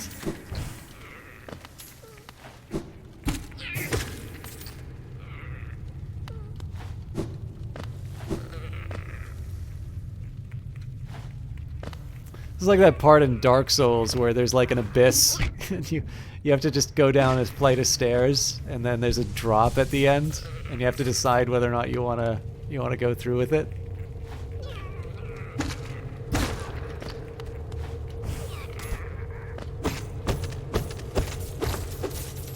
You have a sneaking suspicion that the dynamics of the UK TV industry are slightly different from the US, which gets extra confused when it comes to digital distribution. Yeah, well, it's super hard to see stuff on... I always was under the impression that British stuff tended to run rather short. So, like, The Thick of It didn't run... I think there was, like, 3 seasons of that. I really like The Thick of It. If you haven't seen it, Peter Capaldi... So I've never watched Doctor Who, but I do know that Peter Capaldi was Doctor Who. But if you want to see Peter Capaldi and some volcanic profanity... Whoa! The Thick of It is good. You can actually also watch a movie version of it, which, like, the only character that's consistent between the two is Peter Capaldi's character, Malcolm Tucker. It's called The Thick of It, and it's sort of this fictionalized comedy about sort of the lead up to the Second Gulf War, and it's by the same writer-director who would later do The Death of Stalin, which is also quite good. And I think his most... It's like a personal history of David Copperfield. I don't know, it's a modern telling of David Copperfield, which I'm told is very good, but I have not yet seen.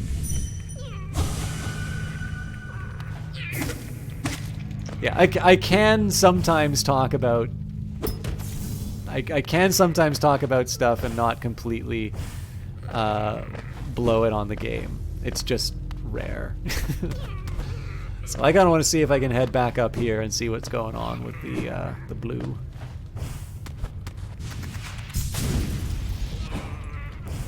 Nuts. I'm pretty sure that's built specifically to stop me from doing that, but that's not going to stop. Aha! I see how that goes. I just get a hair-raising trip between the blades and...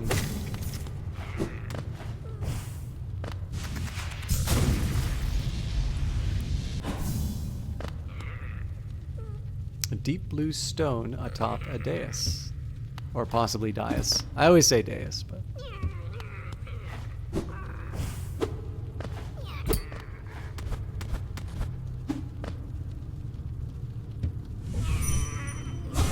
So I always know, like, I know what this is associated with. I'm just not sure what I'm supposed to do with it. I actually have a poem which is all about English pronunciation, and I want to read it on stream, but it is very long, so I'm not going to do it tonight, but I will treat you all to an absolutely baffling poem which highlights what a completely insane language we speak. I love it, though. I am doing a very sincere effort to improve my French. But first of all, Duolingo is not that great. Like, it's passing. It's, you know, it's better than nothing. But my best use for Duolingo has definitely been to use it as practice for sort of the study that I'm doing on my own. I still have my textbooks from school. I pretty much kept almost all of my textbooks. There's some philosophy ones that I returned because, I don't know. I, like, the stuff that had, like, proper, like, Rawls. I kept a theory of justice, because that is, you know, a philosophical work by a serious political philosopher. The sort of anthologies that... Or like actually, perfect example, like the logic book. I was originally interested in keeping, and then I realized that my more advanced math textbooks were a much better grounding in formal logic than those books. And so I pretty much got rid of the intro ones. But like the ones that had, you know, like the anthologies, the ones that were the good anthologies, and the ones that were like, I don't know, just more... Oh, The Abyss. So this is your favorite, is it, Valiant Cheese?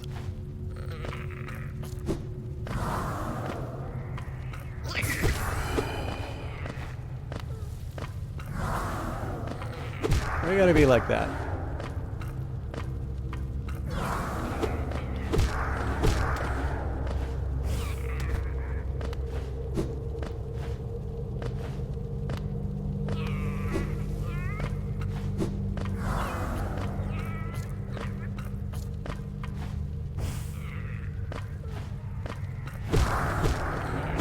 Anyways, yeah, so, most of the other stuff I kind of kept. But then I'm an incorrigible nerd, so... Which I...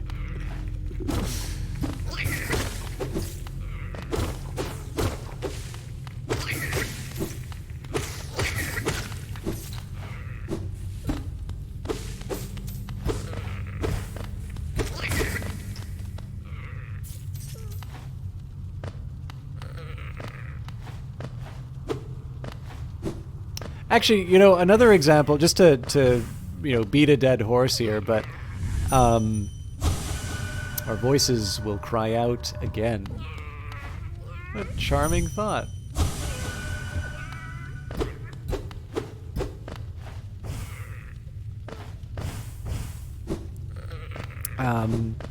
What's I gonna say? On the point of sort of filmmakers who are good at spectacle or otherwise do popular stuff that is still, I don't know, cinematically significant, artistically, you know, sound, profound, whatever you want to, however you want to phrase it.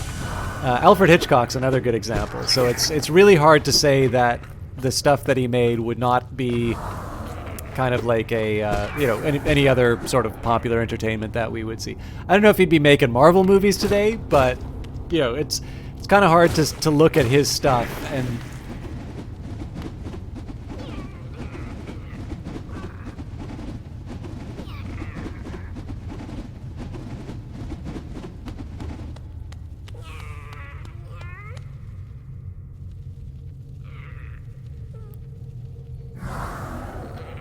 I wonder if the mummified Egyptian whose voice box was 3D printed said that.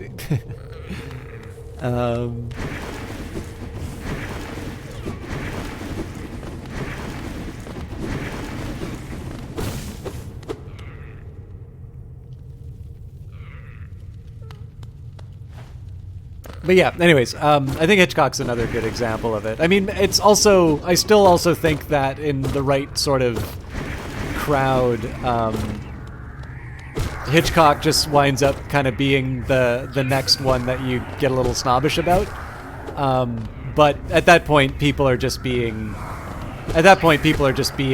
annoying. Like, you know, I think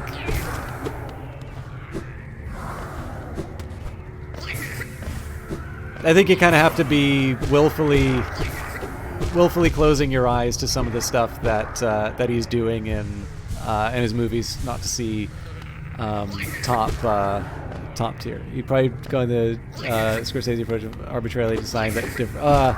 I really hope he wasn't. Those Scorsese, like, the thing is, I don't really care what Martin Scorsese isn't watching.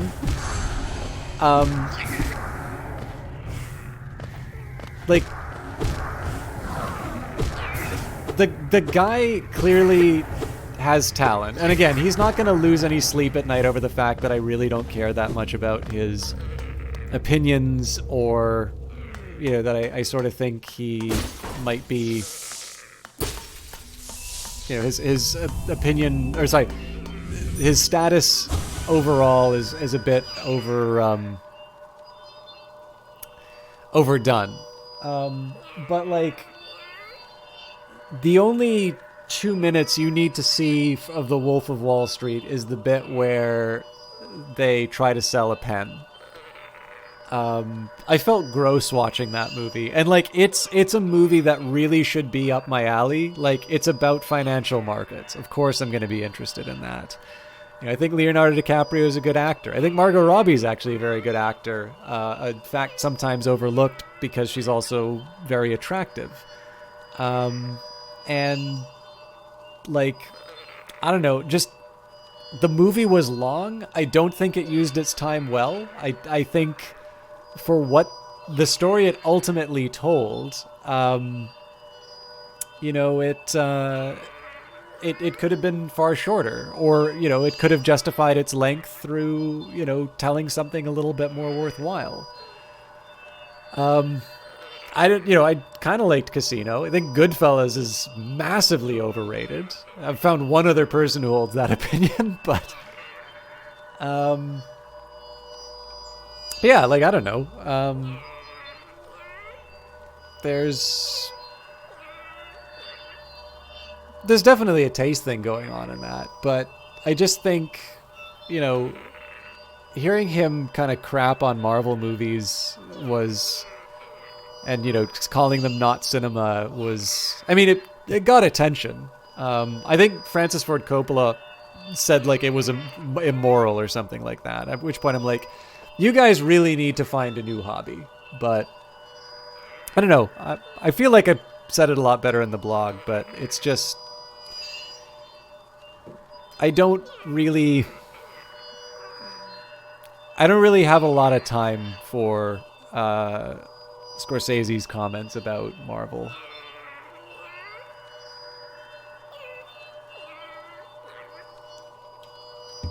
My king, I'm sorry, the sea calls. This really is the abyss.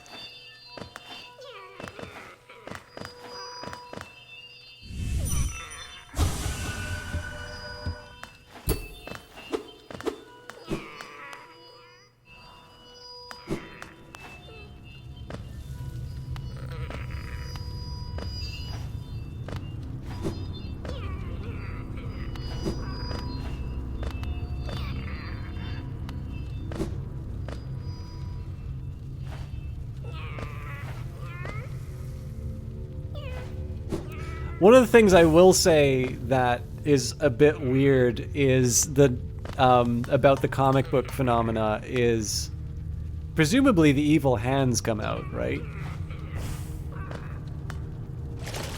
Huh.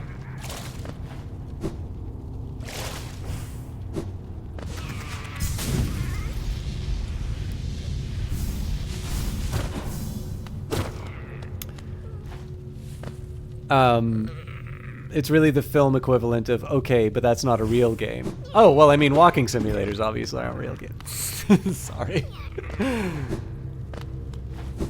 I can't actually bring myself to finish that sentence without really just dying a little inside.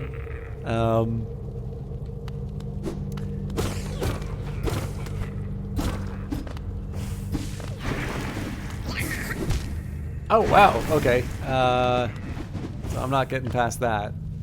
Well, okay, there is one thing I might be able to try. None shall pass.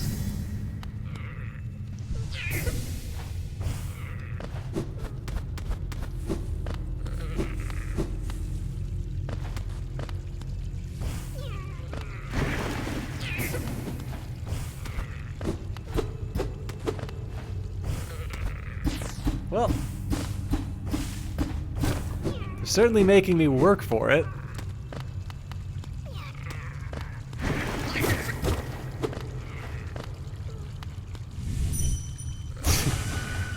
This looks like straight out of HR Giga. Am I stuck?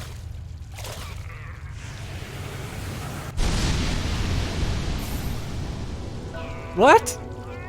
Absorb the shade cloak. Oh wait, this is probably like a reference to Metroid, isn't it?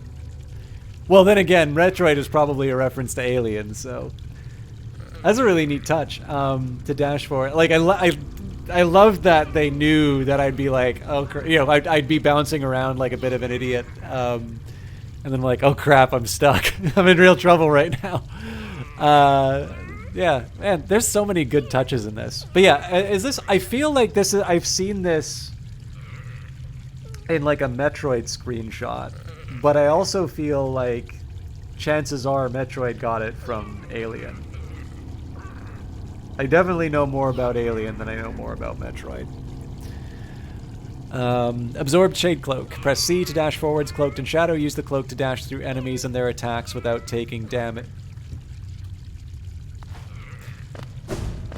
Oh man, I wonder if this thing... Arcane. I wonder if this thing's gonna get me past those darkened barriers. That's a beautiful thing if it does.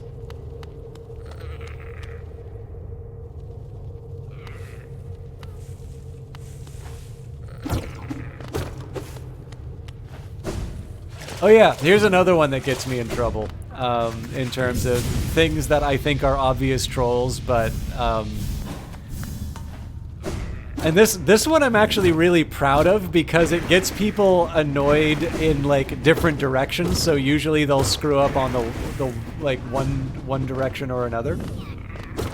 So I usually say something like, you know, I'm all for equality in games, but it is so dumb that they changed the gender of Metroid to be a woman. Like, why can't they just get their own strong women protagonists? And usually what will happen is... my hope is that people get mad at the misogyny of that comment. That's actually not usually what happens. What usually happens is people's like, oh, Metroid was always a woman. It's like, no, wait, Samus! That is by far my favorite one when I'm being a pest in chats with people who take themselves too seriously, because usually if you let... Like again, there's one common pattern to it, which is on the internet people will fall over themselves to correct correct someone they think is wrong. To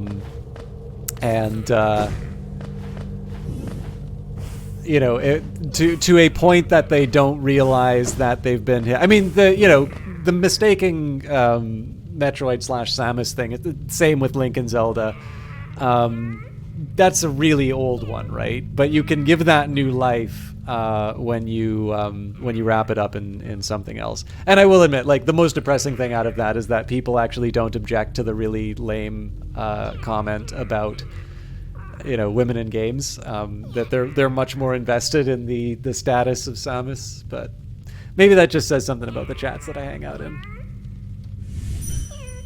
For anybody not clear on that. I think it is a good thing that there is diversity in video game protagonists. Although I feel I'm a little... in the stream I'm on a little bit safer ground on that, because I do tend to... Like, when I play RPGs, it tends to be a role-playing game for me. I tend to play people who are very much not me.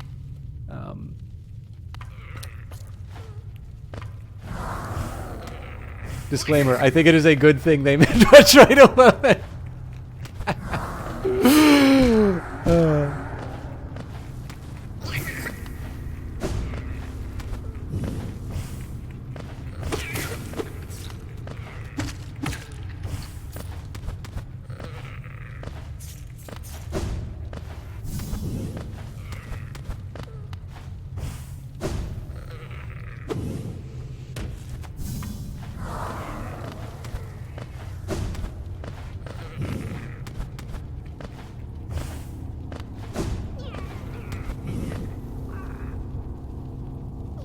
Yeah, I mean, I don't know what it gets me from Prometheus. I really need to stop clinging on to spikes. So there's clearly two things that I want to. There's clearly two things that I want to revisit in this area. One is the. One is that pedestal. Actually, I can put it.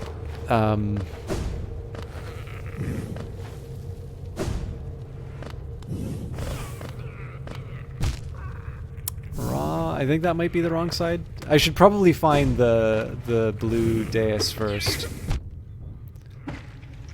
I have something that quite literally makes me immune to damage, and I don't use it when I am fully aware of what's coming. I will openly admit I was consulting a wiki by the time I was in this area. Oh, interesting. I'm still trying to... So, like, I mean, I really enjoyed Dark Souls because once I finally got into it, I was able to get through it without consulting guides. I did miss stuff in the game. I mean, that's the risk that you run when you go on. But like the what was it? There's was it Crystal? Not Crystal Palette. There's the part where there's like the invisible platforms. You know, that was really close to my breaking point. But I stuck through it, and I basically said to myself, I was like, every other problem in this game I have been able to solve, and I'm like, do I really think that this is? Do I want this to be the one that I can't pull off?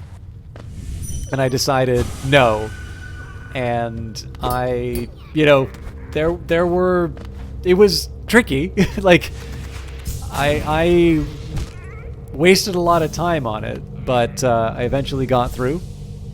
And so I've been enjoying Hollow Knight so far. I've definitely not been like shooting the lights out on it, but I sort of feel like I've been able to kind of eventually get on the same wavelength as it over time. And there's definitely a few things that I feel like I can try before I head to a wiki, but. In the grand scheme of things, I'd put it to you this way. Do I think I'm going to get to the end of this without having consulted a wiki?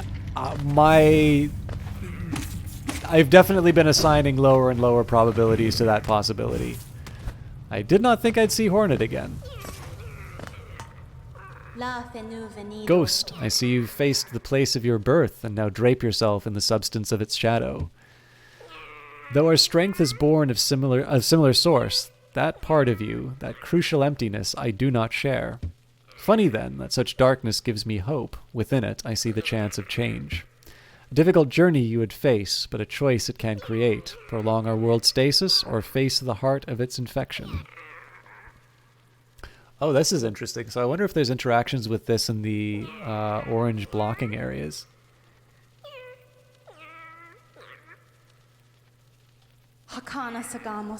I'd urge you to take that harder path, but what end may come, the decision rests with you.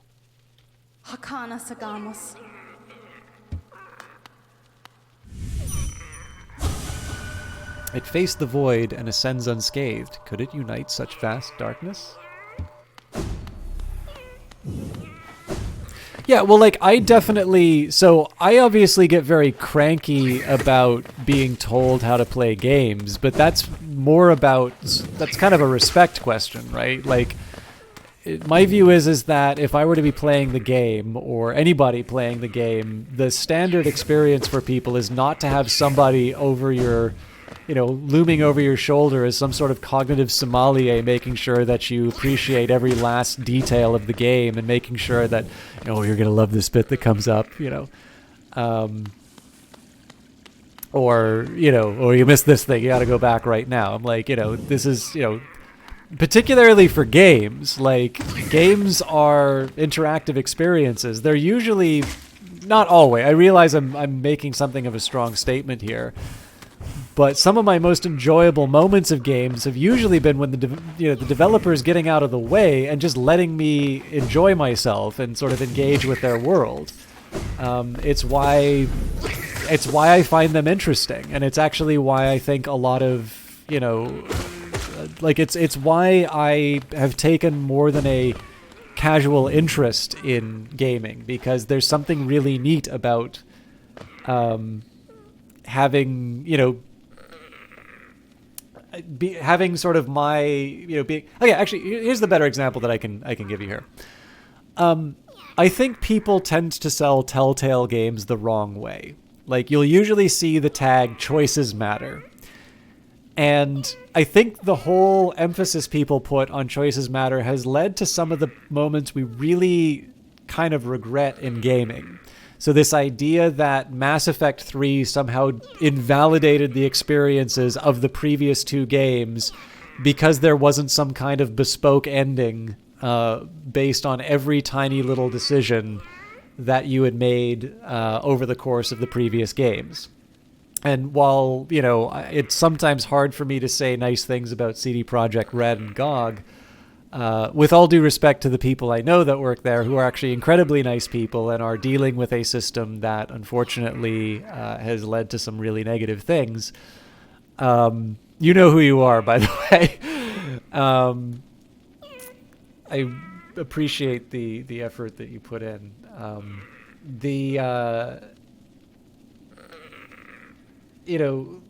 People also had this expectation with Cyberpunk too, that you'd have these 3 origin stories, and it would somehow give you 3 totally different games, which would be equivalent to a top tier AAA game. Now that doesn't mean that there weren't problems with Cyberpunk.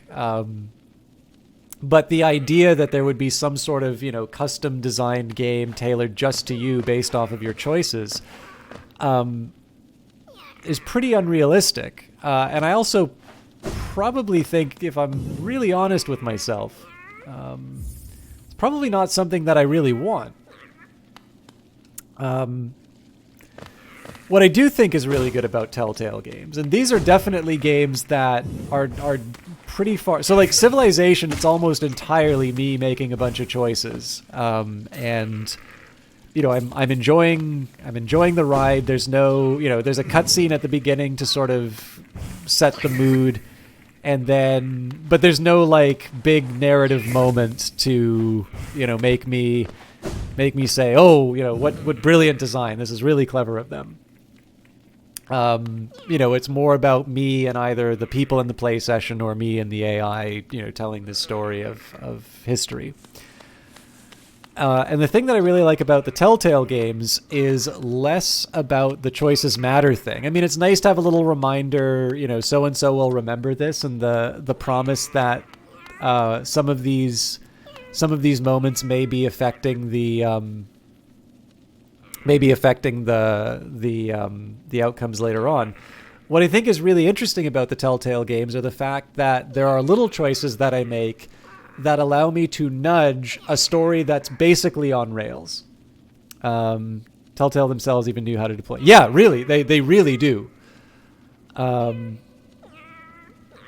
best X will remember this moments in Telltale ones that are purely aesthetic. Absolutely. I mean, I think I have to hope that this data was preserved in the sale of the Telltale brand, but like I think there would be a very fascinating data set in terms of all of the choices that people did. So the ones I've played are, I think the first one I ever played was The Wolf Among Us. I've played the first 2 seasons of The Walking Dead.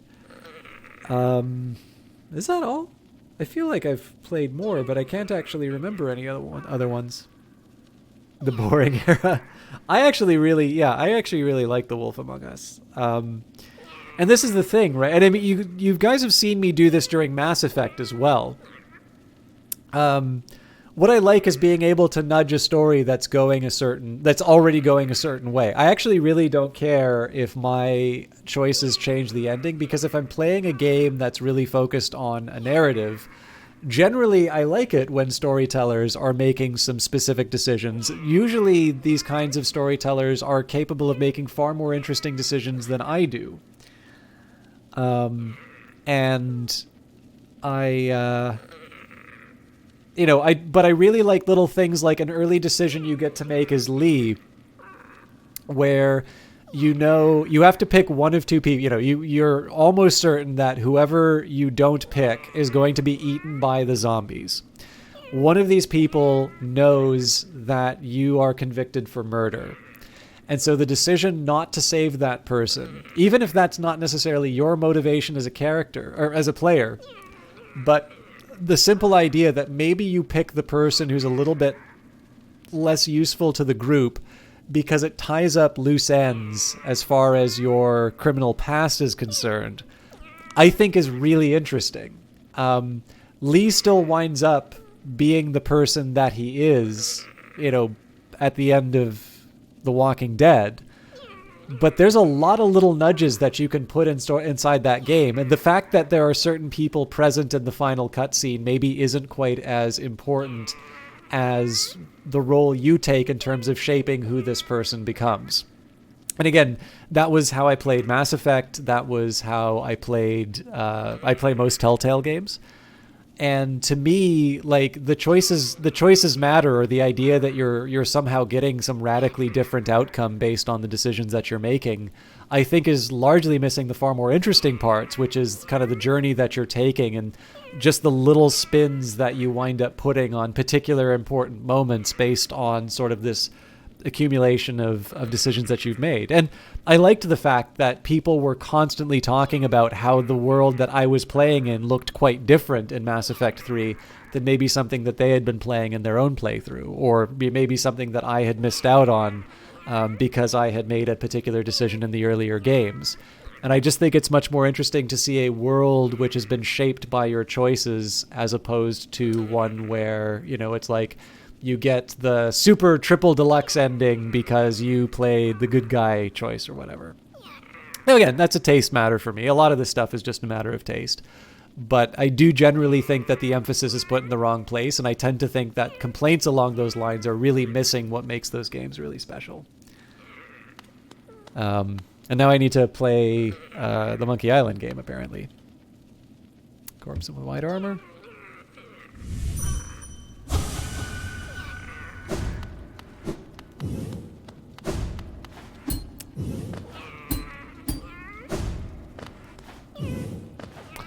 There's a lot for me to play with. It's pretty clear.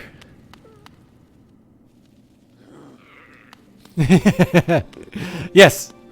I'm actually personally looking forward to that being a bonus paid DLC, which will go towards financing the Kickstarter so that CD Projekt Red can buy the rights to Anthem, because obviously CD Projekt Red is the company that you go to for all of your franchises that you really love, because they never make bad games, they never make mistakes, they never make games like Thronebreaker, which you've never heard of, and they're an ethical company that really just cares about the gamers.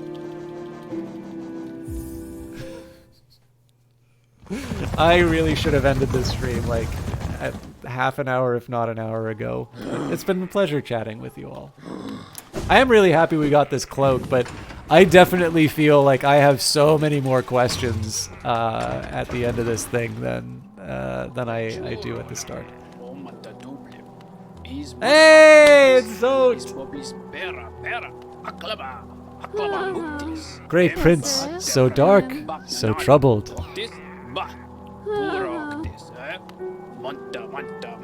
But that's not the only danger I had to overcome in my quest for glory. You've noticed this trophy, haven't you? A keepsake from my final triumphant battle deep in the pit below us. Yes, Lifeender claimed another victim, and the crowd erupted into ecstatic cheering. That was both loud and utterly sincere. To what do I owe my long string of triumphs and victories, you ask? As I said earlier, the key is my personal philosophy, the 57 precepts of Zot. Particularly relevant here is the first precept, always win your battles. As for the other 56 precepts, well. Precept 2, never let them laugh at you. Fools laugh at everything, even at their superiors. But beware, laughter isn't harmless. Laughter spreads like a disease, and soon everyone is laughing at you. You need to strike at the source of this perverse merriment quickly to stop it from spreading. Precept 3, always be rested. Fighting and adventuring take their toll on your body. When you rest, your body strengthens and repairs itself. The longer you rest, the stronger you become. Precept 4, forget your past. The past is painful, and thinking about your past can only bring you misery. Think about something else instead, such as the future, or some food. Precept 5, strength beats strength. Is your opponent strong? No matter. Simply overcome their strength with even more strength, and they'll soon be defeated. Precept 6, choose your own fate. Our elders teach us that our fate is chosen for us before we are even born. I disagree. Precept 7, mourn not the dead.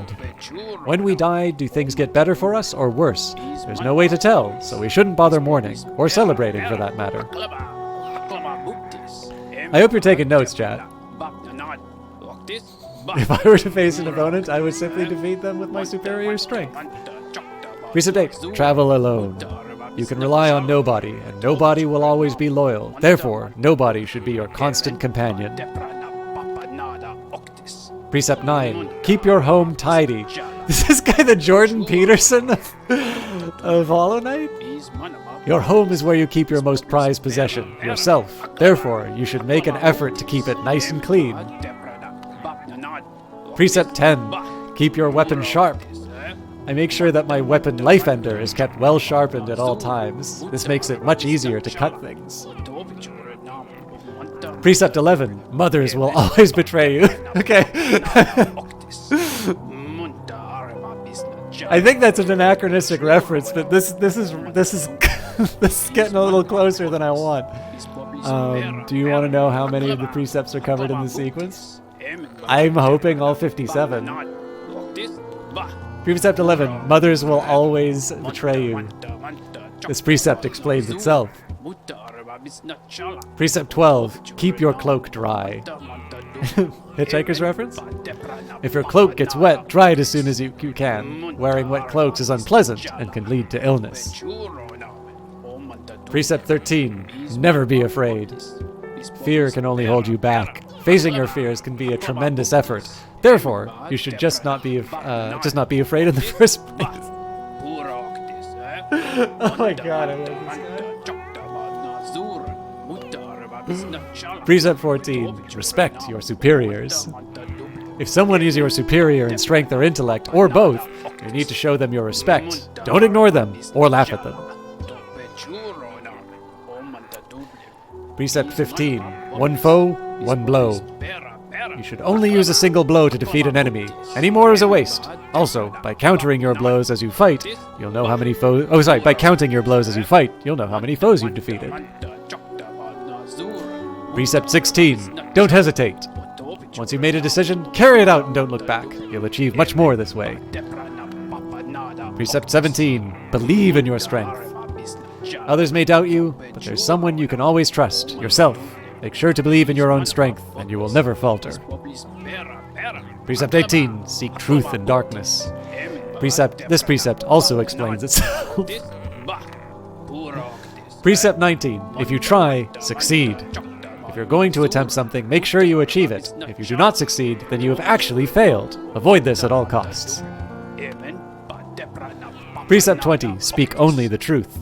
When speaking to someone, it is courteous and also efficient to speak truthfully. Beware, though, that speaking truthfully may make you enemies. This is something you'll have to bear.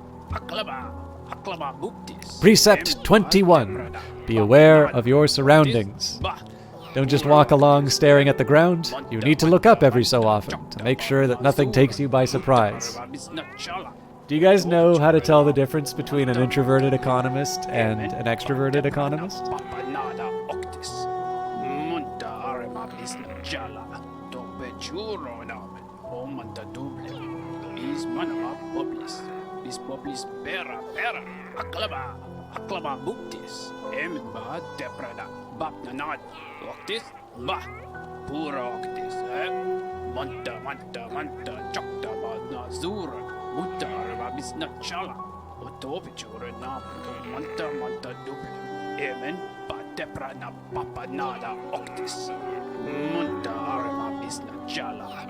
If you met one, it's the latter.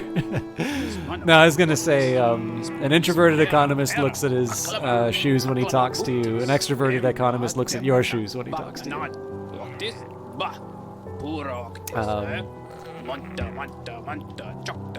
Precept 22. Abandon the nest. As soon as I could, I left my birthplace and made my way out into the world. Do not linger in the nest. There is nothing for you there. Precept 23. Identify the foe's weak point. Every foe you encounter has a weak point, such as a crack in their shell or being asleep. You must constantly be alert and scrutinizing your enemy to detect their weakness.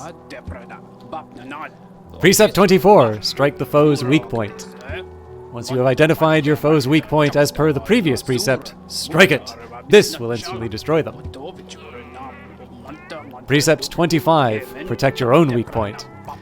Be aware that your foe will try to identify your weak point, so you must protect it. The best protection?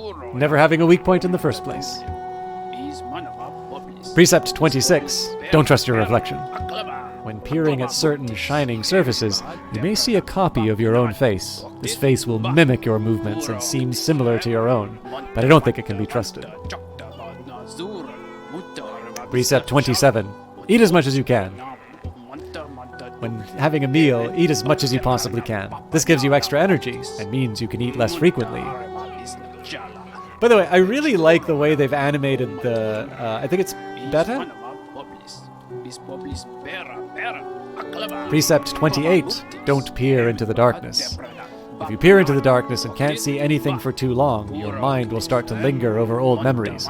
Memories are to be avoided, as per Precept 4. Precept 29. Develop your sense of direction.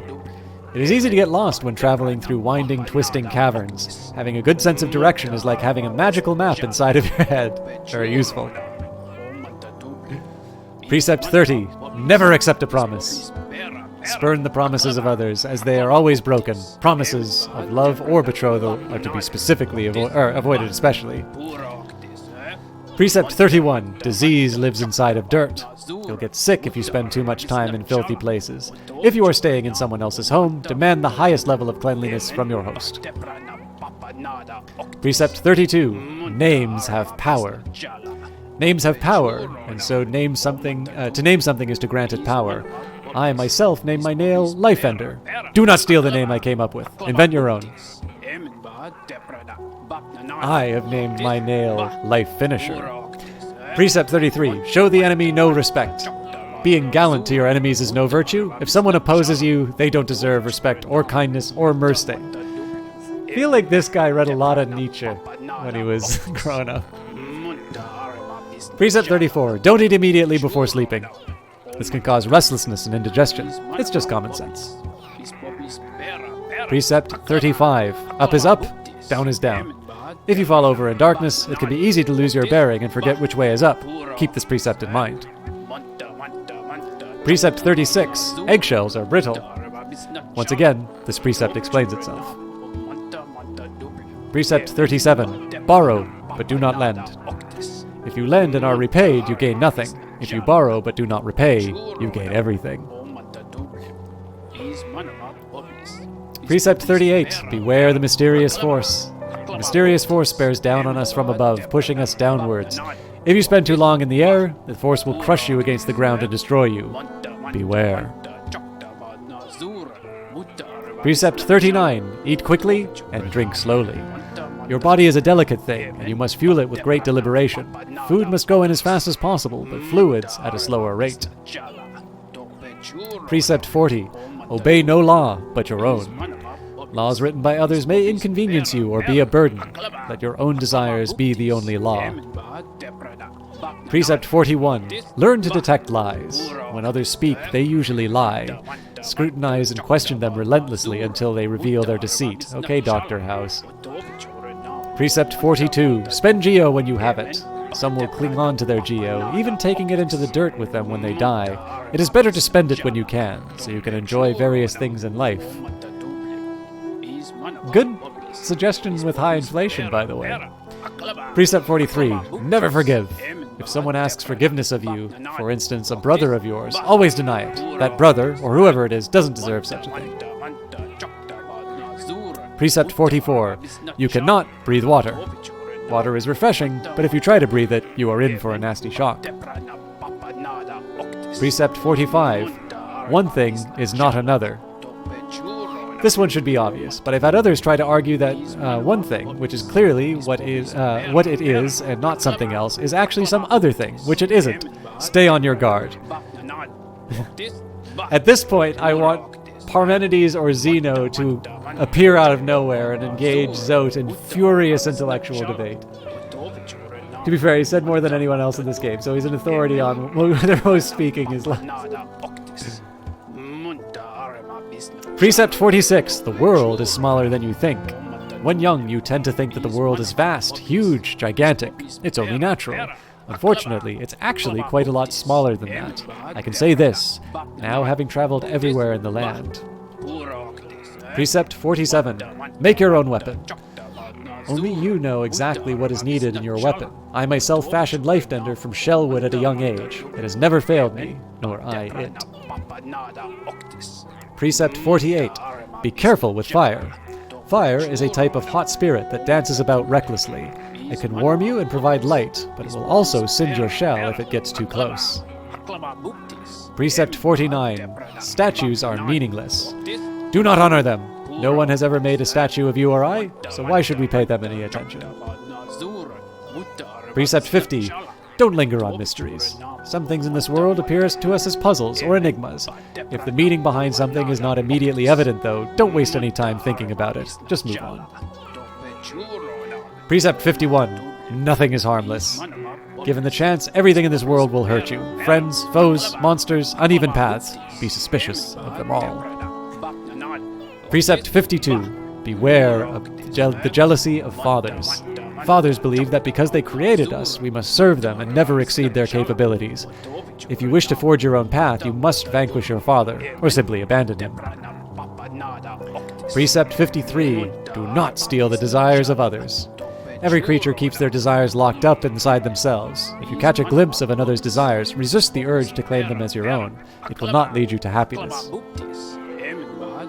Precept 54. If you lock something away, keep the key. Nothing should be locked away forever, so hold on to your keys. You will eventually return and unlock everything you hid away. And if there is one thing Zote the Mighty does not like, it's an unlocked footlocker. If it weren't for dickheads like you, there wouldn't be any thievery in the world, is there? Let's see if anything else is wrong. What is this?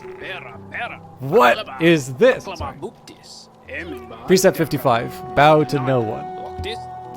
There are those in this world who would impose their will on others. They claim ownership over your food, your land, your body, and even your thoughts.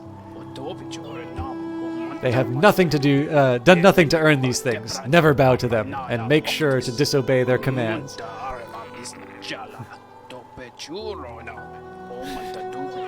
My name is Andrew Ryan, and I want to ask you a question. Is a man not entitled to the sweat of his brow? Sorry. Precept 56. Do not dream.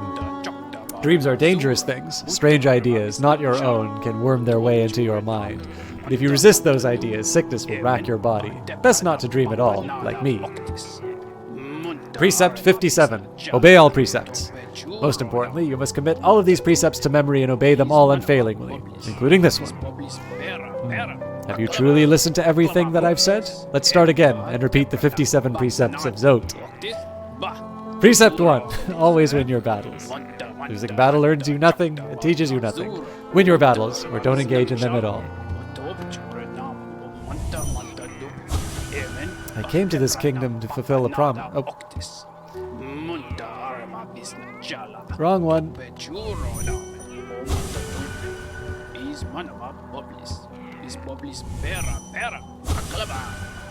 Right. I came to this promise to fulfill a promise, and now I have succeeded.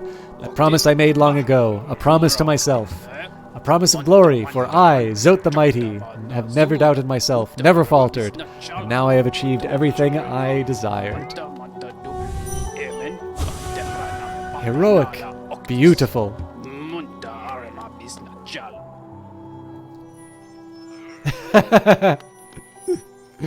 That's cute.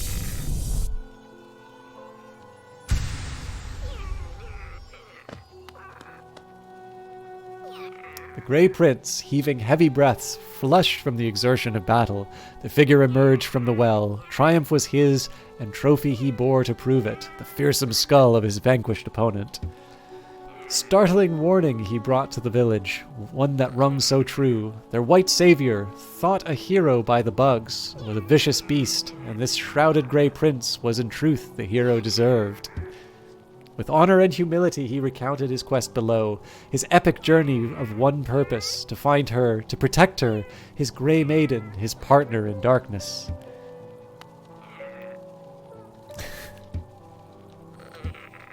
This is really well done.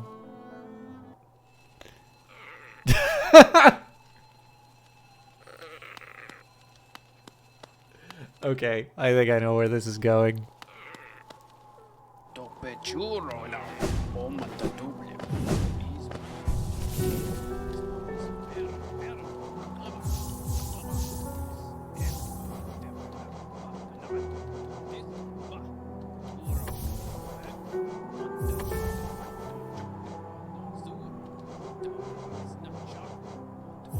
Does this make sense?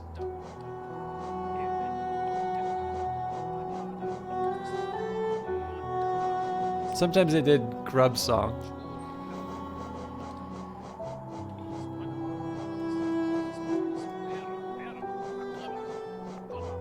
I think I have to have Joni's Blessing or possibly Soul. I don't think Soul Eater. I think Joni's Blessing though, or possibly the Lifeblood Heart when I get to the Blue Dais.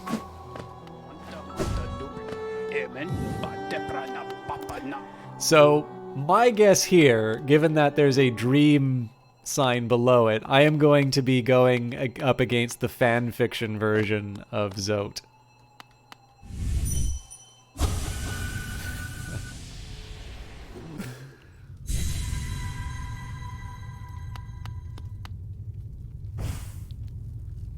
Oh, this is great.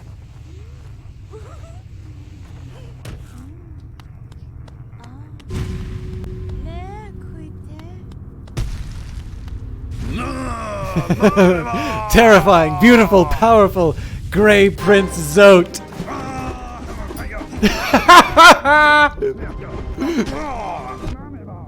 Okay, this is great.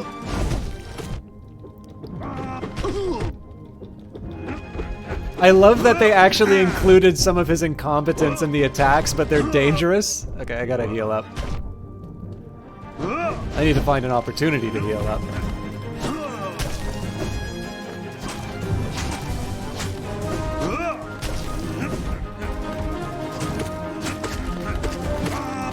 Oh, this music cue is great too. I really need to stop being so careless. Nice. That bought me a little time. You know, I bet I would have survived that if I didn't run.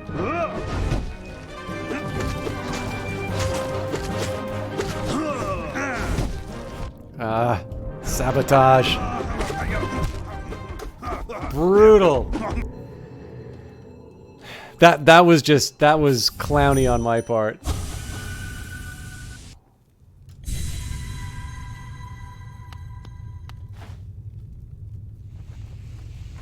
I love this touch so much.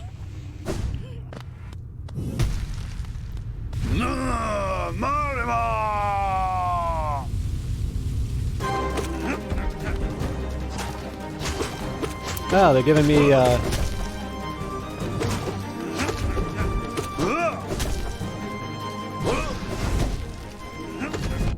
oh, yeah, that's right. I'm immortal whenever I dash now.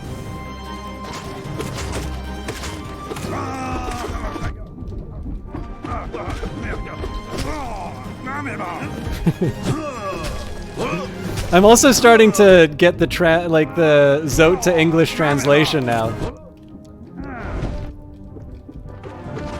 I think I've only ever heard him say "Damima" whenever he like falls or is otherwise angry. Oh, wasn't expecting that. Clearly.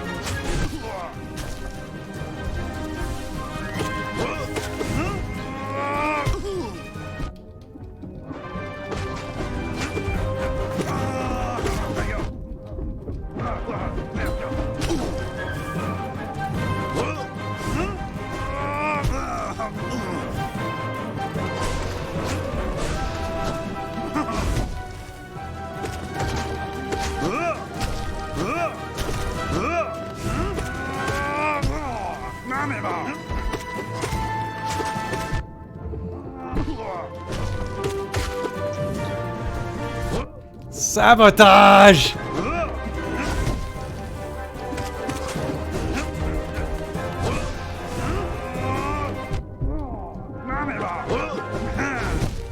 Nuts. Alright, well I did better on that one, but...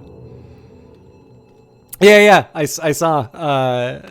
That was actually why I laughed originally when I, when I saw... Sorry, I realized, like, I can't point at stuff, so...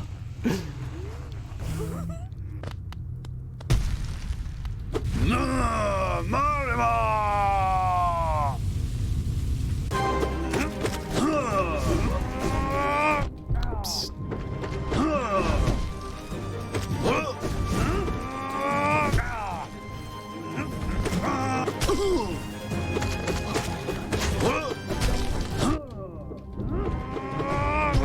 Actually, I wonder if I apply the precepts of Zote, how well I really need to stop just taking those to the face.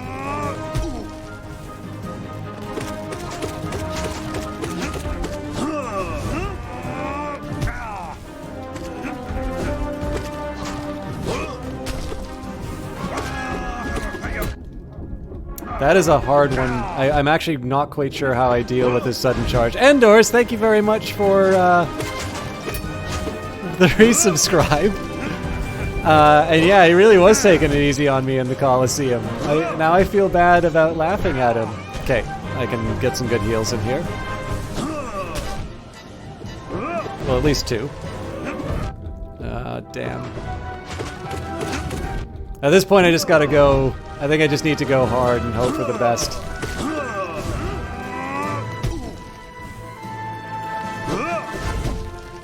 I'm pretty sure if he charges, though, I'm done for. Or that.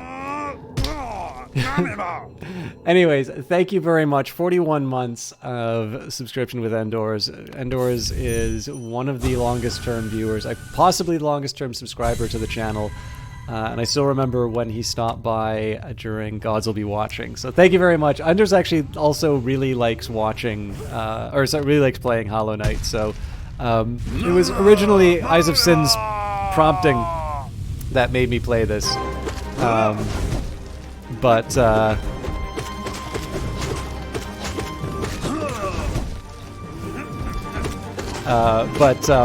I was actually really happy to discover that this was a good fit for a few other people in the channel, and Endors was definitely one of the people on that list. I probably should have just said this was all for you, Endors.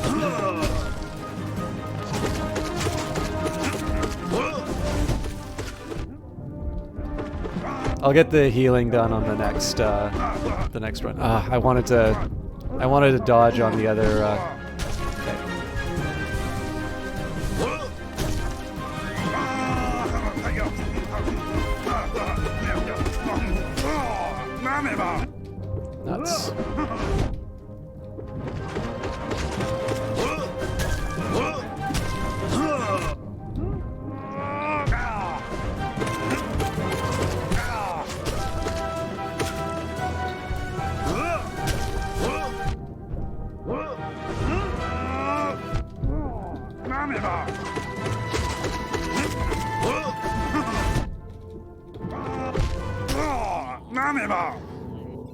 It really is.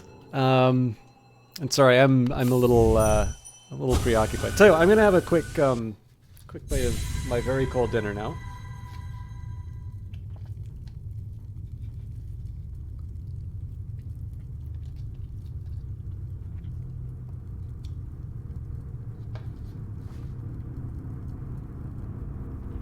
There's a little tea left over.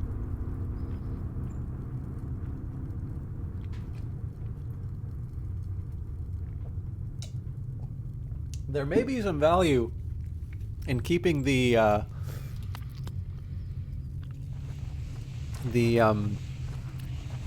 thing I get from Grimm's troop.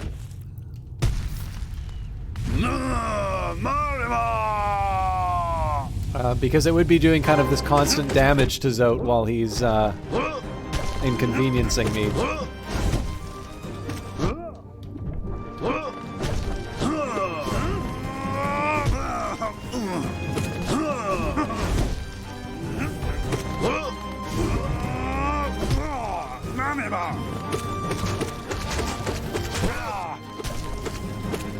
Ah! Brutal.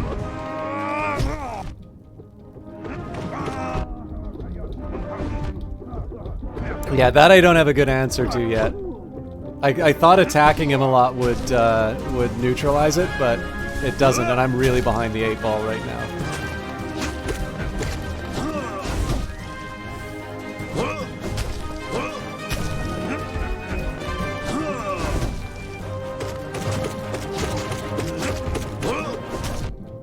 Nuts. Those ads aren't normally a problem, but this time I think they did me in. So I really should reconsider my my gems here. But actually, you would have been proud of me, Endors. I was using some magic a little bit earlier, but I couldn't quite deliver. So, but yeah, no Pogo for sure. I need to come up with an answer to his charge.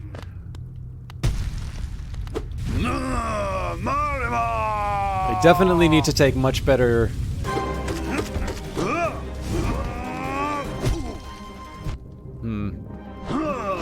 Come to think of it, I don't have a really good answer to that one as well. I've just gotten lucky more often than not.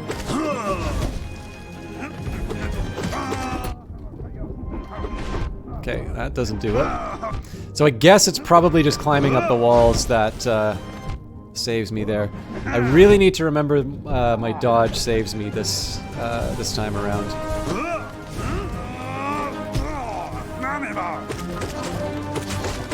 I missed a lot of really good attacks there. Jesus, I really should not be getting hit by these now. Wow, it goes so fast.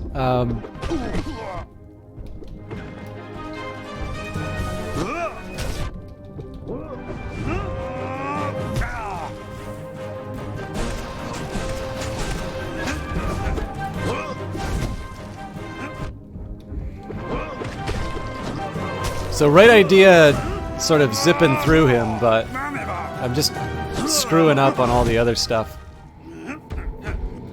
Okay, I'm unlike the previous ones. I'm definitely learning here, so it's gonna be funny that I have such a better time with Grimm and that Zote, which on paper actually seems like a fairly straightforward fight, is gonna be the one that probably keeps me going late.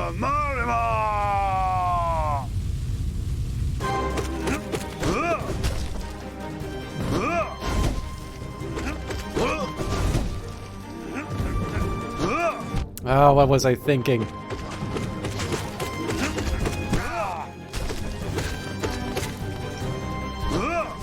I almost got away with it. Oh,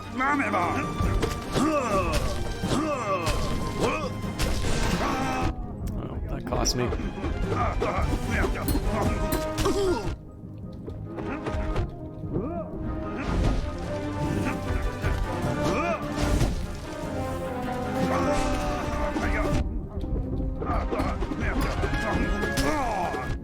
Jesus.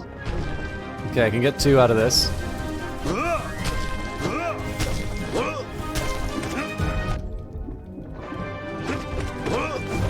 Jesus Christ.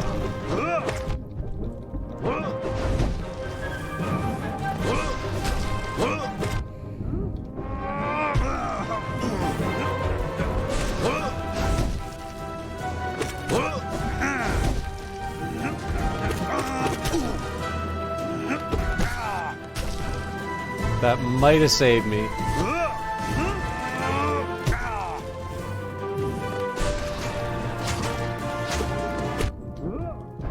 And then I stupidly jump on his ads.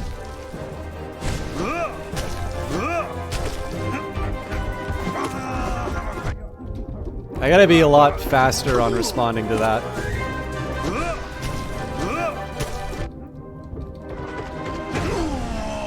Anyways, so that was the thing.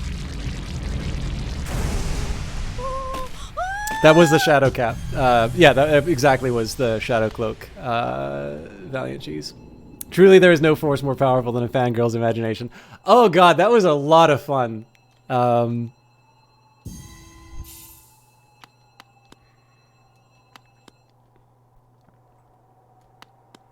I will go back there because I kind of want to see what happens, but I need to heal.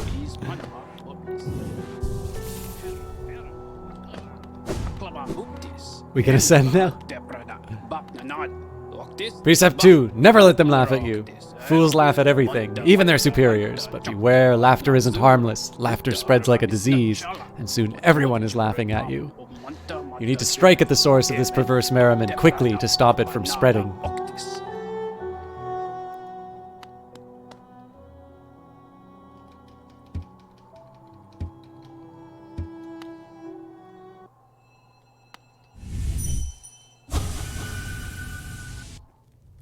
Oh god, is this just the fight again? I mean, this is hilarious if it is, but...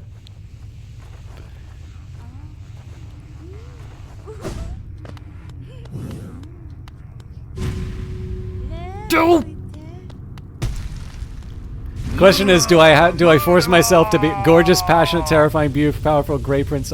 Wait a minute. Didn't they add a word to that, or am I going crazy?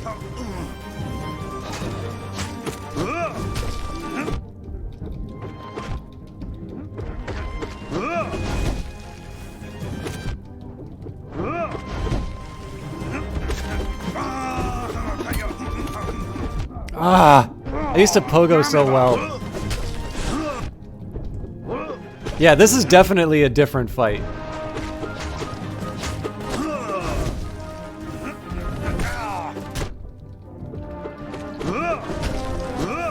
I just wanted to go for early hits on him if I could to try and get the next transition, but I think I'm done for. Yeah.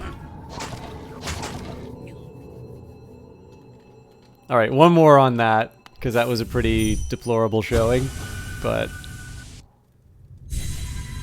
I should see if the fanfic is different.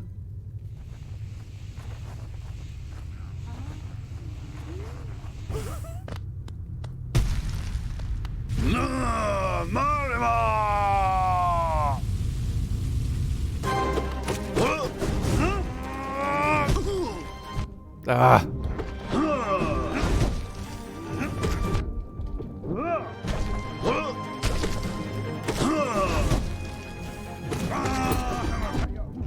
Again, way too slow on the reaction to that.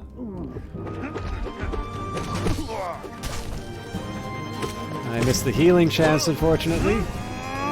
Oh, I got one.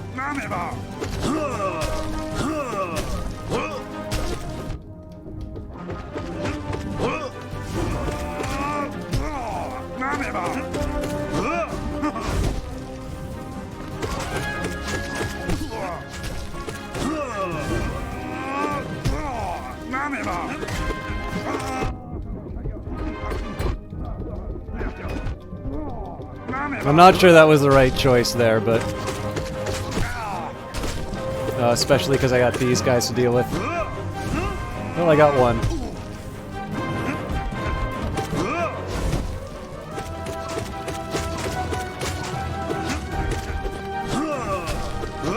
Oof. throwing this away. This was manageable up to those 2 screw-ups. Nuts.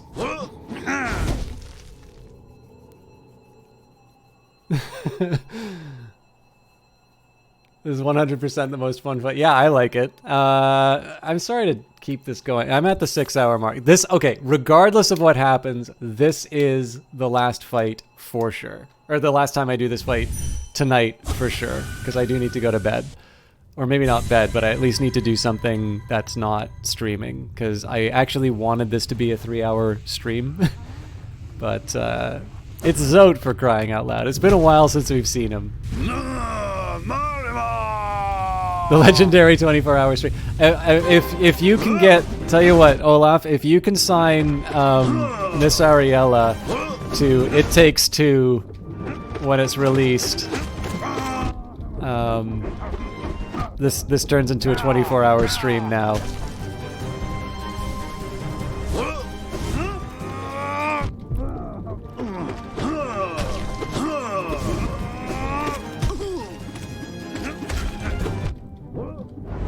I mean, it's sloppy, but it's getting the job done. And if I manage my... Oh, no.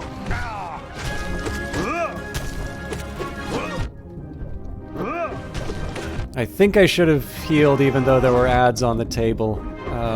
Yeah. Alright.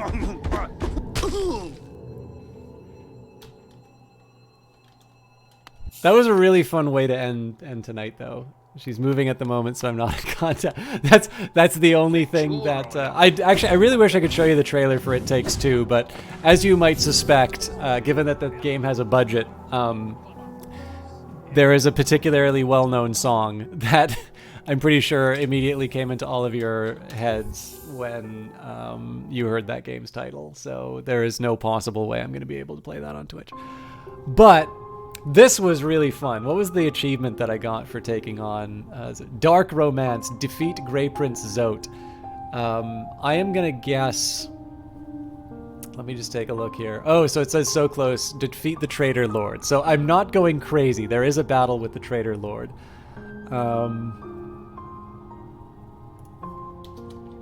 Grey...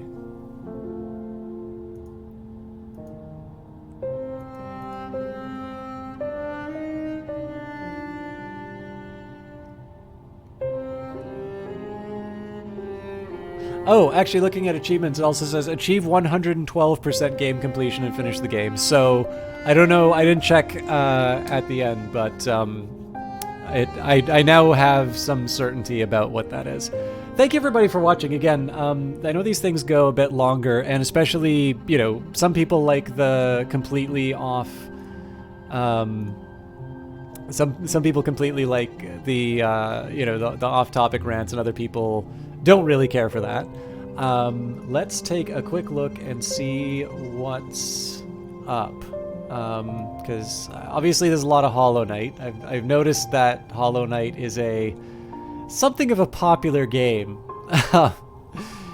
But I don't really know a lot of people doing Hollow Knight. Now, Static Saturn is online. I did just recently host her, though, and I don't actually see her listed on... I think it's Monster Hunter. But tell you what, it has been a little while since I've hosted Night Valian, and Night Valian is currently playing Breath Edge, which is like Subnautica with floating. No, Night Valian, as I said, he's somebody I feel kind of safe doing a late night stream with. He's quite relaxed. He's from Brazil. So he actually probably has about the same hours that I do, and I just think he doesn't sleep. But he's definitely somebody who has been, you know, fun to host before. I found him streaming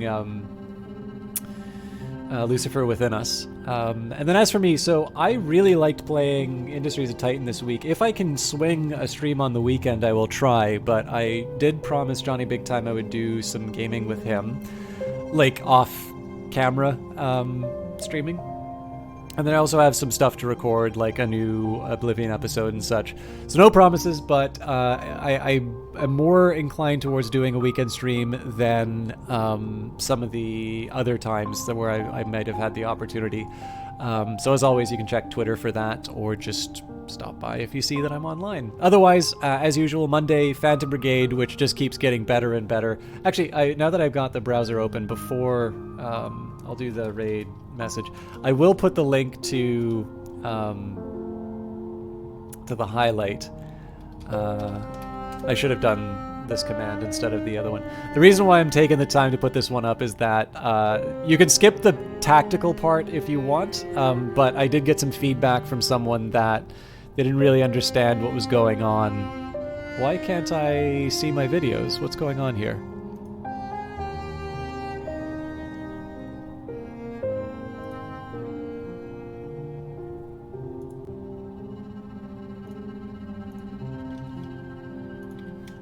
There we go. So yeah, a friend said that they didn't really understand what was going on, so I included in that video the planning phase for it. But really what you want to see is the actual events of that particular battle, and that is exactly why I will pretty much be doing Monday Phantom Brigade for the foreseeable future. Tuesday, as always, pre-recorded Oblivion episode. This week's episode is already recorded. I'm just trying to keep at least one episode ahead, so I'm going to be recording that over the weekend. And then most likely, I mean, I'm actually pretty happy with the current setup where I'm able to do both Phantom Brigade and Industries of Titan on Mondays and Wednesdays. Andy Wynn was kind enough to donate 5 subs to the channel, so we're closer to a new emote. And, well, I don't want to pretend that I can be bought with subs. It sure makes me feel good that I'm streaming Industries of Titan on Wednesdays. So I suppose that's the new way that devs can bribe me to cover their games. And then it seems that everybody's liking Hollow Knight. I'm liking Hollow Knight, so if nothing else, you will see more Hollow Knight on Friday. I need to stop talking. Please have a good night and treat Night Valian well. He'll hopefully entertain you. Have a good one, guys. Thanks.